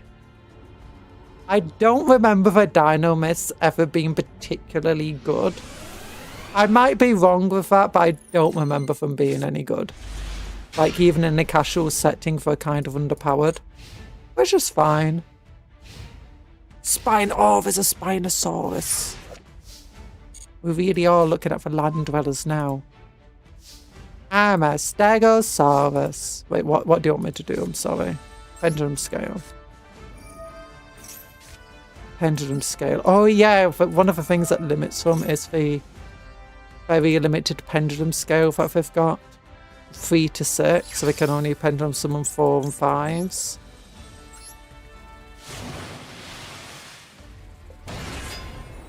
Ooh, very pretty.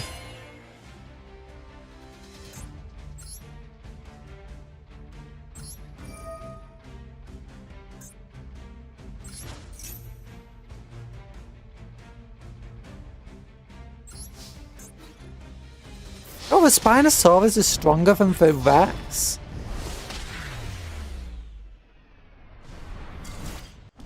That's surprising.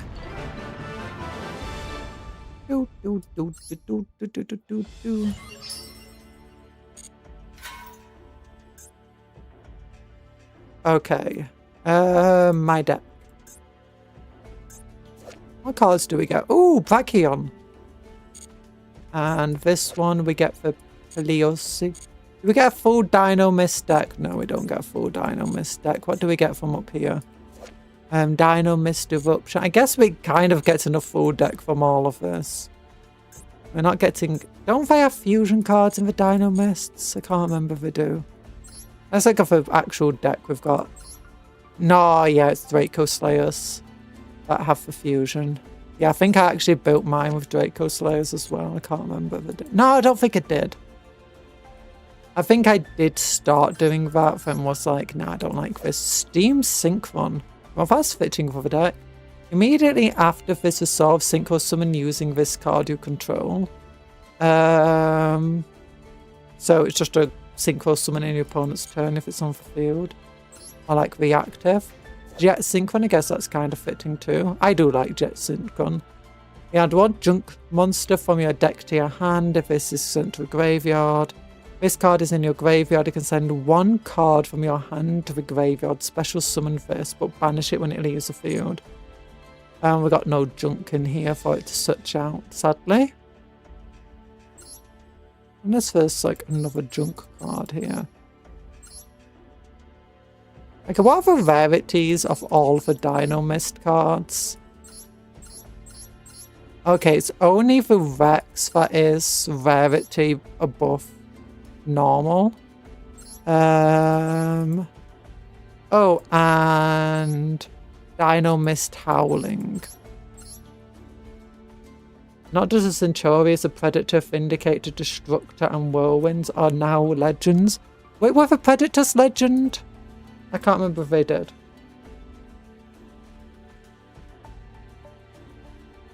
Oh gosh, there's a bunch of stuff.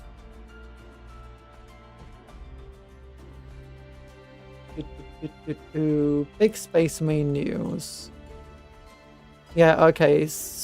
Oh yeah, Predator, Destructor, and Annihilator. Vindicator, Whirlwind, Dreadnought. The Dreadnought is a painful one. I like the Dreadnought. It was just it was at correct points that it's easy to throw into a list when you got not much else. Okay, what does this secret super rare do? When this card is activated, you can place 1 or 2 Dino Mist Pendulum monsters from your deck into your Pendulum Zone, so that's useful. But you cannot Pendulum Summon monsters until the end of the next turn. Except Dino Mist monsters, okay, that's fine.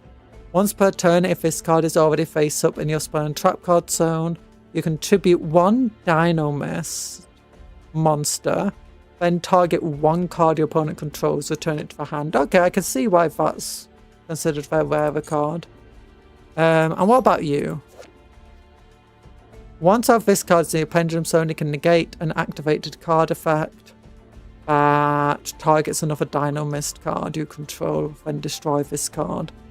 It's okay. If this card attacks at the end of a damage step, you can tribute 1 other Dino Mist monster, then activate 1 of these effects. This, I guess it's because it's a Predator, you know, it's eating the other Dino Mist. This card can attack an opponent's monsters again in a row. And if it attacks a defense position monster, inflict piercing damage to your opponent. And it can just do that endlessly. It's not a limit. So you can just like eat all of the opponent cards as long as you got enough Dino Mists to sacrifice. Shuffle one card of your opponent's hand at random or their field into the deck. Then this card gains 100 attack. That's fine. It's okay. Not super amazing. If another Dynamist would be destroyed by a battle card effect, you can destroy this card instead. Once you have this card in your pendulum, so you can negate the activation card effect that targets another Dynamist card you control and destroy this card.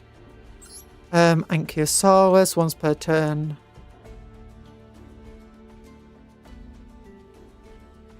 Yeah, just negates, it feels like. Would be destroyed by battle.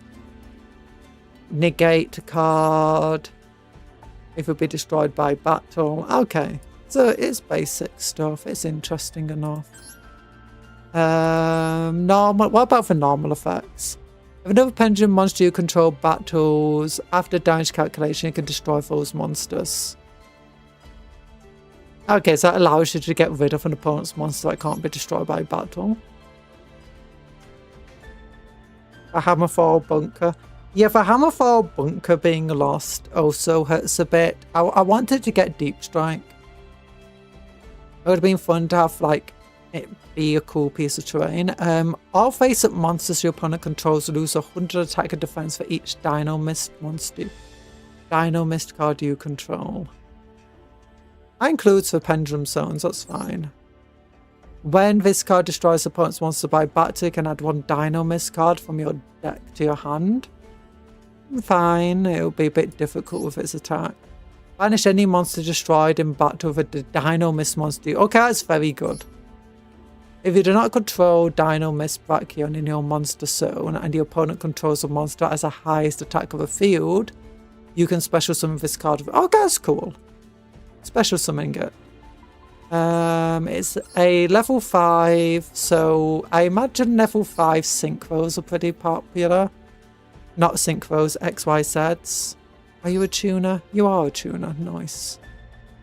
Level 8. Okay, yeah, we can go into level 8s pretty easily. Level 4s are also fine. Would have preferred level 5s over level 10s. How do we get into level 10s?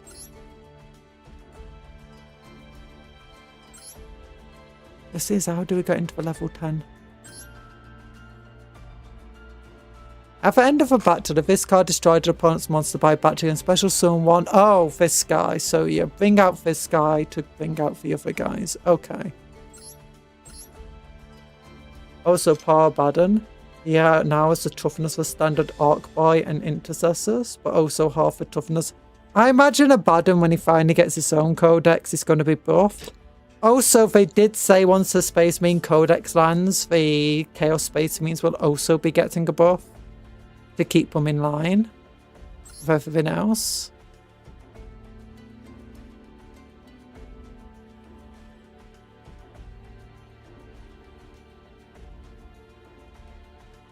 Oh yeah, level 1 tuner. Wait, how do we bring out the level 3 dude here? We don't have a level 2. We got a level 1. We got a level 3 tuner here as well, so we can go into the level 8. I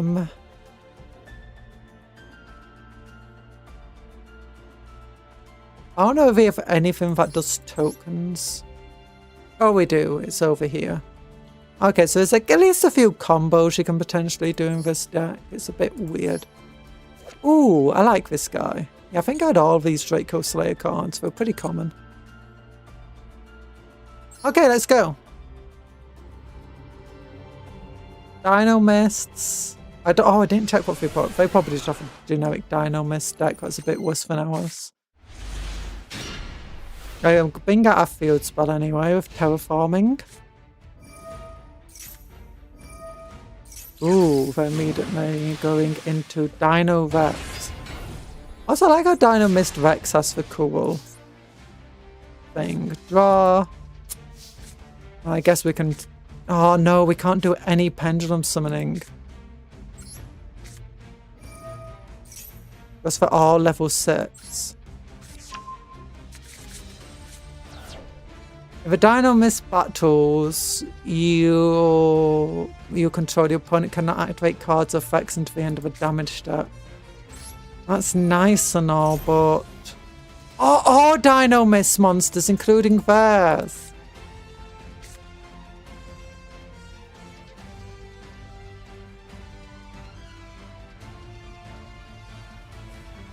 I was hoping it would give us a search, but no.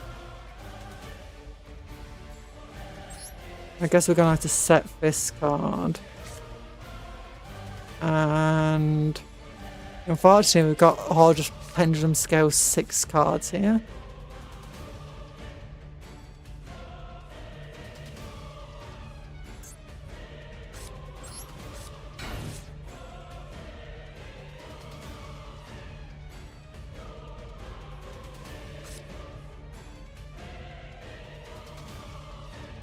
No, there's just nothing, no point doing anything right now.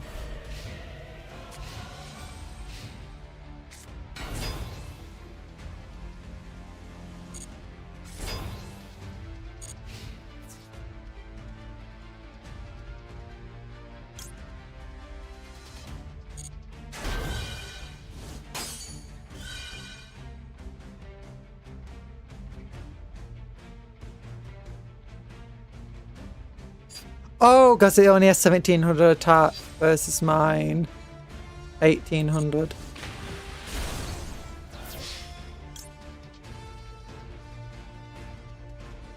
Oh wait.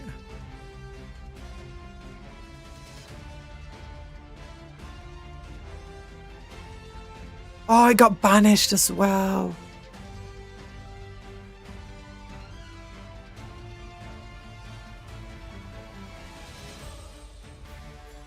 Wait, why did they gain 100 attack?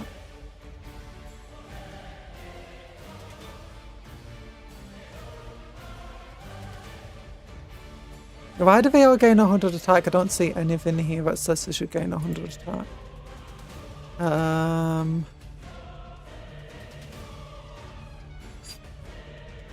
I just banish his cards.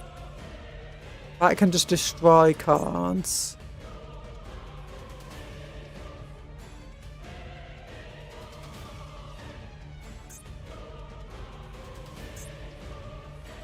They did gain 100 attack, right? Yeah, they did gain 100 attack. From something.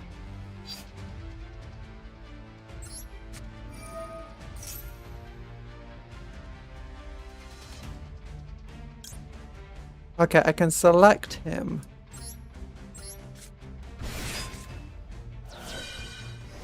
Wait, what? Why didn't I get 300 attack boost? Oh, because it's unaffected by card effects. Oh, that sucked. Okay, I'm just gonna have to retry here. My hand absolutely sucks. So this is the issue with pendulums sometimes. You just run the risk of just getting, you know, all of the one scale. Oh, his hand barely is any better. I guess it can completely wipe out their field.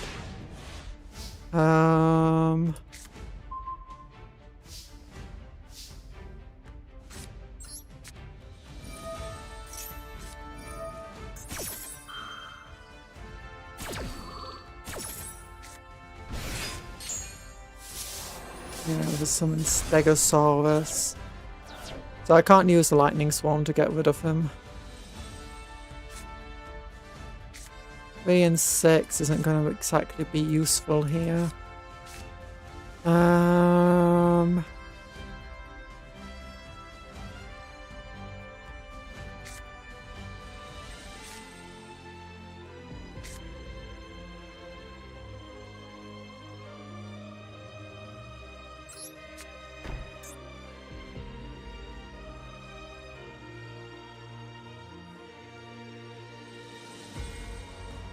Yeah, unfortunately there's not much I can do, just let them attack us.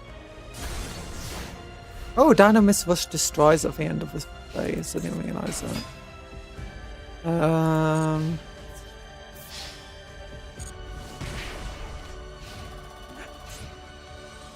Yep, activate factory for end phase. Place pendulum zones.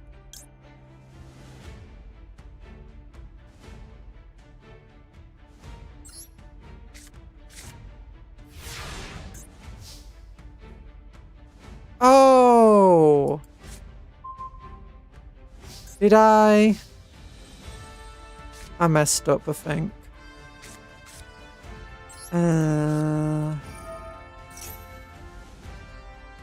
I think I was meant to select 2, not just 1.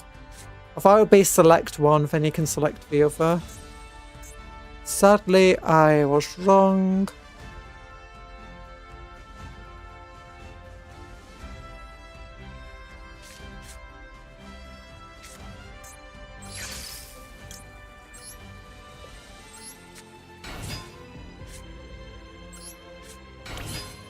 Can I actually bring anything out? No, I can only bring out Kriston.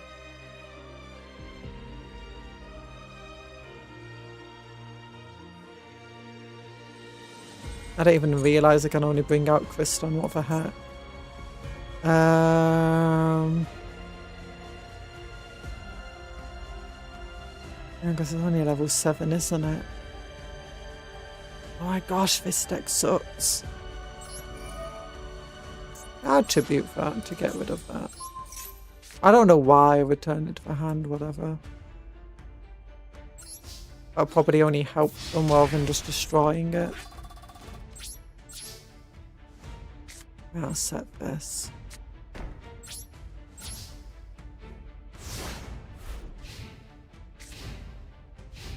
Because now I can pendulum some potentially. Dino Mist Howling will be pointless.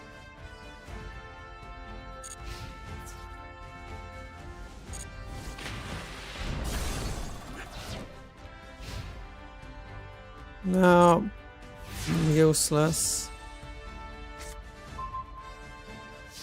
Limit to removal. Oh my gosh. Yeah, I remember why I liked the aesthetics and idea of this deck, but didn't really care for it otherwise.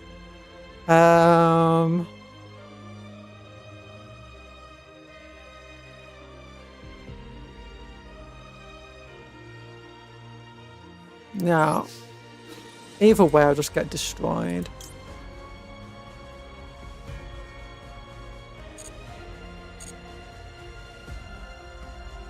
No. I could have done that actually to protect it. So then I could have activated Howling to bring another card out.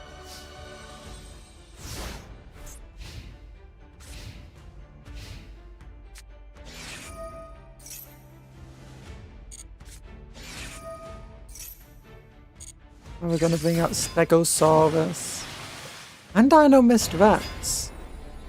Oh no, they only brought out that. They didn't bring out the Spinosaurus, sorry.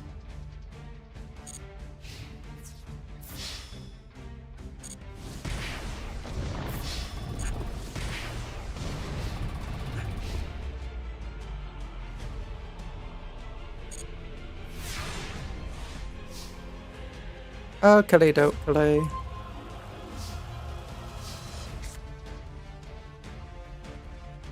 I guess Pendulum Summon.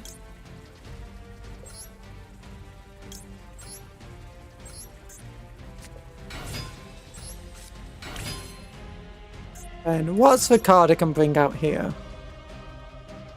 Wait, I can bring out him. Oh, I can tribute from. Once per turn, you can special summon one Draco, say Pendulum monster from your hand or graveyard. It has to specifically be graveyard. But it cannot be used as a fusion material. No, it's kind of weak. Once per turn, you can target one Pendulum monster on the field or one card of a Pendulum Zone. Destroy it. If you do, shuffle one card of a field into the deck.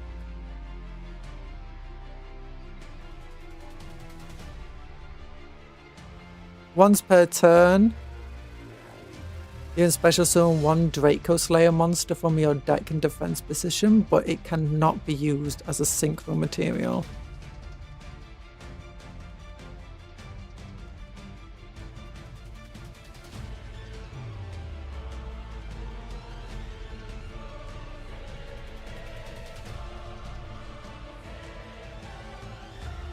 Oh, yeah. So I can destroy that card.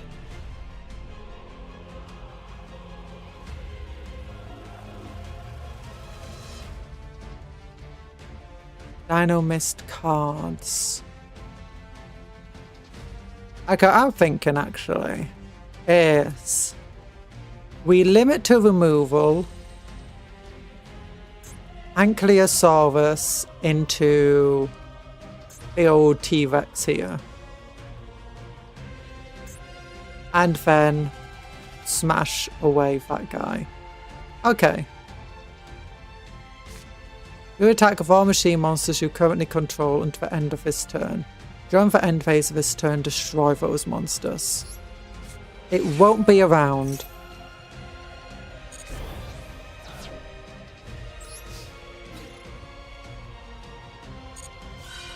It's going to protect it, but it's going to cost that card, which is fine.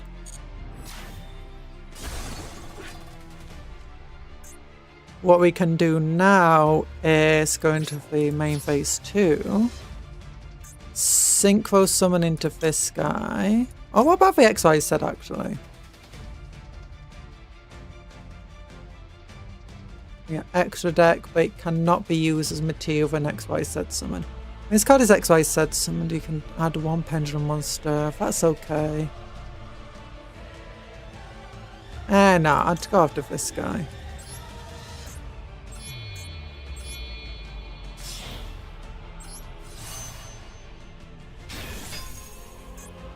Activate this effect.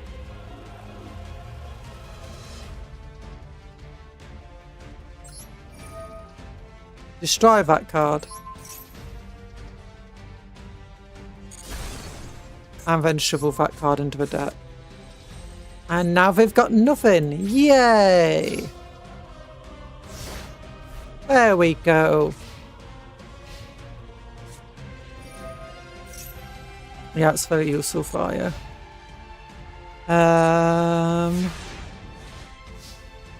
Okay, Dino Mists. You know, I love them. I'll bring out Luster Pendulum.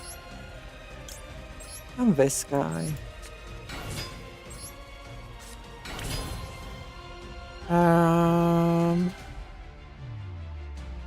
Do we want to XYZ summon into this?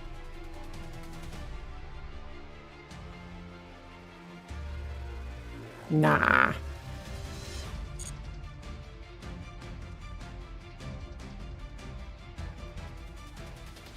Actually, what attack is this? 1850. Now it sucks. We'll just use our powerful attack.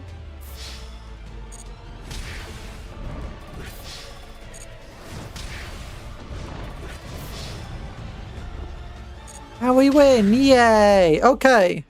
That was not an easy deck to use. I am sorry, that kind of...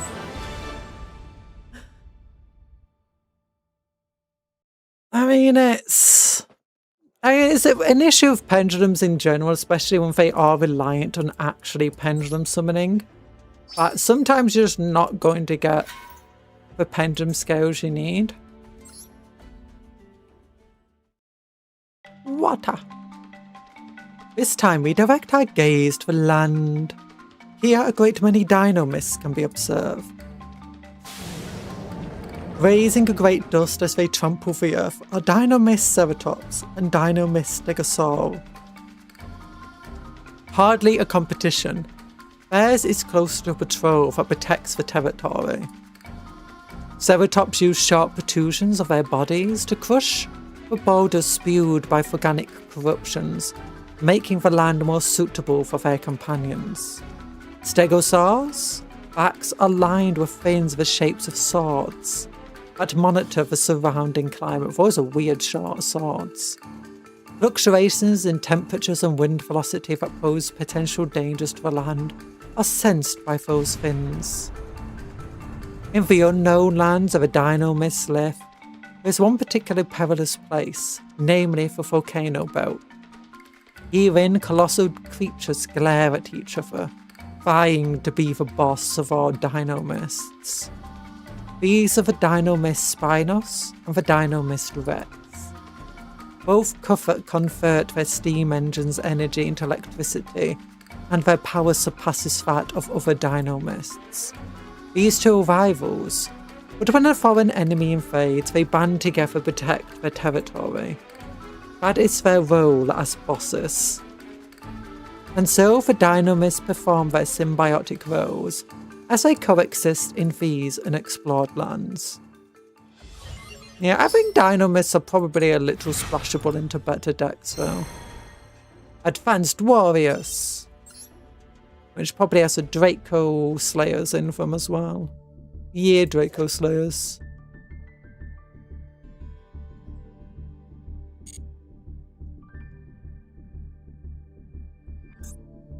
Not a single... What are these guys? Ooh, Amphocta, the Draco Lord. I think I had him. I definitely had that guy. And him. And I did not have him. Ooh, I did have some of a Sector, or whatever they're called, and Ignite cards. Magispectors.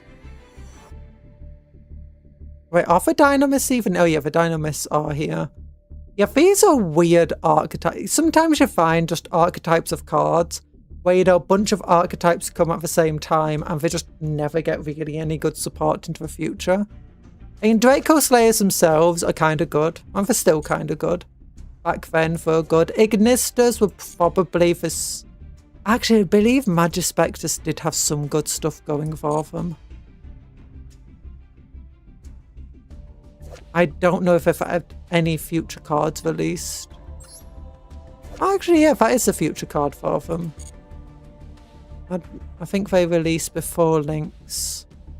What about the Ignites? Yeah, I had these guys. Yeah, I think the reason for Ignites are good is because they work well with the Infernobles and for other Fire Warriors out there. I swear he was a rare card.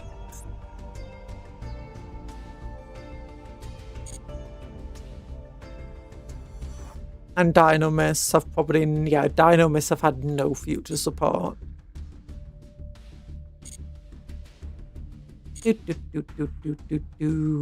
Okay. Solo. Steam Dinosaurs, yeah! Okay, let's look at these things before we go ahead. What cards do we get for Dynamist Eruption, Legacy Packs, and what... Oh, I want to see for... Okay, we're going to have to open the gate if we want to look at the loner decks it gives us. Okay, the loner deck has them mixed with Shadow. There's a Shadow card here.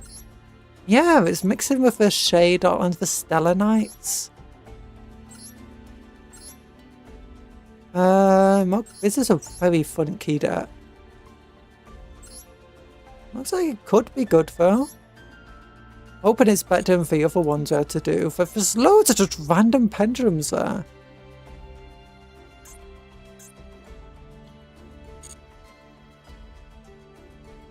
How is the booster packs coming? The booster packs are coming. Do you want to open a booster pack? Rather than just more struggling with things. I do have some packs I want to open. Because there's some cards that are only available in the legacy packs that I want. So let's proceed. I was saving up for 100 of them. But let's go. Did we get anything? No, let's just skip. And we got a Meadowfoe card. Not like I didn't already have a bunch of them. Winged Karibo! Each type beast monster on the field is destroyed. This card gains 500 attack. Yeah, this guy's been in some weird destruction decks before. Relay so. Special summon one monster in your hand. While it's face up on the field, you take no damage. When it leaves the field, your opponent wins the duel. It's insane. This is like gacha but with cards. The original gacha.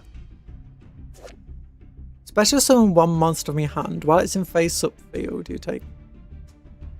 Yeah, that's a very... You know, it's a card. If it just like completely ignored all summoning conditions, that could actually be a good card. Or like if it's summoned from the deck. Next, summon from the deck, ignoring all summoning conditions. But if it leaves the field, you lose. Powered Crawler. If this card is in normal or special summon, you can destroy one monster your opponent controls with less attack than this card. You can only use the effect of Powered Crawler once per turn. All monsters your opponent controls must attack if able. That's interesting. I do like the Silent Psychic Wizard. This card's normal summon, you can target one psychic monster in your graveyard, banish that target. If this card is sent from the field to graveyard, special summon that banished monster by this effect. It's a very silly card. They can use it to like banish a card, synchro. So, oh, we got a Dino Mist as well. Oh yeah, we're just looking at that. Oh, the Megalodon. When this card inflicts back to damage to your opponent, you can target one monster your opponent controls, destroy that target. Very fun card. Oh, two-headed King Rex. That's Rex's card from the anime. Oh, Yamadon, look at this. Oh, so cute. Level 5 normal card with 1600 attack. Amazing. For those who don't know, that was sarcasm. Elemental Hero Mariner of all things in Shiny. One of the worst elemental heroes. Full stop. I do believe though it had some weird stuff going on. Yeah, its ability to attack directly. Yes. And add 2 cards with the same name as that banished card from your hand to your deck. If you activate this card where your opponent controls no cards, the rest of the turn you cannot activate cards or effects the same original name. That's not bad actually.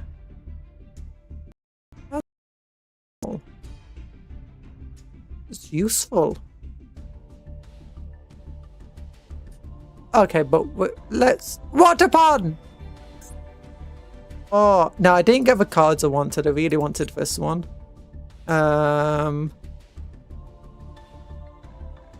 There's a few cards here that would be good.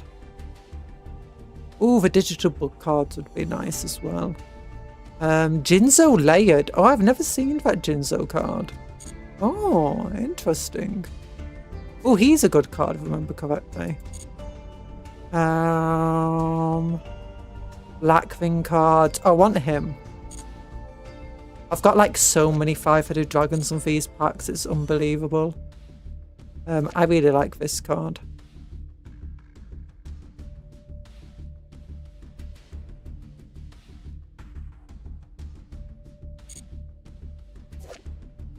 A to Z drag. I'm surprised. Do they have an XYZ card for dragon? For, do you know for these things? They should do. XYZ Dragon Cannon should have an XYZ card.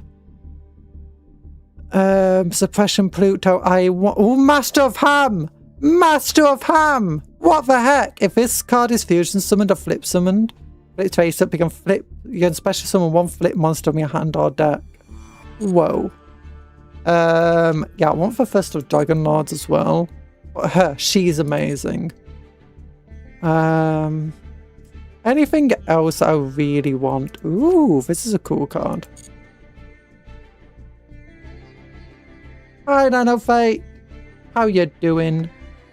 Oh, that's also a cool card. There's lots of cool cards here. Jinzo the Machine Maze. I knew that one. Immortal Phoenix Gardener. Gear feed, sorry. Dirt longing for blue skies. Oh.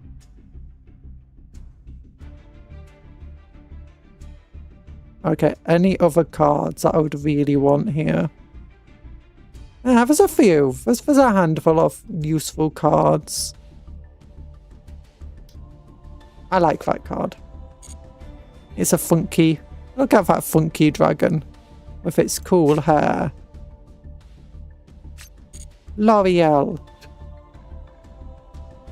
Light and dragon. Oh, so I'm just like looking at cards now. I like looking at all the cards. The cool cards. They're very fancy. They're fancy smancy. Okay, let's go. Let's leave. What time is it? It's 4:45. Look at big old art. What do we want to do? Do we want to do anything else? Do you want to try doing another game? Do we want to try fighting some stuff? We could try getting those. You know what? Let's go to solo. Let's try doing these battles of the Dino Mists. Let's see if we can win them. Like, it's... Let's see how good this deck is or how bad it is. Okay, Pendulum Halt. If you have 3 or more face-up Pendulum monsters with different names in your extra deck, okay, that's a bit useless. When this card is activated, add 1 Dino Mist monster from your deck to your hand. Ooh. Once per turn, if a Dino Mist card is activated, added from the field to your extra deck's face-up, add 1 of those cards to your hand. Okay, that's good. So we got Vex, we got this guy, and we got that guy. Ooh. We could try going for Spinosaurus here. What have you got? Crystal Quant. Oh, you got the Crystons. You cannot Pendulum Summon monsters except Necrocephra monsters. Oh, okay. Never mind. I don't want to put that in my Pendulum Zone then. Tribute this card from your hand or face up from your side of a field.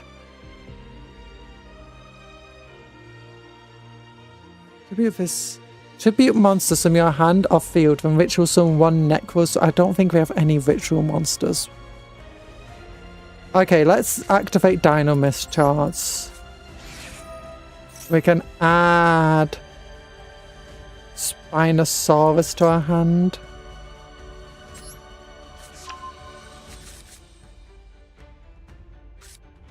Let's set this card. Let's Pendulum Scale you. Pendulum Scale you. Oh, I should have added something else. Then we can do Pendulum Summons.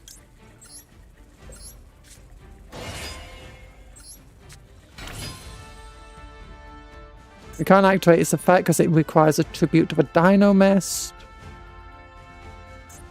What cards do we have access to? Aren't just those ones. That's fine. This card thinks somebody can add 1 Pendulum monster from your deck to your extra deck face up. That'll be a bit useless. You know, we'll just attack. I should have paid attention to its effect. Oh, and it changes to defense position?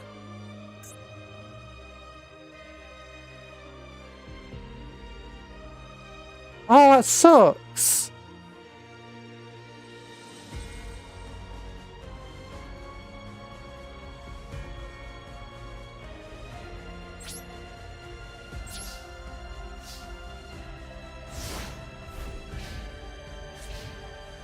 Oh, not much I can do there. Can you attack every monster that's in defense position or something? Special summon it, yeah.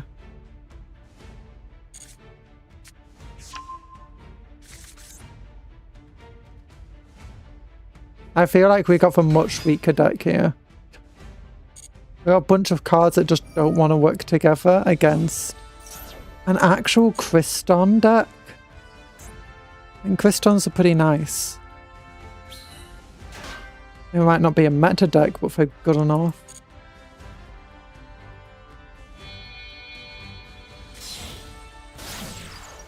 We're going to make a Phantom Beast now.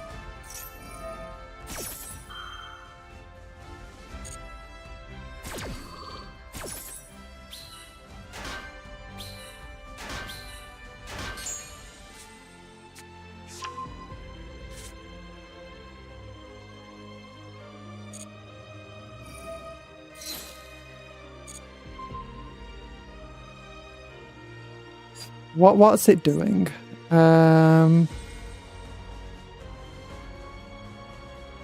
Destroy one card on the field.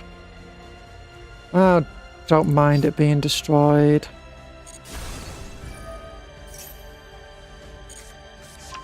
I'm gonna get it back to my hand anyway. Oh my gosh, they are just going absolutely insane on us.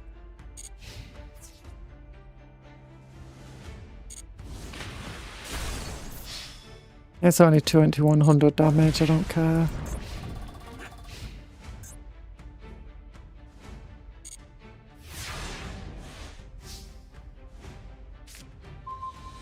Okay, we got Stegosaurus out now.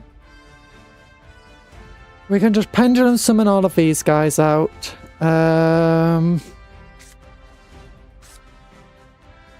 Yeah.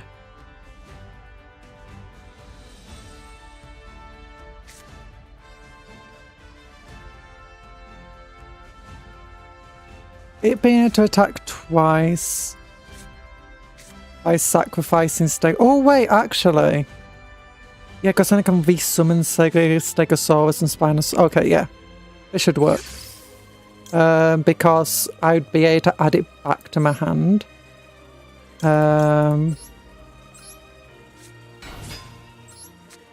Assuming they don't have any good cards on the field, I'm going to activate its effect to make a second attack to get rid of all of their stuff. That will add it back to my hand. I can then summon this. And then I can activate Dino Mist Rush to special summon. Honestly, banish any monsters destroyed by bat to a Dino Mist monster you control would probably be good. Yeah,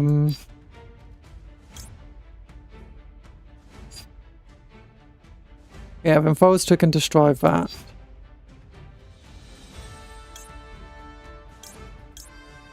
Destroyed by an opponent's monster. When this card destroys opponent's monster by bat, you can add one Dino Mist card from your deck to your hand.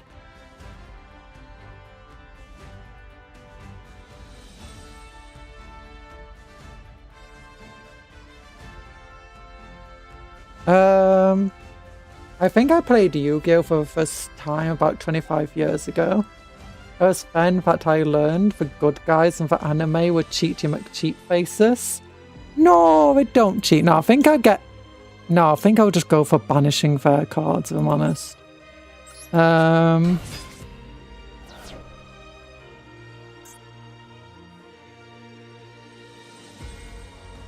I've already activated its effects. So, let's go.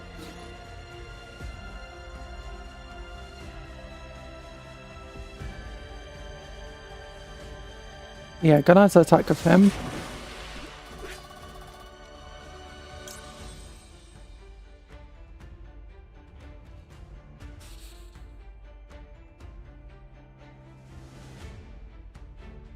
No, don't activate the effect.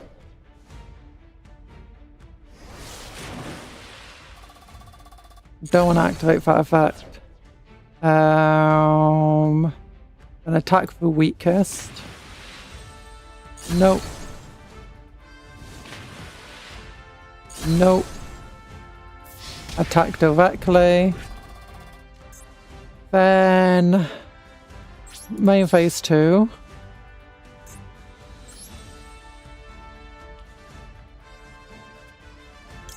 I should have checked the extra deck for what we could have done.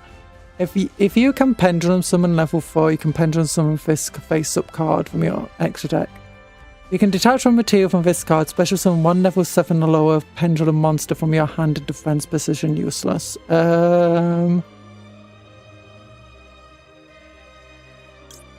This guy... Once per turn, he can target 1 attack position monster, change its defense position. Once per turn, this card declares an attack. No, I don't see anything that's super cool here I care about. I'll end. I don't play any TCGs anymore, though I'm not about to pay a scalper $30 for a resealed pack of commons. Yeah.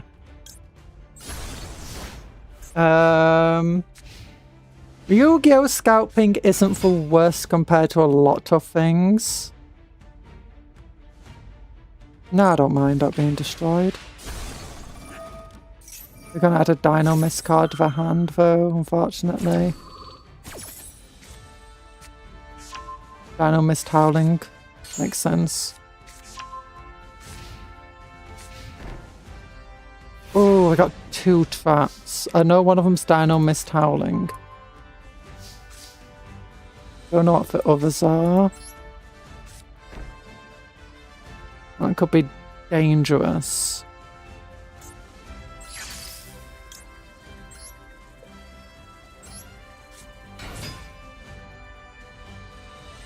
Oh yeah, I can't pendulum summon that guy out because he's there. I would have needed a link summon. Oh, an idiot. Oh, whatever.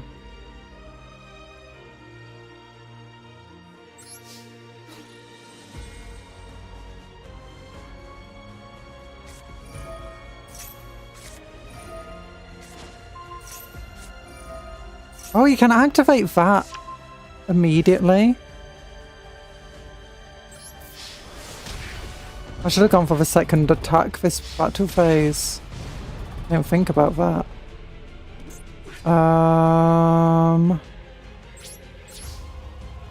At least I can summon this out now. Any of these do effect damage? No.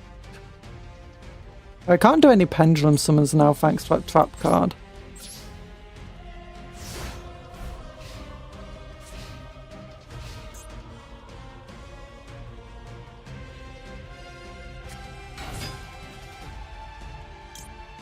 Furthermore, this card gains effects based on the number of face-up Sephiroth monsters, different names in your extra deck.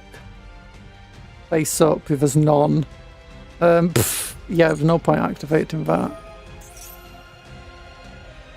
Okay, we're going to special summon a Dino Mist Rex.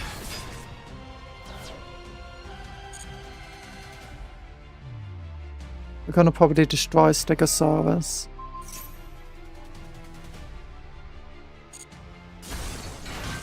Oh, they're going to summon actually. Level 10? Ooh!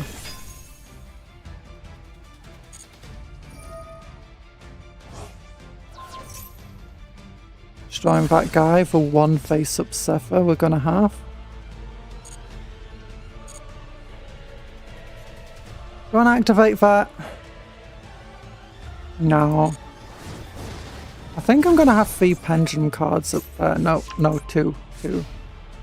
Face up there now.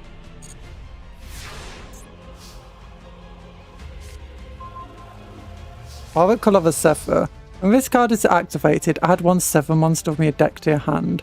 When you ritual summon using a Sephiroth monster, I don't have any rituals I feel like. Do I have any fusions? No.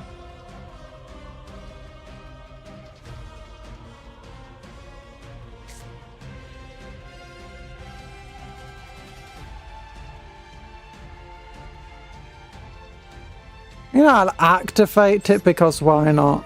I can get another monster to my hand that might be useful. We got Shade Ollie things, Gusto, so it's all Sephiroth. What about you? What can you do? Must be Cecil summoned from your face up in your extra deck. By attributing all monsters you control, including at least 3 Zephyrs, that would be useless. We are gonna not be very helpful.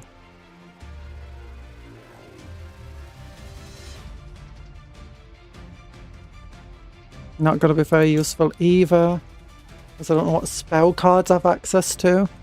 When this card is in your hand or graveyard, if a face-up Necros or Zephyr, right. Special summon this card. Okay, if this card is pendulum summoned or sent to the graveyard, you can target 1 Zephyr card in your pendulum zone. Nope, useless.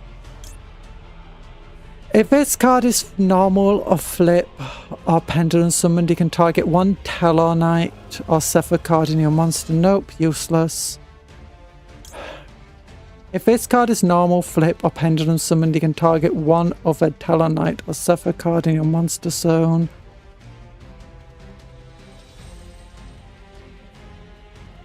Destroy them. Okay, now that I can do. So, because we're going to... If this card is flip, some normal flip or pendulum summoned, you can target 1 other Tellarknight or Zephyr card. We'll be able to pendulum summon into him, which will be nice.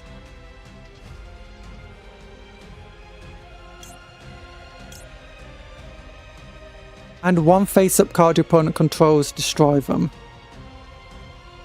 Okay. Amazing. Kind of.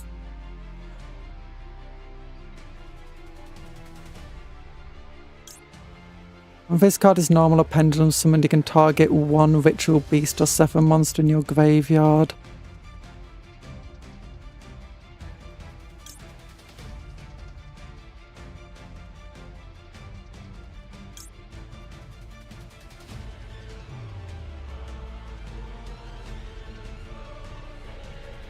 Yeah, I'm gonna have to go for this guy.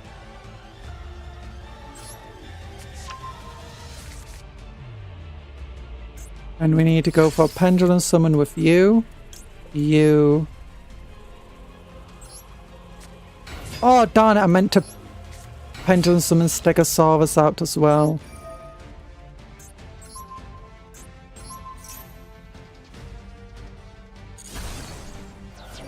Oh, it has an effect. Oh, but not something that's going to stop me. Okay, I can summon you out anyway. You don't have very many attack points, so life points. We won! No, never mind.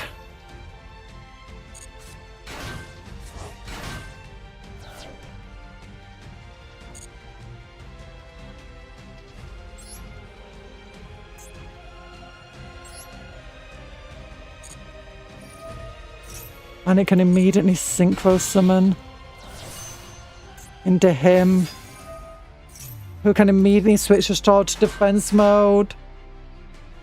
Except you, for whatever reason, because you're normal summoned. I'll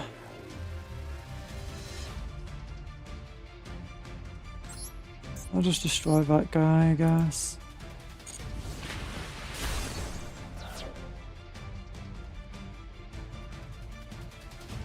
Oh gosh, this deck sucks.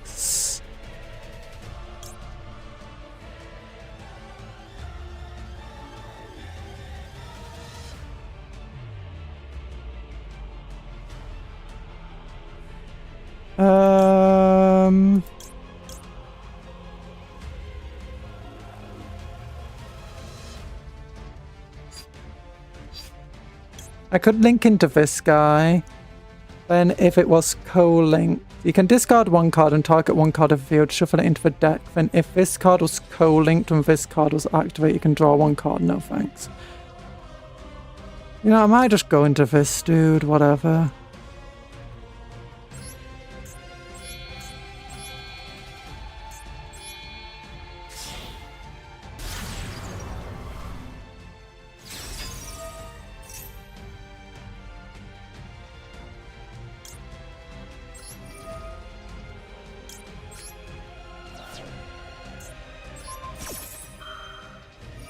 Oh, we got a blooming trap that we can activate to protect it.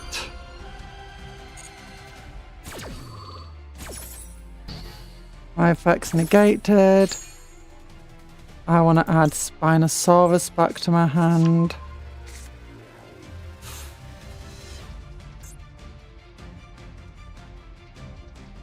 DNA surgery effect, Veil of Super Poly, Clockwork, Cyber Dragon, Attention, Anti-Spell Fragrance, Overload Fusion. What's all of this? Hello, Actalon Gunner. This is we're playing with loner decks right now in the Dino Mist story, and my goodness, this is.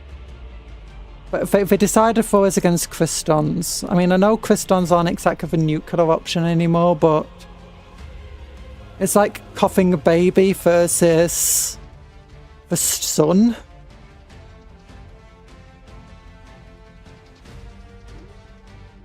Do I have... No, I don't have 3 Cephers. I have 2 Cephers, so this card is still pointless. Can you stop asking me to activate a card that's useless? And have I got a bit chance of... What are they doing now? Oh, quick and XYZ in their turn again. Oh, this is not fun. Gotta do stuff. Bye, Nano Fate. Okay, we can get another Zephyr out.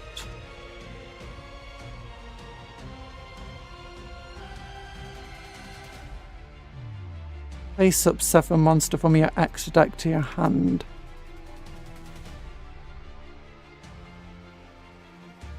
Okay, we'll Pendulum Summon out. We'll go into him. Target one of your non-tune. Okay, so we can get rid of him with this destroy both cards. We can...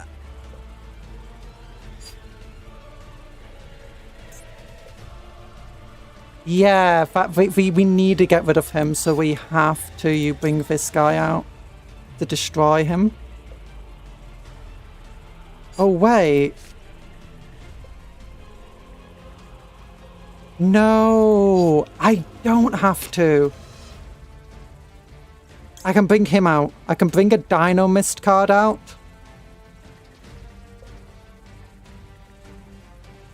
I can bring a Dino Mist card out. Yes. Oh. No, I can't.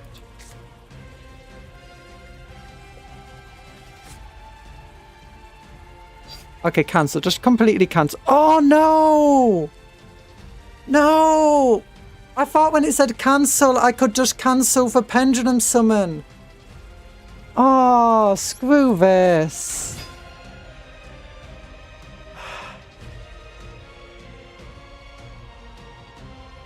I was gonna just normal summon her.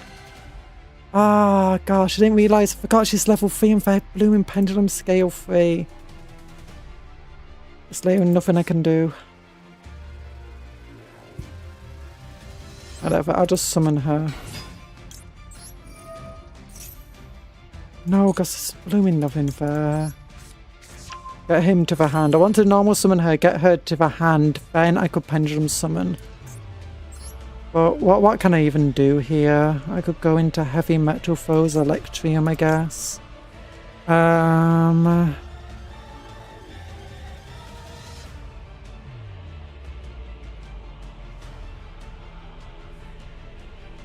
You're going to Electrium of all things.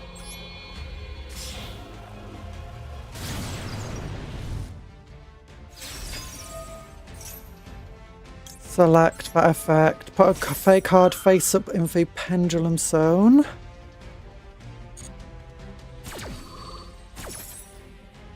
What card do we want face up in the Pendulum Zone?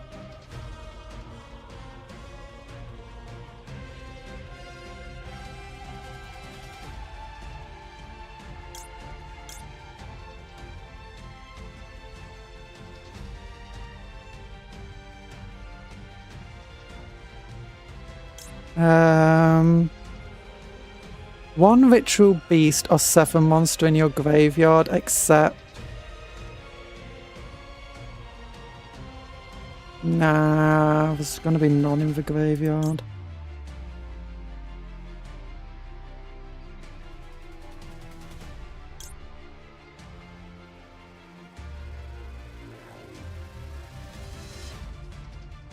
I don't know. I don't know what will be useful.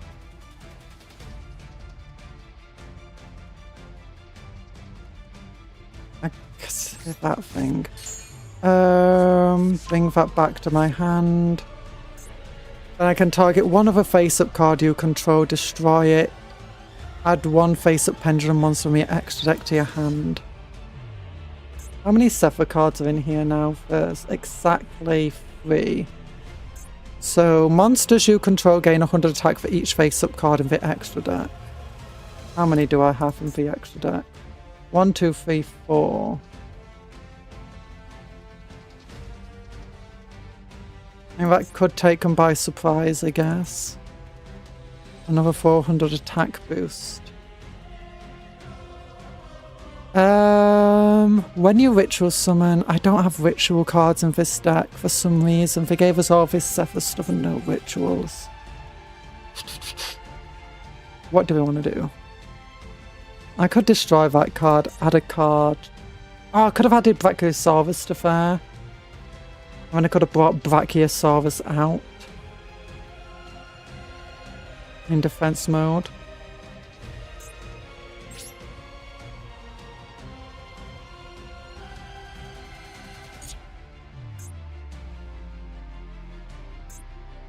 I don't know how many Crystal Amatrixes we're gonna have. I'll look at related cards to them. Okay, we got a level 7 we can summon, I believe. All monsters your opponent control lose 500 attack. Oh, that sucks. You can only use each of these effects once per turn. If this card is synchro summoned, you can add 1 Crystal card. If this card is synchro summoned...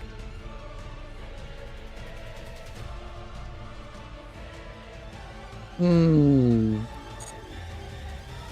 attack that for just synchro summon. Yeah, I don't know if I'll survive next turn. Because we know we can definitely go into level 7 with that thing. Oh, they're tributing, of all things.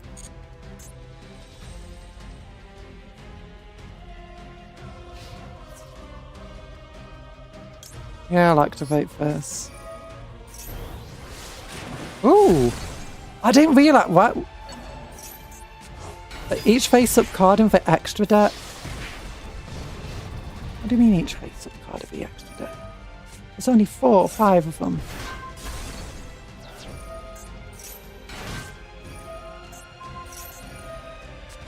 One, 2. What the heck are they doing?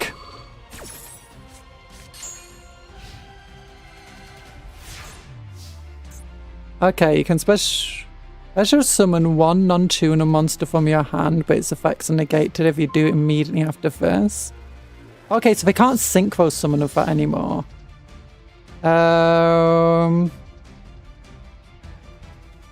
What does this do? That's got no quick effects, which is nice. Okay, I think we've got this. They messed up their turn. Yeah, I'm gonna have to pendulum summon. Oh, because they're level 3, I can't get them out of the extra deck. Or it's never gonna work. It was just never gonna work. Okay, we'll bring this guy out and all 3 of them. All of them face up attack position. We'll use his effect now. Destroy that card. Get rid of this. I'm not sure what its quick effect's gonna do. Activate this effect. Attack directly. I'm not leaving anything to chance. That gets added back to my hand. Now that's a very good card. And I can attack directly. Oh, there we go. I could have won that so much sooner. I made multiple mistakes there. Well, thankfully the AI also does. My goodness, I am bad at this game. What do you expect? It's a brand new deck. I did have a Dino Mist deck, but it was years ago and I barely played it. Okay, what do they give for... What's that enemy got this time? Yes, oh, I hate despots. And they got a pretty decent-ish despot deck here. Yeah, pretty decent-ish. What do they give us, though? Gluttonous Reptolphin. Fish tuna, not a reptile. You can target one fish, sea serpent, or aqua, not a reptile. I would expect reptile stuff here. With an equal or lower level than the number of cards in your opponent's hand, special summon it, but it cannot activate its effects this turn. That kind of sucks. White Moray. During your turn, this card, you normally summon this card, it can attack your opponent directly. Okay. And these can't be pendulum summoned. White Stingray. Water Synchro deck. Okay. Not the best Water Synchro cards I've ever seen. But, oh yeah, Dynamis are a water type. Now, we'll try this. Hopefully this will be easier. Like, Quistons are...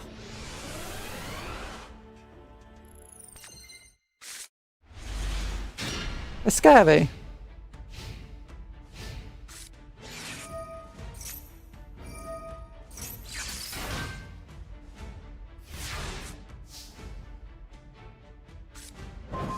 Monster Reborn! I have arrived, and it is time to do my sacred duty. I shall burn all of Cupcake Conjuror cards and use them as a sacrifice to the Chaos God. No! Do you know how much carbon you'll just be throwing into the atmosphere by doing that? My goodness. Let's get the Spinosaurus out. Not that we can do much of it right now. Stingray can special summon itself by discarding White Moray. Then we can summon Gluttonous Reptolphin.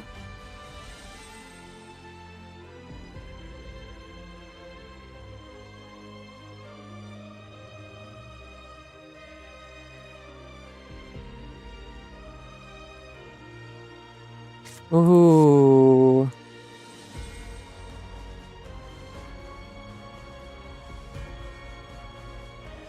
So we can go. I wonder if we've got access to a level 9. I hope we do. Special summon this by discarding White Moray. Then summon this guy. Activate its effect. Special summon White Moray just in case in defense mode. Then we can go to bring out a Ravenous Croco Dragon with only 1,000 attack. Gains 500 attack for each card in your hand.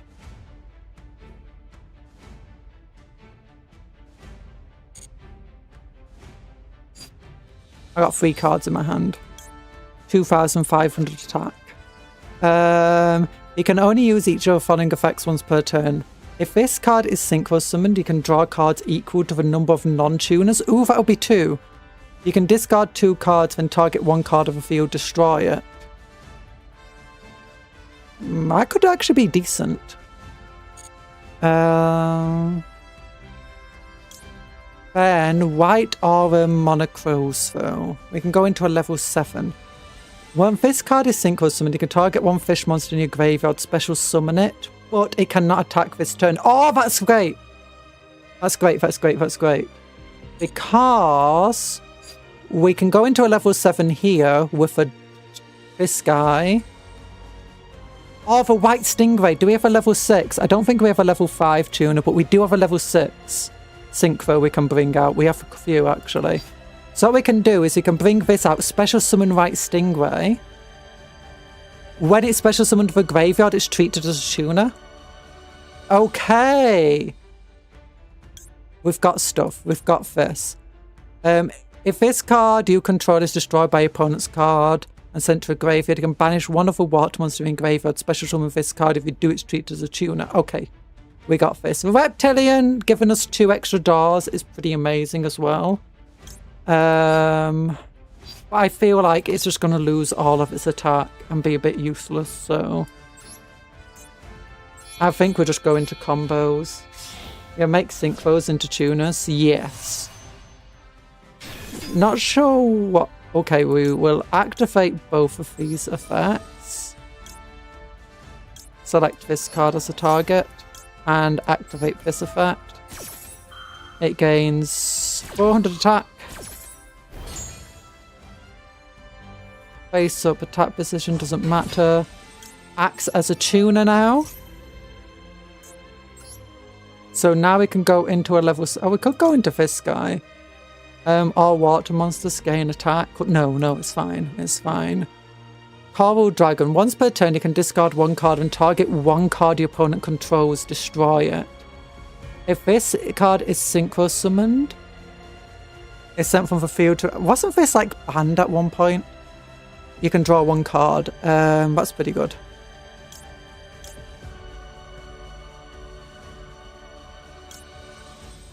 Losing the attack is fine as long as the effect is still live. Yeah, I think it's better just to go into these multiple summons we can do though. Once per turn, you can target 1 face-up monster your opponent controls. Its attack route useless, especially since it's not a quick effect. If this card in your possession is destroyed by an opponent's card and sent to the graveyard, you can banish one of them. Now, I want to bring out Coral Dragon, I think.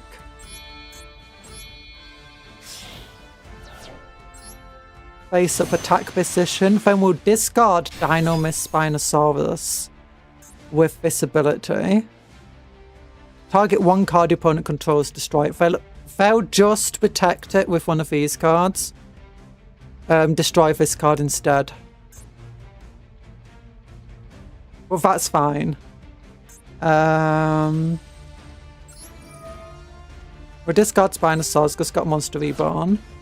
Destroy this. Yeah, we'll destroy it. Oh, they'll be able to protect it from destruction here. Oh, we can still summon this guy. No, we can't. We already normal summoned the air, forgot. Oops. Well, Monster Reborn then into... We could go into a level 9. No point. No point. Special summon him.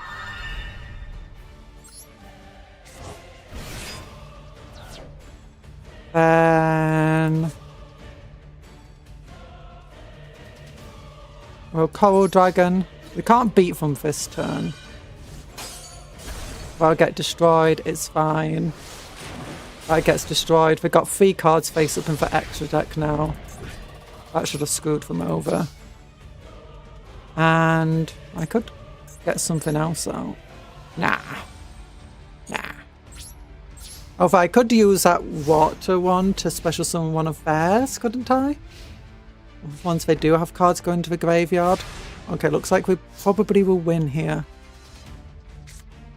White Howling. What does White Howling do? If you control a water monster, target 1 spell. Okay, this is actually a relatively decent combo this time around.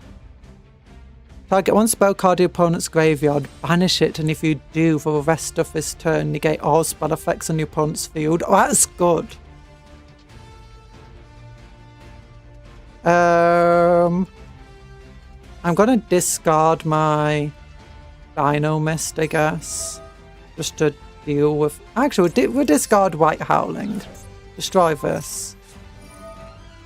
We're setting Pendulum Scales, which isn't going to help them.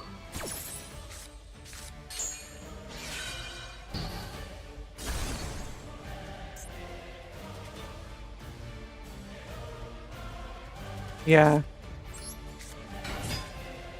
An attack. Unless I can tribute my monsters, that would be terrible. Unless Spinosaurus deal for finishing blow. Oh, thanks for the gift! Thank you, God of Mysteries, for gifting Hiding for 10 gems. Ow. Thank you, God of Mysteries, for gifting Hiding for 10 gems. Thank you for the gift! Thank you, God of Mysteries, for gifting Hiding for 10 gems. No, Cuptle! Cuptle, you don't need to. Repeat. I don't know why Cuptle repeated that 3 times. I think it's all this new sewing. But thank you, God of Mysteries. I'm back. It's been a while. Where me cupcake? I'm here. I exist. In vertical and normal now. Okay, that was a much easier time. This deck, no idea what they're doing. Like, why did they give us all this Zephyr stuff? And no ritual monsters? If they just hated us. And what did the opponent's deck actually have in it? Yeah, proper Kriston deck. Oh yeah, Kriston are also water. Forget about that. Honestly, this deck would be way better if you just removed all of the Dino Miss and just made it pure Kriston. Oh, it's such a silly deck. This one, though, it actually works. They work together. Cuptle likes donos so much he repeats it 3 times. It's true. Donos are good. Cuptle loves the donos. Cuptle loves the jewels. Also, I don't know why, but when you sent for hiding thing, it should have brought up a big old, like, mix it up. Let me test stuff with you, mix it up. Commands, not commands. Events. YouTube.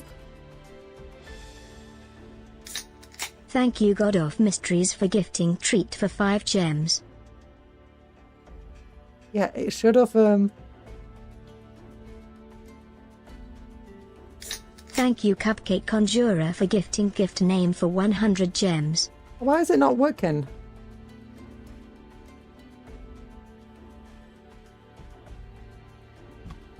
Is it messed up?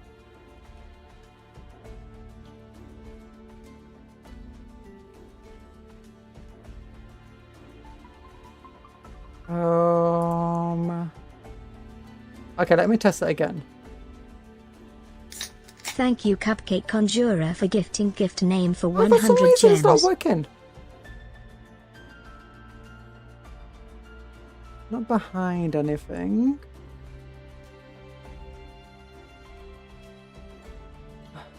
I didn't accidentally break the gift, did I? It was working yesterday when I tested everything. Like last night. No, all of this should be fine.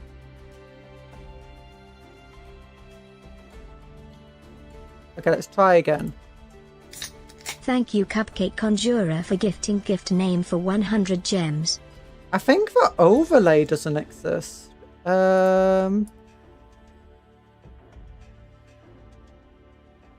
Default made.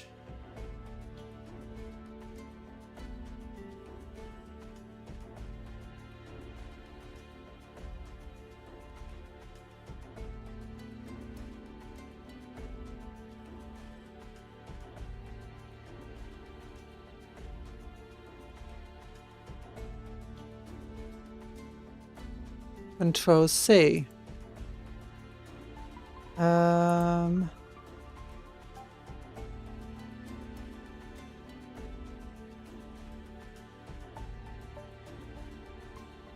No, that's same. That's that.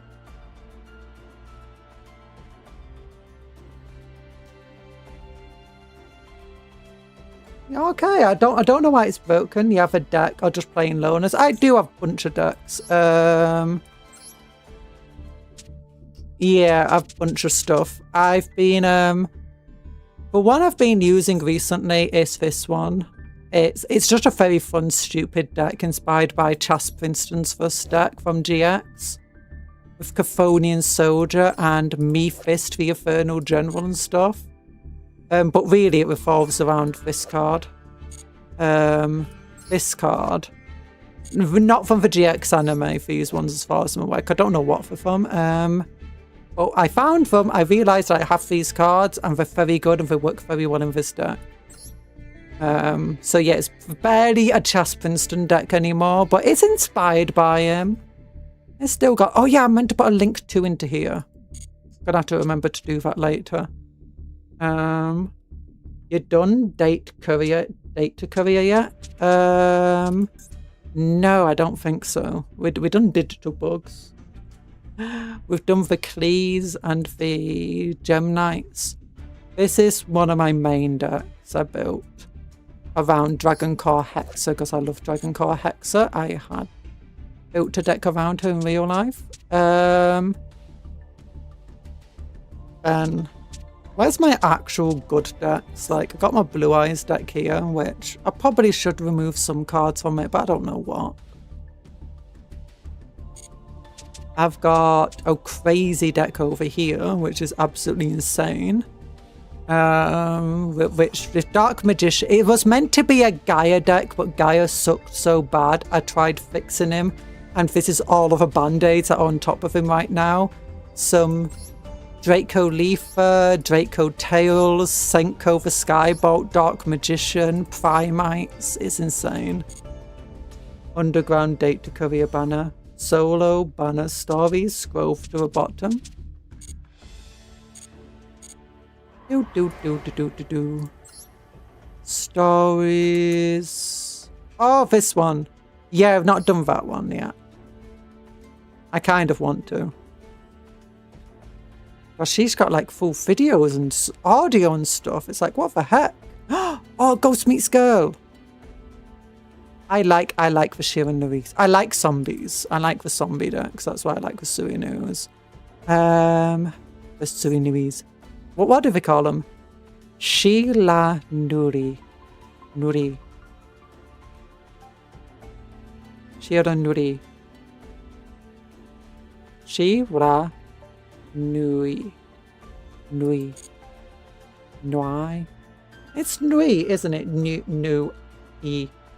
Date to Korean Sky Strike have animation video. They do. Oh my gosh, I don't like Sky Striker. I had a bunch of the Sky Striker cards. Like, I got lucky pulling a bunch of their stuff. Like when they first came out. And I used them once and was like, this is terribly broken. I don't want to use it anymore. And as things went on, they just seemed to get more and more broken. I know they're not too bad anymore. Like, they're being kind of power crept.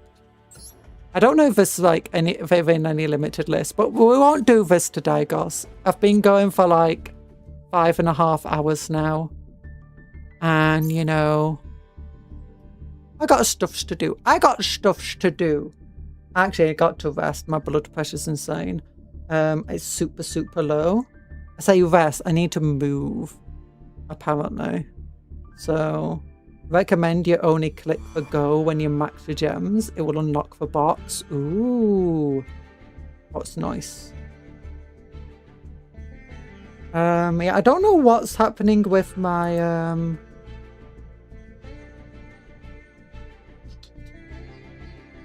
things. Like, if I got a new member, let me test this command. Thank you becoming a plan name, Cupcake Conjuror. Okay, yeah, so the overlay is just completely and utterly balked right now. I don't know what's going on. I apologize for that. Making no audio, no sounds.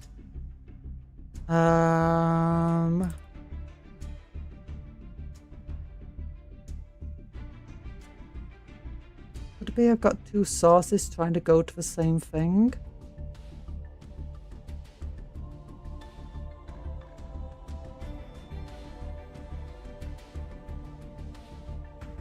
That shouldn't be the case, though.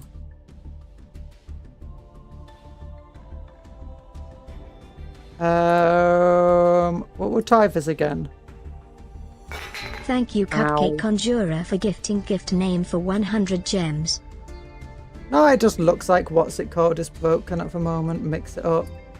I didn't know it could do that.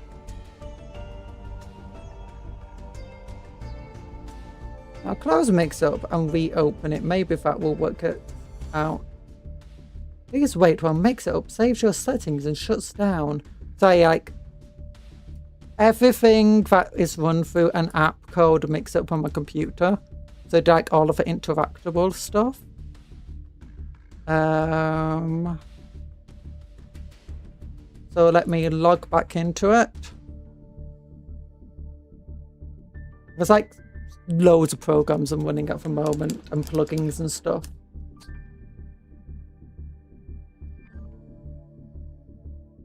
Okay, so that should be active.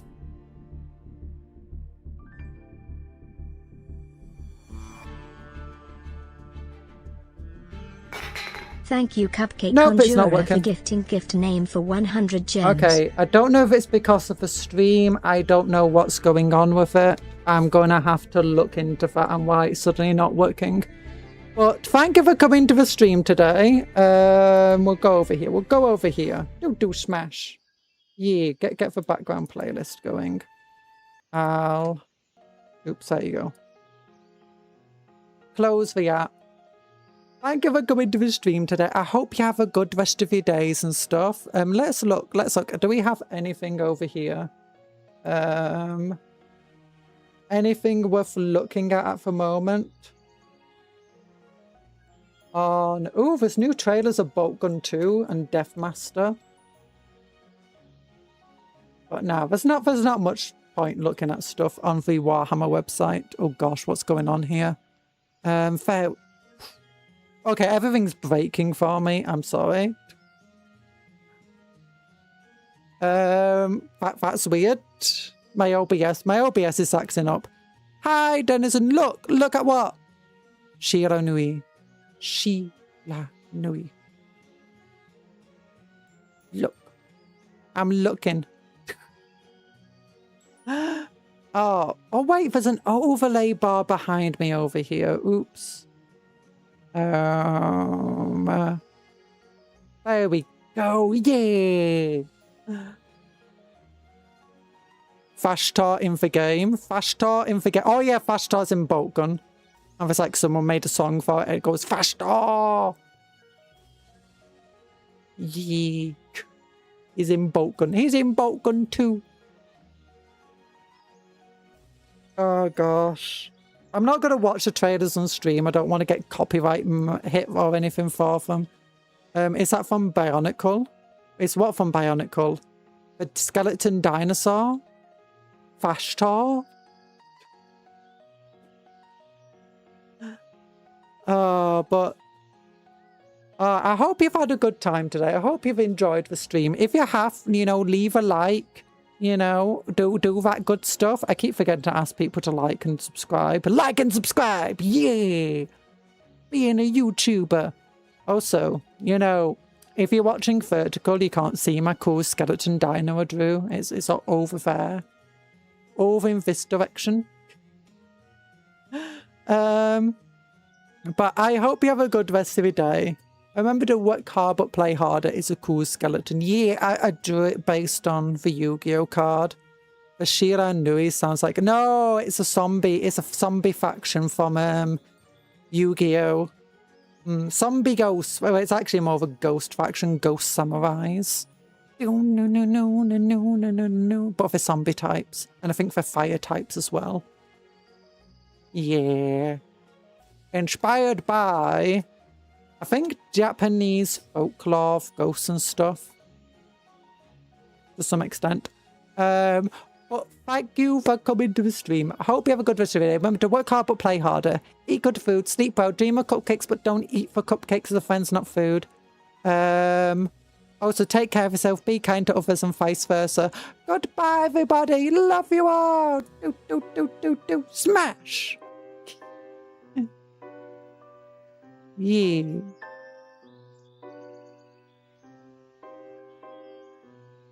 And don't forget to like.